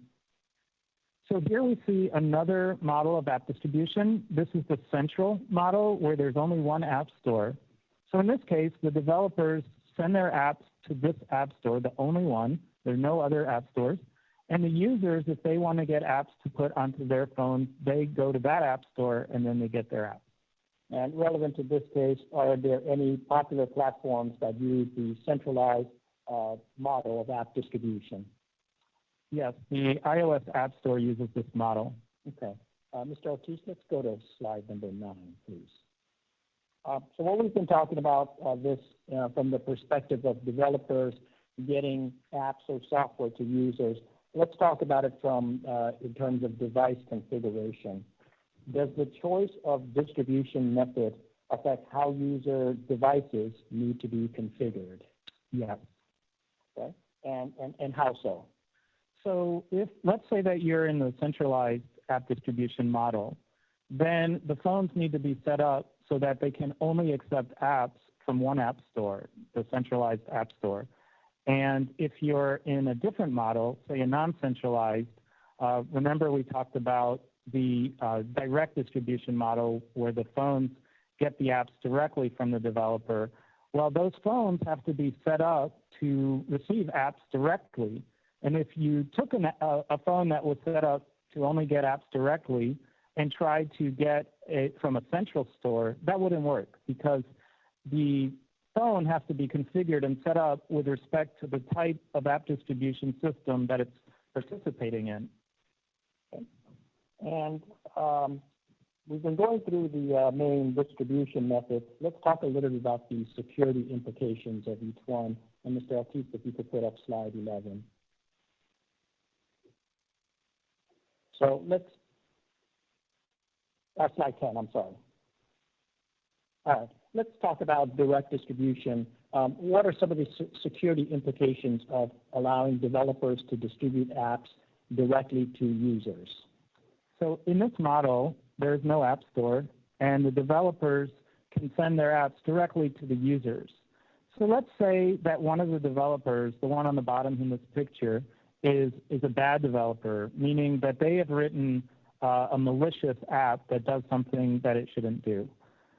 If we can move to the next slide, we see this represented by a red developer, so that's our way of showing that they're bad. And they're sending this malicious app, shown here as the red box with the warning sign inside of it, to the users. Now, when the users receive this app, they'll install it and they'll be infected with this malicious app. And in the case of direct distribution, are the developers the only potential source of, I'll just say, bad apps? No. So what could happen is, let's say that a user installs one of these apps on their phone. Because these phones are enabled for direct distribution, they could then infect other phones and other users. So once a user gets infected, that infection can then pass along to other phones. Okay. And is that what's being shown in this diagram here on number 12? On the right-hand side of this diagram, the infection that's shown in the phone is then being shown infecting 3 other phones. Okay. Let's take a look at slide 13. And now let's talk about multiple app store distribution. Are there any security implications of having multiple app stores distribute apps from developers to users?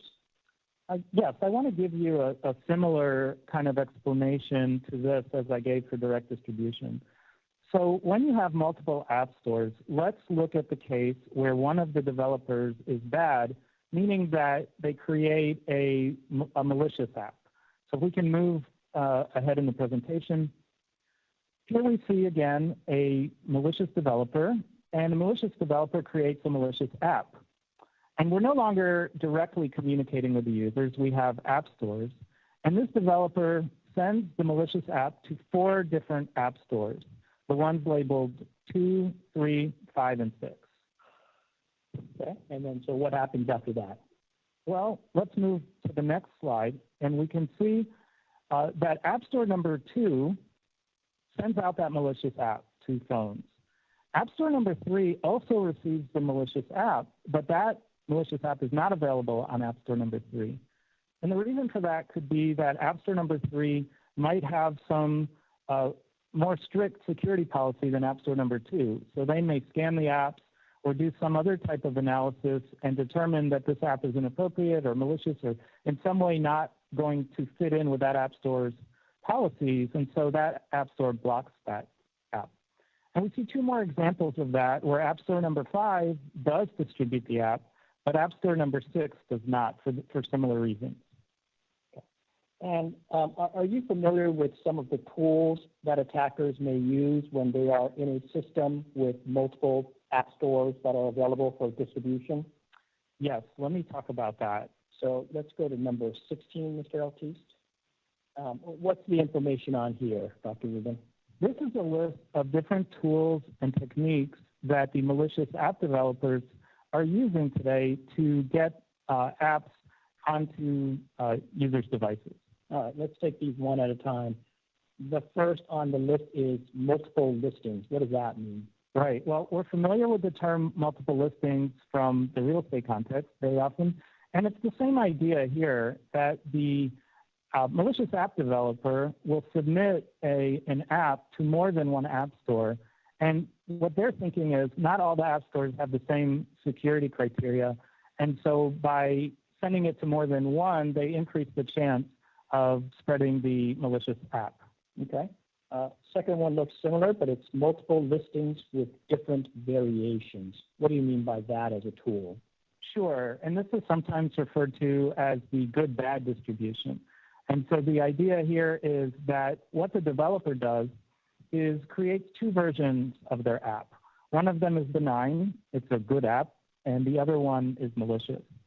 And they post the good app on an app store that is high profile and has a reputation and perhaps is known to do a good job screening apps. And they wait a while, so that app becomes popular, common, people are using it.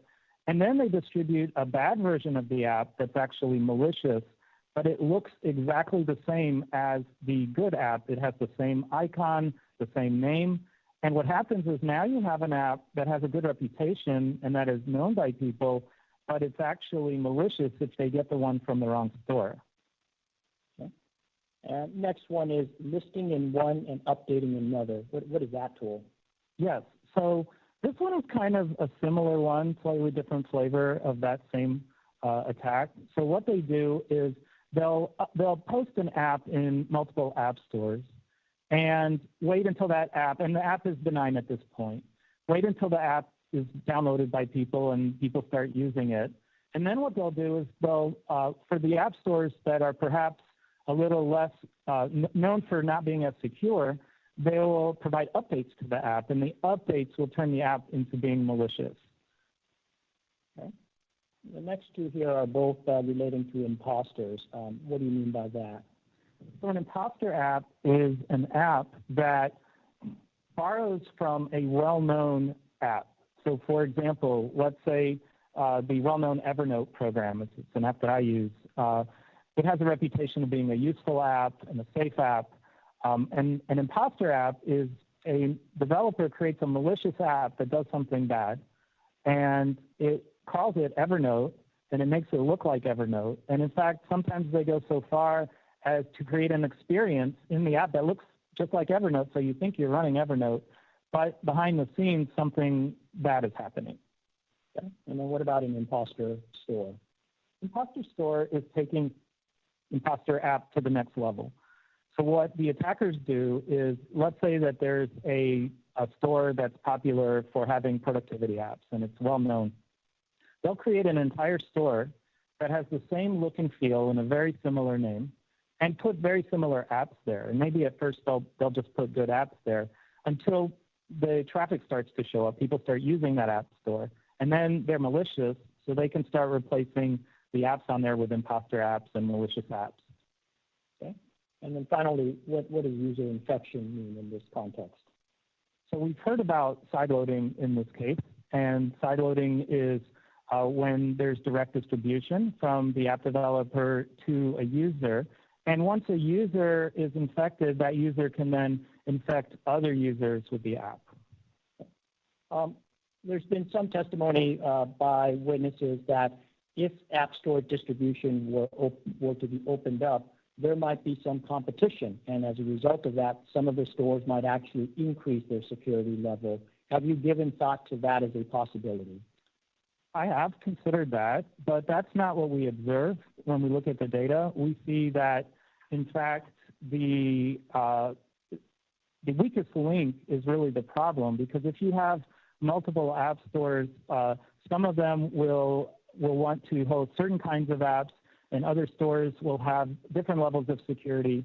And we're not going to end up in a case where they're all competing with each other on security. And if some of them are not, then those could end up being much less secure places.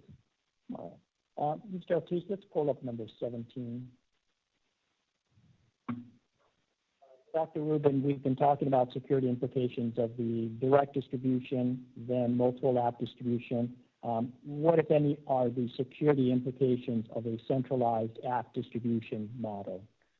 A centralized app distribution model has several advantages from a security perspective. One of them is that the same security policy can be applied to all of the apps that come in. So the developers don't have the opportunity to send their apps to an app store that's less secure or to multiple app stores. They all have to go to this app store. And if this app store does a good job of reviewing the apps and filtering the apps, then it's going to prevent a lot of malware from coming out. In a centralized distribution model, is it possible that the single app store may miss things from time to time? So they have a rule against something, but it somehow manages to get through that store. Absolutely. Nothing is going to be perfect when we talk about software security. There are always going to be ways for the most clever attacker with the most resources to bypass. So the goal is not perfection, it's to do as good a job as possible. And so in the centralized app store, you have the opportunity to do as good a job as possible and not worry that another app store is going to cause a security problem. Okay. In the centralized model, if an app manages to get through the app store despite its best efforts, are there any options there from a security perspective that are different than in a multiple store distribution model? Yes, I have some slides to illustrate this. Okay, let's go to number 19. Let's go to 18 then. Okay, so here we see a malicious developer creates a malicious app, sends it to the app store. On the next slide, we see another malicious developer sends a malicious app to the app store. And one of these malicious apps manages to get through the app store despite their security attempts. And so what happens is that now that this malicious app has gotten out, at some point it may become publicly known, or the app store managers may find out that this happened. And when that happens, the app store can then change their review process so that if that particular app or even that kind of an app is seen again, it will be blocked. Furthermore, the app store could identify the developer that sent in that app and ban that developer from the store. So the centralized distribution allows for a process that's dynamic, which adjusts itself to information from that apps that do actually get through. And in the multiple app store distribution model, let's say, in your example, store number 2, something gets through. Couldn't they also adjust their measures as well? What's the difference between that and centralized distribution? The big difference is that in centralized distribution, you're always going to get the information and you're always going to be able to block those apps. But in a multi-app store model, store number 2 may have let the app through and the information may be sent to store number 4, or store number 2 may then adjust, but then store number 4 didn't adjust, and so that app could still get through store number 4. And so just from a security perspective, overall, what is your view in terms of the security differences between the various models of app distribution we've been talking about so far? My view is that the central model is the best for security. In the course of your work for this case, Dr. Rubin, did you look at any data that either supports or undermines the conclusion that you just gave right now? I did. Part of my assignment, as I mentioned in the beginning, was to look for data and use data in my analysis. And you mentioned that you looked at the third-party data, and if you need to, there's a copy of your written direct testimony in your binder as well. Did you address that data in paragraphs 47 through 51 of your written direct testimony? I did. Okay. Let's take a look at slide 24, please. All right. So what information is on the screen right now, Dr. Rubin? So we see here some of the reports that I used in my analysis, and these are the cover pages from those reports, which I plan on talking about today. Okay. And have you, in the course of your professional work, have you relied on these types of third-party data previously? Absolutely. When I do my research, I often look to industry studies that take measurements. Oftentimes, third parties have access to more data and are able to do comprehensive studies to provide statistics that I can then use in my research. And these reports are the types of references that I typically use. And outside of your specific work, are you aware of others in your industry also relying on data such as this? Yes, I saw reports that cited these reports as well. Okay. Let's talk about these analyses in a little bit more detail. And Mr. O'Keefe, if you could just put up the cover of BS 4975. And Dr. Rubin will have these on the screen, but they're also in your binder should you need to review them in answering my question. First, do you recognize what's on the screen now as BS 4975? Yes. And what is it? So this is the cover page of the Nokia Threat Intelligence Report, which is a yearly report that they put out about various malware that they've measured the instances of on the internet. Okay, and I think many of us know Nokia as a mobile handset maker. How is it that they have information about malware? Nokia is a large company that also makes security products. And in fact, Nokia makes an appliance, which is a security device that is widely sold to backbone operators and internet service providers and are deployed in many places around the world. In fact, according to the report, their product has visibility into 200 million devices, and they use the data that they collect from managing those devices in their study. Okay, so let's break that down a little bit. So Nokia has a product, and I think you mentioned that internet backbone providers install that. Why are they installing that type of equipment from Nokia, to your understanding? So they are seeking out Nokia and purchasing this because they want it to protect their network. These appliances are very sophisticated, and they have anti-malware capabilities in them. So besides, they're not completely passive. Besides just analyzing the data that comes across, they also block malware. And in fact, Nokia describes in this report that they have a sandbox, a malware analysis lab. So as they're monitoring the internet, and they have, like I said, 200 million devices, traffic that they see, they can take samples that they find, put them in their analysis lab sandbox, and take a look at that. And they use the information that they learn in their study. They also are utilizing honeypots. And what are honeypots? Honeypots are a very popular security tool. I teach a lecture on honeypots in my security course at Johns Hopkins. And what a honeypot is a device that is on a hidden part of the internet. So let me explain that. We know that devices have IP addresses. Your phone, your computer, your smart fridge, all of these devices have an IP address, and the reason is so that they can communicate with each other.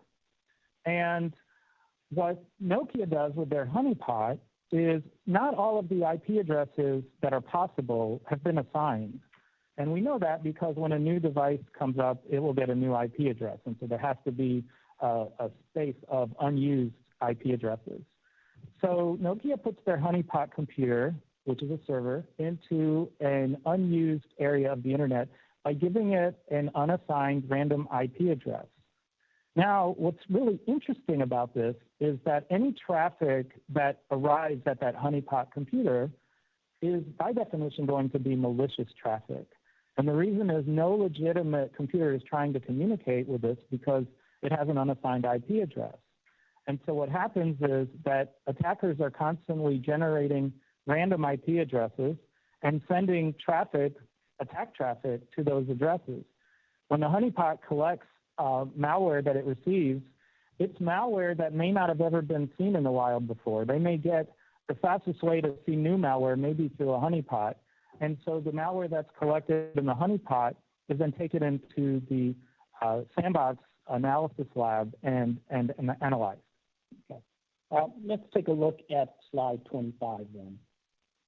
And so with the various data that Nokia was able to collect, what were the data that the Nokia report shows for the 2020 version of the report? Do you have a copy of the slide deck? Yes, Your Honor.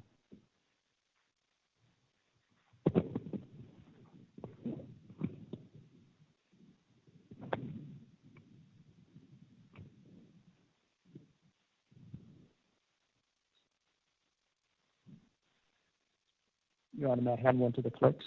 Yeah, that's fine.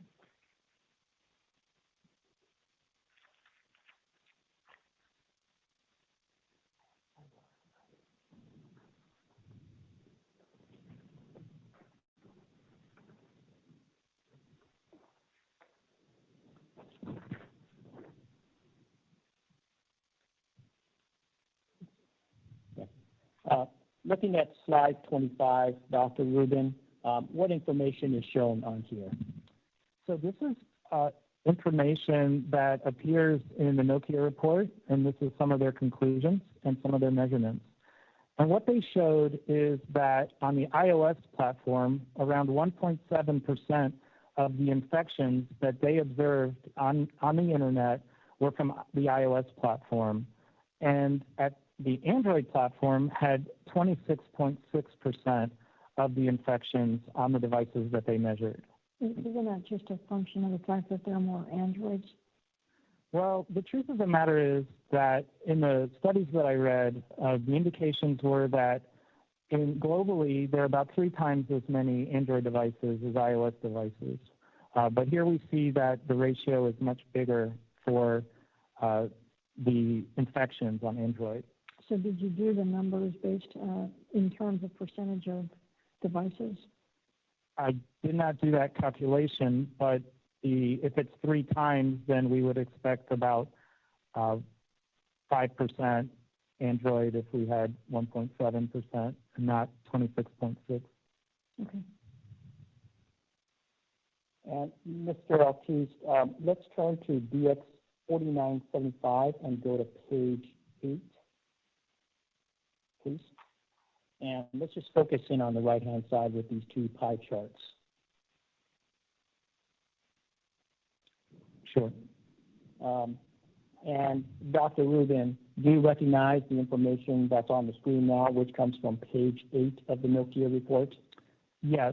So the right-hand pie chart is the one that I produced in the previous slide. It's just kind of clear with the colors to look at. Okay. And does Nokia do a similar study every year, or is this a one-off thing that Nokia does? My understanding, it's an annual study, and on the left we see the 2019 numbers. And so what are the 2019 numbers with respect to Android versus iOS? So here we see a much greater difference. On the Android, it's 47%, and in the iPhone, they said it was less than 1%.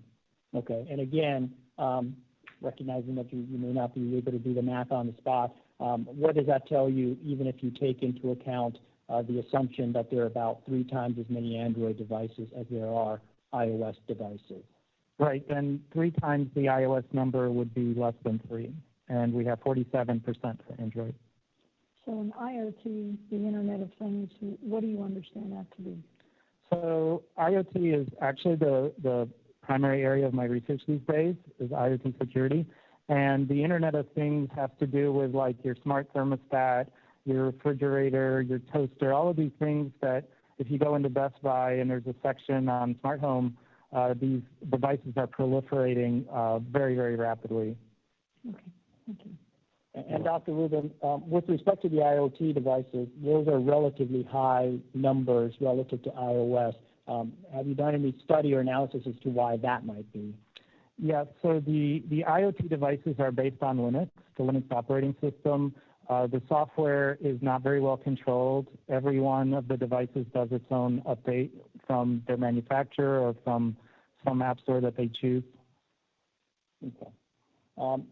Let's zoom out a little bit, Mr. Altiste, and let's take a look at the left-hand side of this page 8 of DX 4975. Dr. Rubin, does the Nokia report provide any explanation as to why the Android infection rate is higher than the iOS infection rate? Yes. If we look at the middle of the third paragraph that starts with however, just look at, yes. So, however, the fact that Android applications can be downloaded from just about anywhere still represents a huge problem, as users are free to download apps from third-party app stores where many of the applications, while functional, are Trojanized. And then it goes on to say, iPhone applications, on the other hand, are for the most part limited to one source, the Apple Store. So the Nokia report attributes the difference in the number of infections between Apple and Android to the availability of multiple app stores in Android and the central distribution in the Apple Store. Is that a conclusion with which you agree? That is a conclusion with which I agree, yes. Okay. Mr. O'Keefe, if you could put up the first page of DX 4934. And again, Dr. Rubin, and Your Honor, this will be in your binder, but we'll put it up on the screen so we can look at it together. Dr. Rubin, what is DX 4934? So this is a report put out by an organization called Risk IQ. And what they do is they look at, like the title said, the mobile app threat landscape report. And the idea behind this report is to look at many, many, many apps. The report states that they looked at 2 billion apps. And they look at them in many different stores. They look at them in the Apple App Store. They look in the Google Play Store. And in this particular study, they looked at over 120 different Android stores. And when the Risk IQ group is looking at these stores, what is it that they're looking for? So what they're looking for is what is referred to in the study as blacklisted apps. I'm not particularly fond of that term, but that is what they call them in here. So for the purpose of this discussion, I will continue to refer to them as the blacklisted apps. And how does Risk IQ define a blacklisted app? So the Risk IQ report says that blacklisted apps are apps that are publicly known to be suspicious or malicious or to have some concern. There's an organization that's very well known that's called Total Virus, and they publish a list of blacklisted apps. And there are other sources as well where people submit apps that they know are bad in some way. And when you say bad, or I guess when Risk IQ says they're bad, what kinds of behavior or things gets an app onto the bad list? Sure. So I'd actually like to turn to that section of the report because they identify the type of apps that are considered to be bad in the report. All right. So is that, Mr. Altiste, let's go to 4934.2.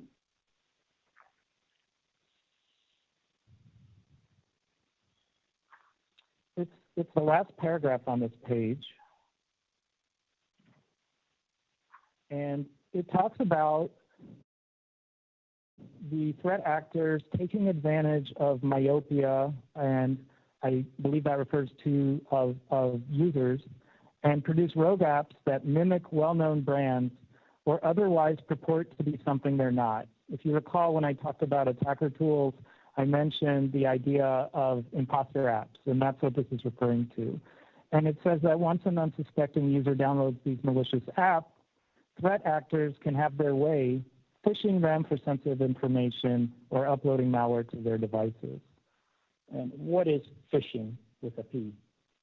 Phishing with a PH is a term that's become pretty common. And the idea is that you've got an unsuspecting user on the hook and you're trying to reel them in. And so this is a form of what's called social engineering, where the attackers are having the user help them in attacking the user. Okay. Mr. Ortiz, let's go to page 6 of this document. And let's focus just on the top half with that bar graph, please. So we talked a little bit about the methodology and what the risk IQ is looking for. What information is on page 6 of the risk IQ report, Dr. Rubin? So here we see the risk IQ. Recall that they downloaded billions of apps and performed these measurements. And what they showed in this chart is the number of apps that were already blacklisted at the time that this report was written, and how many of those apps were found at different app stores. Okay. And who is the number one on this list? So the Google Play Store had over 10,000 blacklisted apps on it.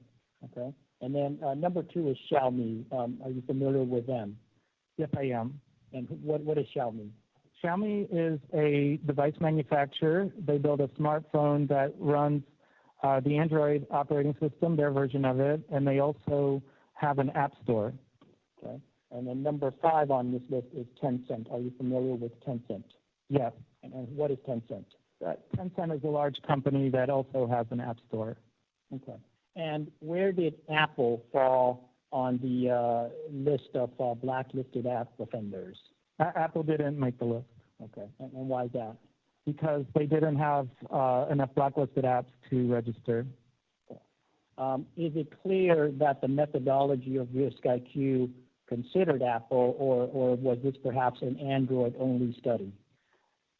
It's totally clear that they considered it, because in the beginning of the document, they said that they looked at the Apple App Store, the Google Play Store, and over 120 other stores. And then after this graph in the same report, they talk about Apple and refer to Apple as Fort Knox. Okay, and let's turn to Mr. Ortiz to page 5 of the document. And let's go to the middle there. There we go. Is this what you're referring to in your testimony just a minute ago, Dr. Rubin? Yes. Okay, and what does Risk IQ say about the Apple App Store? It says that Apple treats its App Store like Fort Knox and rarely hosts dangerous apps. So let's go back then to page 6. And previously we were looking at the bar graph on the top, which gives the total numbers. Does the Risk IQ report present its data in any other fashion? Yes, it does. And how so? It also presents a ranking of the app stores based on the concentration of blacklisted apps. Okay, so let's take a look at the bottom half of page 6. First, what do you mean when, or what does Risk IQ mean when they're talking about the concentration of malicious apps? The first bar graph that we looked at represented the total number of blacklisted apps that were found. The concentration has to do with how many blacklisted apps there are relative to the total number of apps. So in particular, if you were to throw a dart at the App Store, what is the likelihood that you would hit a blacklisted app? And you may have suggested the answer already, but from a security perspective, why does concentration matter as opposed to just raw numbers? That's because the higher the concentration is of malicious apps, the more likely you are to get a malicious app from that app store if you're downloading apps. And the 5 stores that are on the top 5, are you familiar with them from your work? I am. And what kind of apps do they distribute? These are Android apps.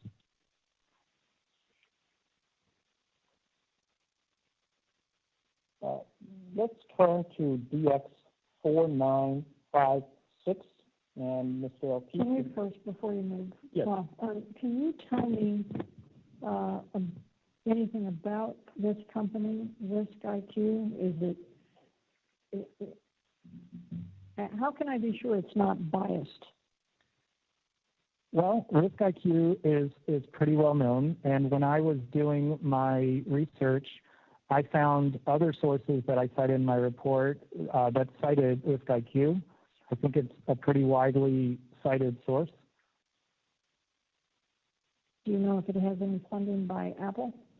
I don't know where they get their funding. I think that they're an independent security company, but I don't know for sure.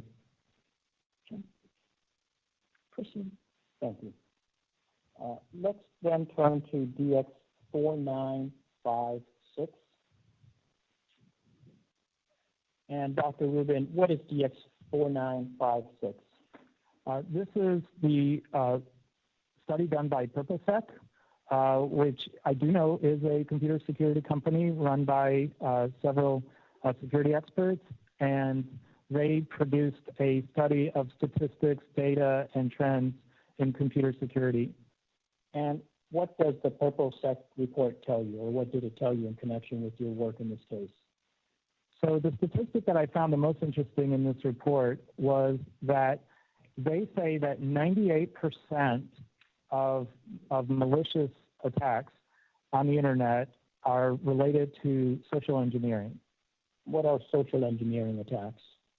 Social engineering attacks, as I alluded to earlier, these are attacks where the attacker is fooling the user somehow and getting the user to participate in attacking themselves.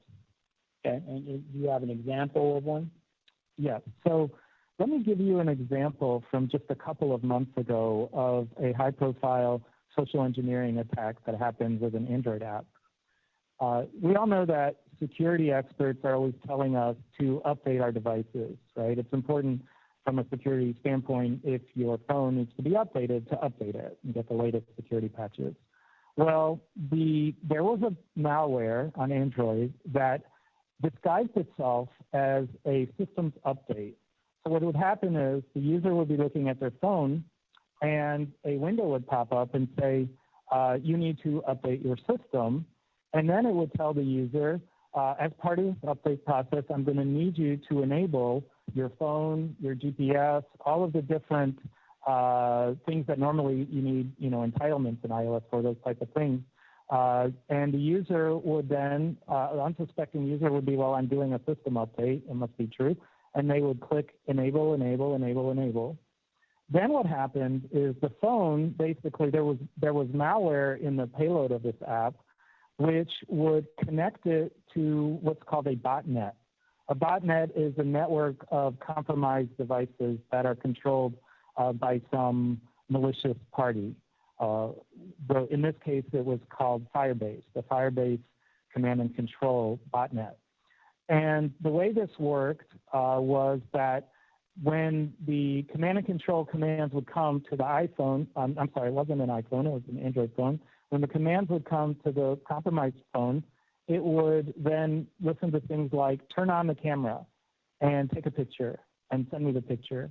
Another type of attack that was documented in this particular social engineering attack was the command and control could say, launch attack number X, whatever X is. And that attack would be listen to the next phone conversation, record both ends of the conversation, and send the data file with that audio to the attackers. So pretty much the device is completely owned at that point and completely under the control of the attackers. And so that's an example of a social engineering, and you mentioned that the PurpleSec said that about 98% were social engineering. Why was that statistic relevant or important to you? Well, this statistic was very important to the work that I did in this case because social engineering are the very types of attacks that require the human manual app review and that cannot really be stopped on a device because they're tricking the user into doing things that are going to pass the on-device checks. Okay. And do you have an understanding of why attackers are now using those instead of just the traditional malware?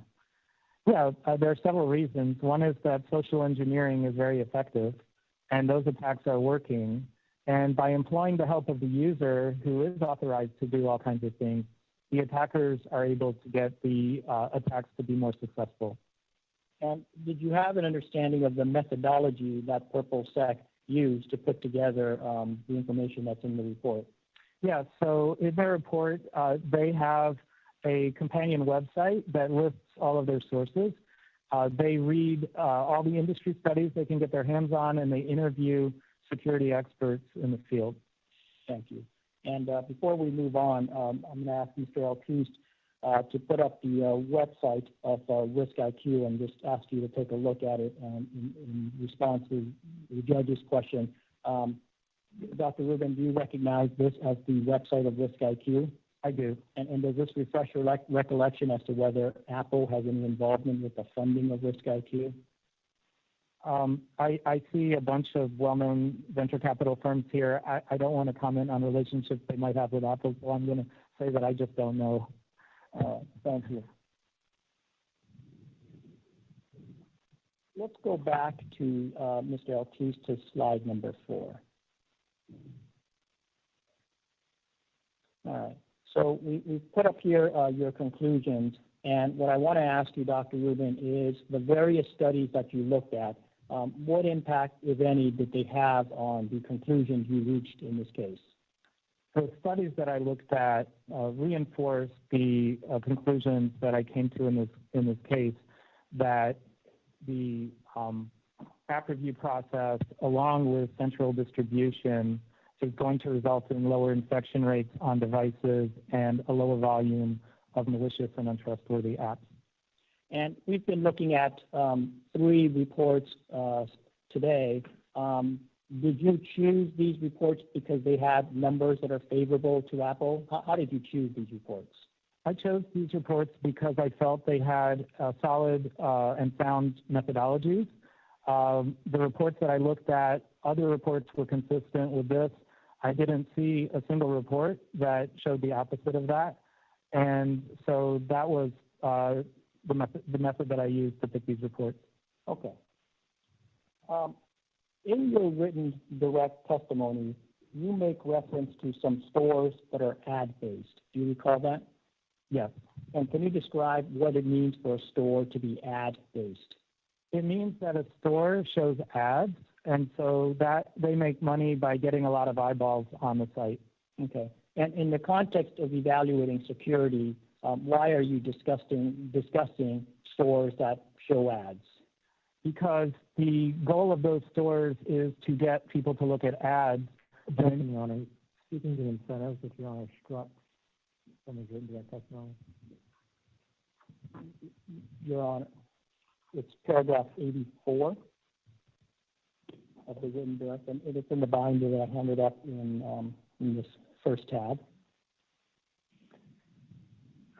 To be clear, I'm objecting to the oral testimony about incentives that app stores may or may not know.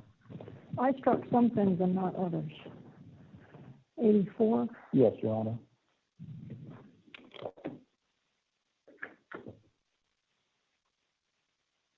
And the court struck the first sentence. I struck the conclusion. I didn't strike just the data. You can't, so. Thank you, Your Honor. So what does ad-based stores have anything to do with security?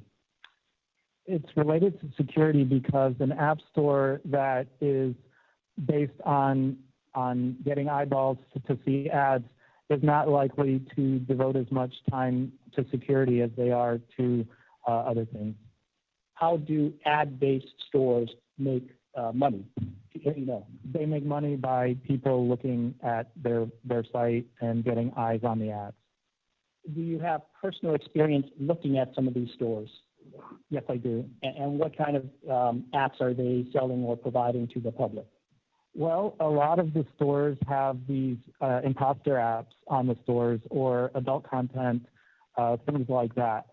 Okay. And things like adult content, while some people might find them objectionable, does that have anything to do with security?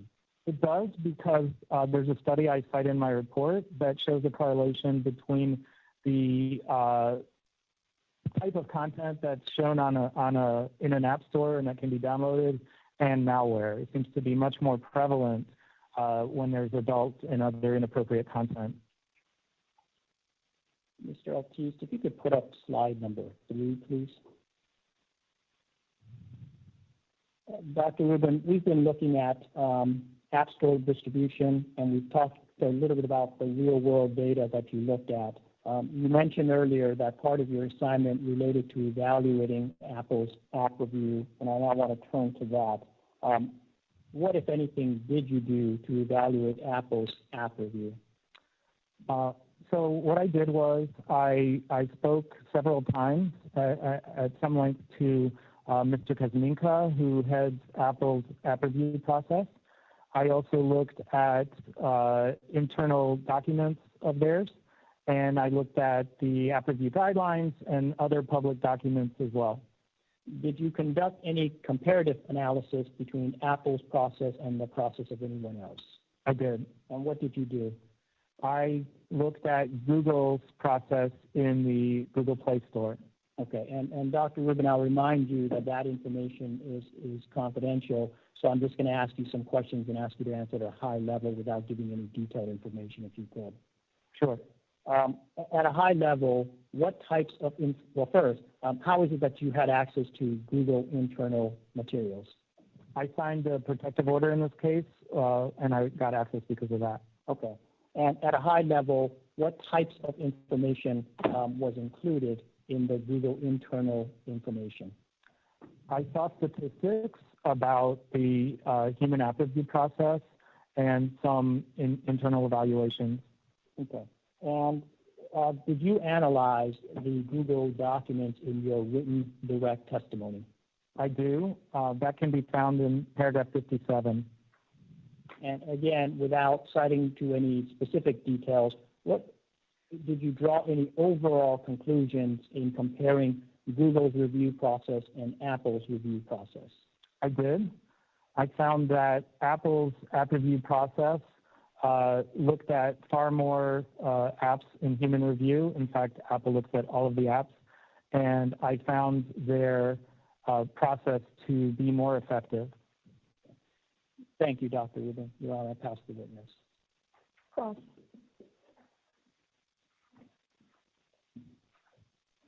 So I take it from that last statement that the distinction you're making is not at the automatic level of the software, but specifically with respect to the human review?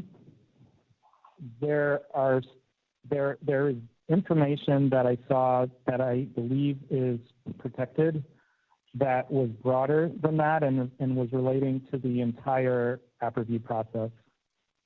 What paragraphs of your report? 57. Okay. Proceed. Your Honor, may I approach? You may. While you're getting set, Mr. Dorn, I'm going to need Mr. Schiller's deposition transcript, please. Your Honor, I actually Okay. We'll talk later then. As long as you all have it handy, we'll talk later. Thank you, Your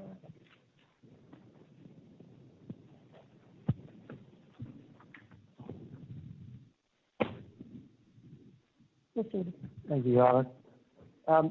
Dr. Rubin, you referred to being the chief scientist. Counsel, remind me of your name. I'm sorry, Your Honor. It's Glenn Fires for Epic. Yeah, that's what I thought. Just making sure. Thank you. Thank you. You referred to being the chief scientist of a company called Harbor Labs. Is that right? That's correct. There's another company that you're a proprietor of called Harbor Experts. Is that right? That's right. And through that company, you provide expert consulting services in litigation. Is that correct? That's right. And you've actually given or been deposed in over 50 litigation matters as an expert. Is that right? That's right. And 20 of those were in the last 4 years. Is that correct? That's right. And most of those have been in patent cases, right? That's right. And you're giving an opinion on whether a patent was valid or infringed or both? I worked both defendant and plaintiff sides on both infringement and validity questions. So most of those cases were patent cases, is that right? Yes. In some of those cases, Apple had hired you, is that correct? I have worked on a patent case for Apple. Have you worked on more than one patent case for Apple, sir? I'm not sure. None of the patent cases I worked for Apple really went very far. Okay, so but there was more than one case in which you looked for Apple, isn't that right? There may be one or two, I think, but in one of those cases, I don't think I did anything. I was retained and then the case settled or something. Okay, thank you. So I've seen you on the Zoom during trial. I infer you've been following the testimony, is that right? I have been. Did you see Dr. Mickens' testimony? I did. I didn't see it. I heard it. Thank you for that clarification. Me as well. You're familiar with Dr. Mickens' prior work, aren't you? Before this case? Just his prior work generally that he's done previously. Yeah, some of it. And you agree he's an expert in computer security, which is the same field that you're in? Yes. And even if you disagree with his opinions, you believe he's qualified to offer them, isn't that right? Yes. I just want to get some basics first, and then we can talk more detail. You attribute iOS security to 4 aspects of the iPhone security model, right?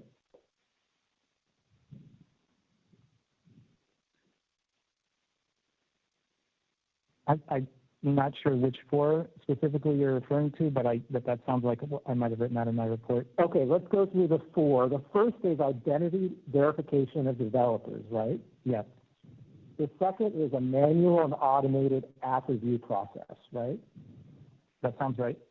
The third is certificate validation and code signing, right? That sounds right. And the fourth is on-device runtime security protections, correct? And one on-device security protection is called sandboxing, isn't that right? That is correct. Sandboxing is a very important component of how iOS devices are secured, isn't that right? Yeah. In fact, sandboxing, you believe, is one of the greatest contributions in recent computer security, correct? I think that's right. And you previously testified in one of these cases that sandboxing has affected the lives of many people, isn't that right? Yeah. And you talked about Android. So let's dig into that. In your opinion, many non-iOS systems have less secure runtime protections, correct? Yes. Android is one of those systems with less secure runtime protections, isn't that right? I think that's correct. And you cited studies challenging Android's sandboxing security, right? I did. I cited 2 reports about escaping the sandbox and bypassing sandbox security. Yeah, sure. I just need a yes or no, please, just so the record is clear. You cited studies challenging Android sandboxing security, right? I did. And if sandboxing in the Android iOS is weaker than it is on iOS, that could contribute to security weaknesses on Android devices, right? That could. In fact, you spoke about one particular issue, what is called a man-in-the-disk vulnerability, right? Yes. You remember discussing that in your written direct testimony? Yes. And do you remember discussing that at your deposition where we looked together at the report you had cited, and it described that vulnerability as resulting from the use of external storage on Android? Yes. And external storage on Android, at least that time, was not sandboxed, right? I think that's right. And iOS, to your knowledge, does not have external storage, right? I don't think it does. And you have actually not assessed whether that vulnerability, which you call the man-in-the-disk vulnerability, could happen on iOS. I haven't done that analysis. By the way, did you hear Mr. Federighi's conclusion yesterday that if app distribution were opened up, Apple could continue requiring complete sandboxing in iOS? I heard his testimony. So I'm just asking if you heard the testimony. I did hear the testimony, yeah. Do you refer to Mr. Federighi, who's responsible for iOS engineering at Apple on that issue? Yes. So you also believe that the uniformity of the iOS operating system contributes to iOS security, isn't that right? That's right. And that's a contrast again with Android, where there are many different device makers all using that same OS, right? They're using variants of it. Thank you for that clarification. So all of the device makers in Android are using variants of the operating system called Android. Right. And as a result, OS upgrades in the Android ecosystem occur at irregular intervals, right? Did you say regular or irregular? Thank you. Irregular. Yeah. And sometimes they don't occur at all, right? Some people don't update. And we could call that fragmentation of the operating system, right? Yeah. And again, that makes Android more fragmented than iOS, right? Yes. And that fragmentation makes Android devices more attractive targets for malware, right? It does. And you understand that Epic is not asking Apple in the case to license the iOS to other device makers, isn't that right? I have been very confused about what Epic is asking for, and I don't really understand what they want. Okay, so try to answer the question specifically. You do not understand Epic to be asking Apple to license the iOS to other device makers like occurs in the Android ecosystem, right? I haven't heard that specific request. Now, I think you testified on direct that Google Play has a less stringent and comprehensive review process than Apple. Isn't that right? Yes. And as a result, you believe the Google Play Store has distributed more malware in the App Store, right? That's part of it. Okay. So we talked about three things that are specific to Android that haven't occurred on iOS, right? We talked about less secure runtime protections, right? Yes. We talked about a more fragmented operating system, right? Right. And we talked about a centralized app store that's using less comprehensive review processes, right? Right. And each of those things could be contributing to incremental malware on Android, right? Yeah. I want to talk about another comparison you drew, which is the Android marketplace in China. In your opinion, the Android marketplace in China illustrates the real-life consequences of fragmentation of app distribution, right? Yes. And you observe that the centralized Android store, Google Play, is banned in China, right? Yes. And in its place, a variety of other app distribution stores have popped up to replace it. Yes. And in your opinion, as a result of this fact, China itself faces a high risk of malware, right? Right. It's not just my opinion. It was in the studies that I looked at. Sir, that's your opinion, isn't it? Yes. But you understand that Epic is not asking in this case that the Apple App Store be banned in China or anywhere else, right? I haven't heard that request from Epic. Okay, thank you. And you may have heard testimony that there being black market app stores in China on iOS 2, right? I did. There's people that were taking advantage of the enterprise program. The answer is yes? Yes. Okay, thank you. In that case, the App Store still would have been available for use in China alongside those black market app stores, right? The App Store would not have been because these were using the developer enterprise, which doesn't go through the App Store. Okay, let me ask the question differently because I think we may have had a misunderstanding. Okay. So at the time when these black market app stores were in China, the App Store was not banned in China, right? The iOS App Store? Yes. Right. Okay. The users could still have chosen to use the iOS App Store, right? I believe users could have chosen any App Store. Okay. And even though that's a situation in iOS where the iOS App Store still existed, you chose not to compare that, the incidence of malware, in that situation, right? Well, there's a good reason. You chose not to do it, sir, right? Yes. Okay.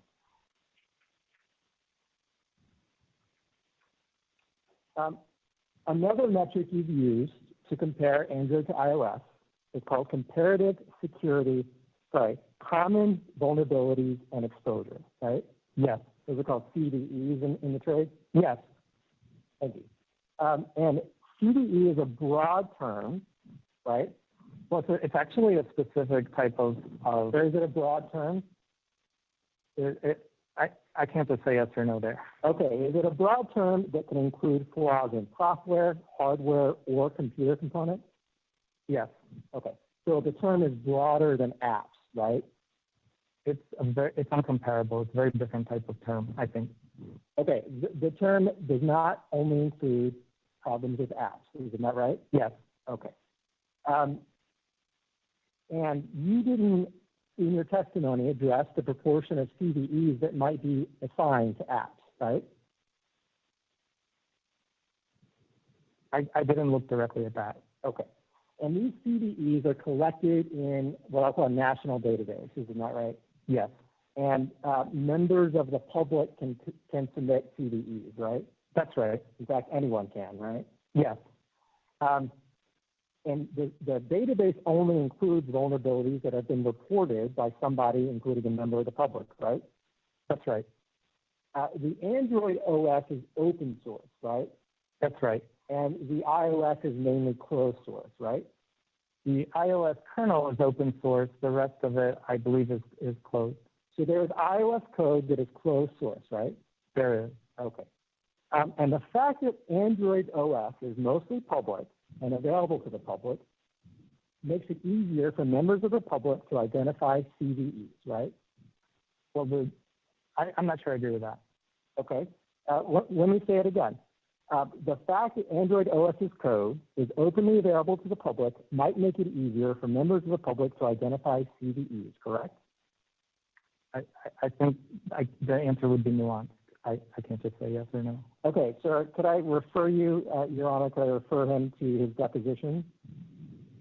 Page 199. Which tab is it? So I believe there's a coil inside of our book. Page 199. 199 lines 15 through 25, and particularly 21 through 25. That's not, wait, 21 through 25. Okay, hold on.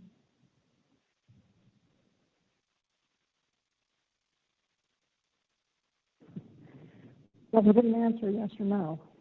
So, Yeah, I asked him the specific answer, whether he thought that it might. okay. So, sir, will you ask this question, and did you give this answer? Does the fact that Android OS code is openly available to the public make it easier for members of the public to identify CVEs? Answer, it might. Yeah, I think that's what I'm. Okay, so you stand by that answer? Yes. Okay, thank you. And you agree this may be why more CVEs are reported for Android compared to iOS, correct? Could you please repeat the question? Sure. You agree that this may be why more CVEs are reported for Android compared to iOS, correct? Well, if it is, I said that it might because the kernel in Mac is. Do you agree with that? Yes or no? Again, this is a complicated subject, and I'm entitled to a yes or no answer to the question. That would be misleading. Okay. If you can't say yes or no, that's fine. Just say you can't. I can't say yes or no to that. Okay. Your Honor, may I refer the witness to page 200, lines 1 through 7 of his deposition?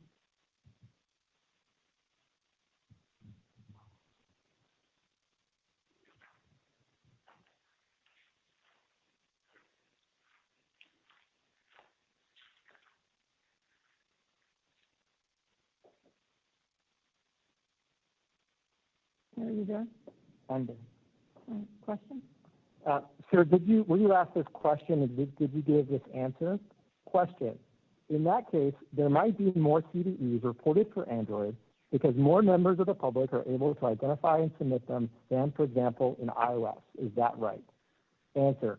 It wouldn't be possible if there weren't vulnerabilities there. But given that there are vulnerabilities, I think that is right. Were you asked that question? Did you give that answer? Yes. Do you stand by that answer? I do. Okay, thank you. I'd like to talk about the Nokia threat intelligence report that Apple's counsel showed you, and the one that's reproduced on slide 25 in your demonstrative. Could you please look at DS4975, which is the Nokia report?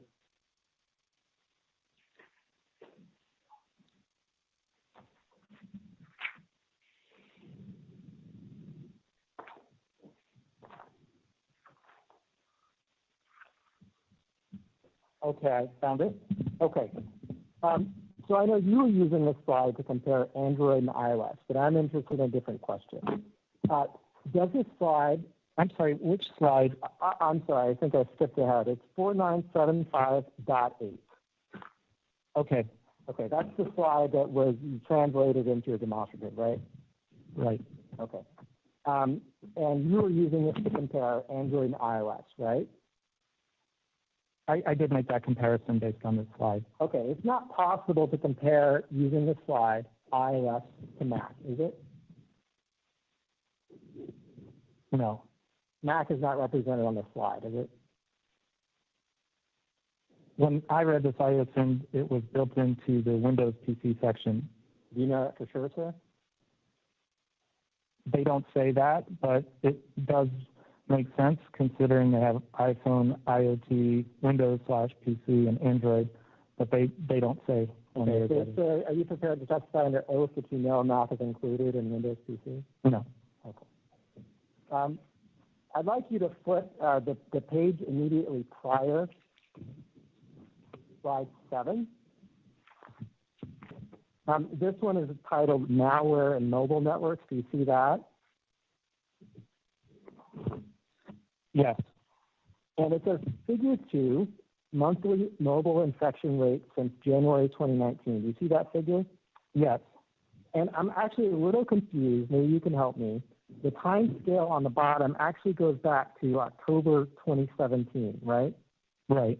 So perhaps this figure is actually representing monthly mobile infection rates since October 2017.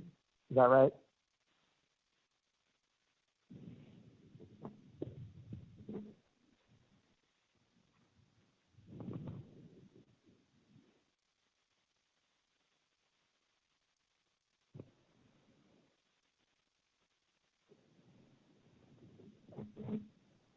On figure 2.007, Yes, Your Honor. the first sentence says it shows monthly since January 2019. That's right, Your Honor. But if you look at the figure, it appears to go all the way back to October 2017. So you're saying they have a typo in their document? I'm simply confused. I'm not sure because the figure is also labeled January 2019. So I'm asking actually the witness if he has investigated that and clear that up for us.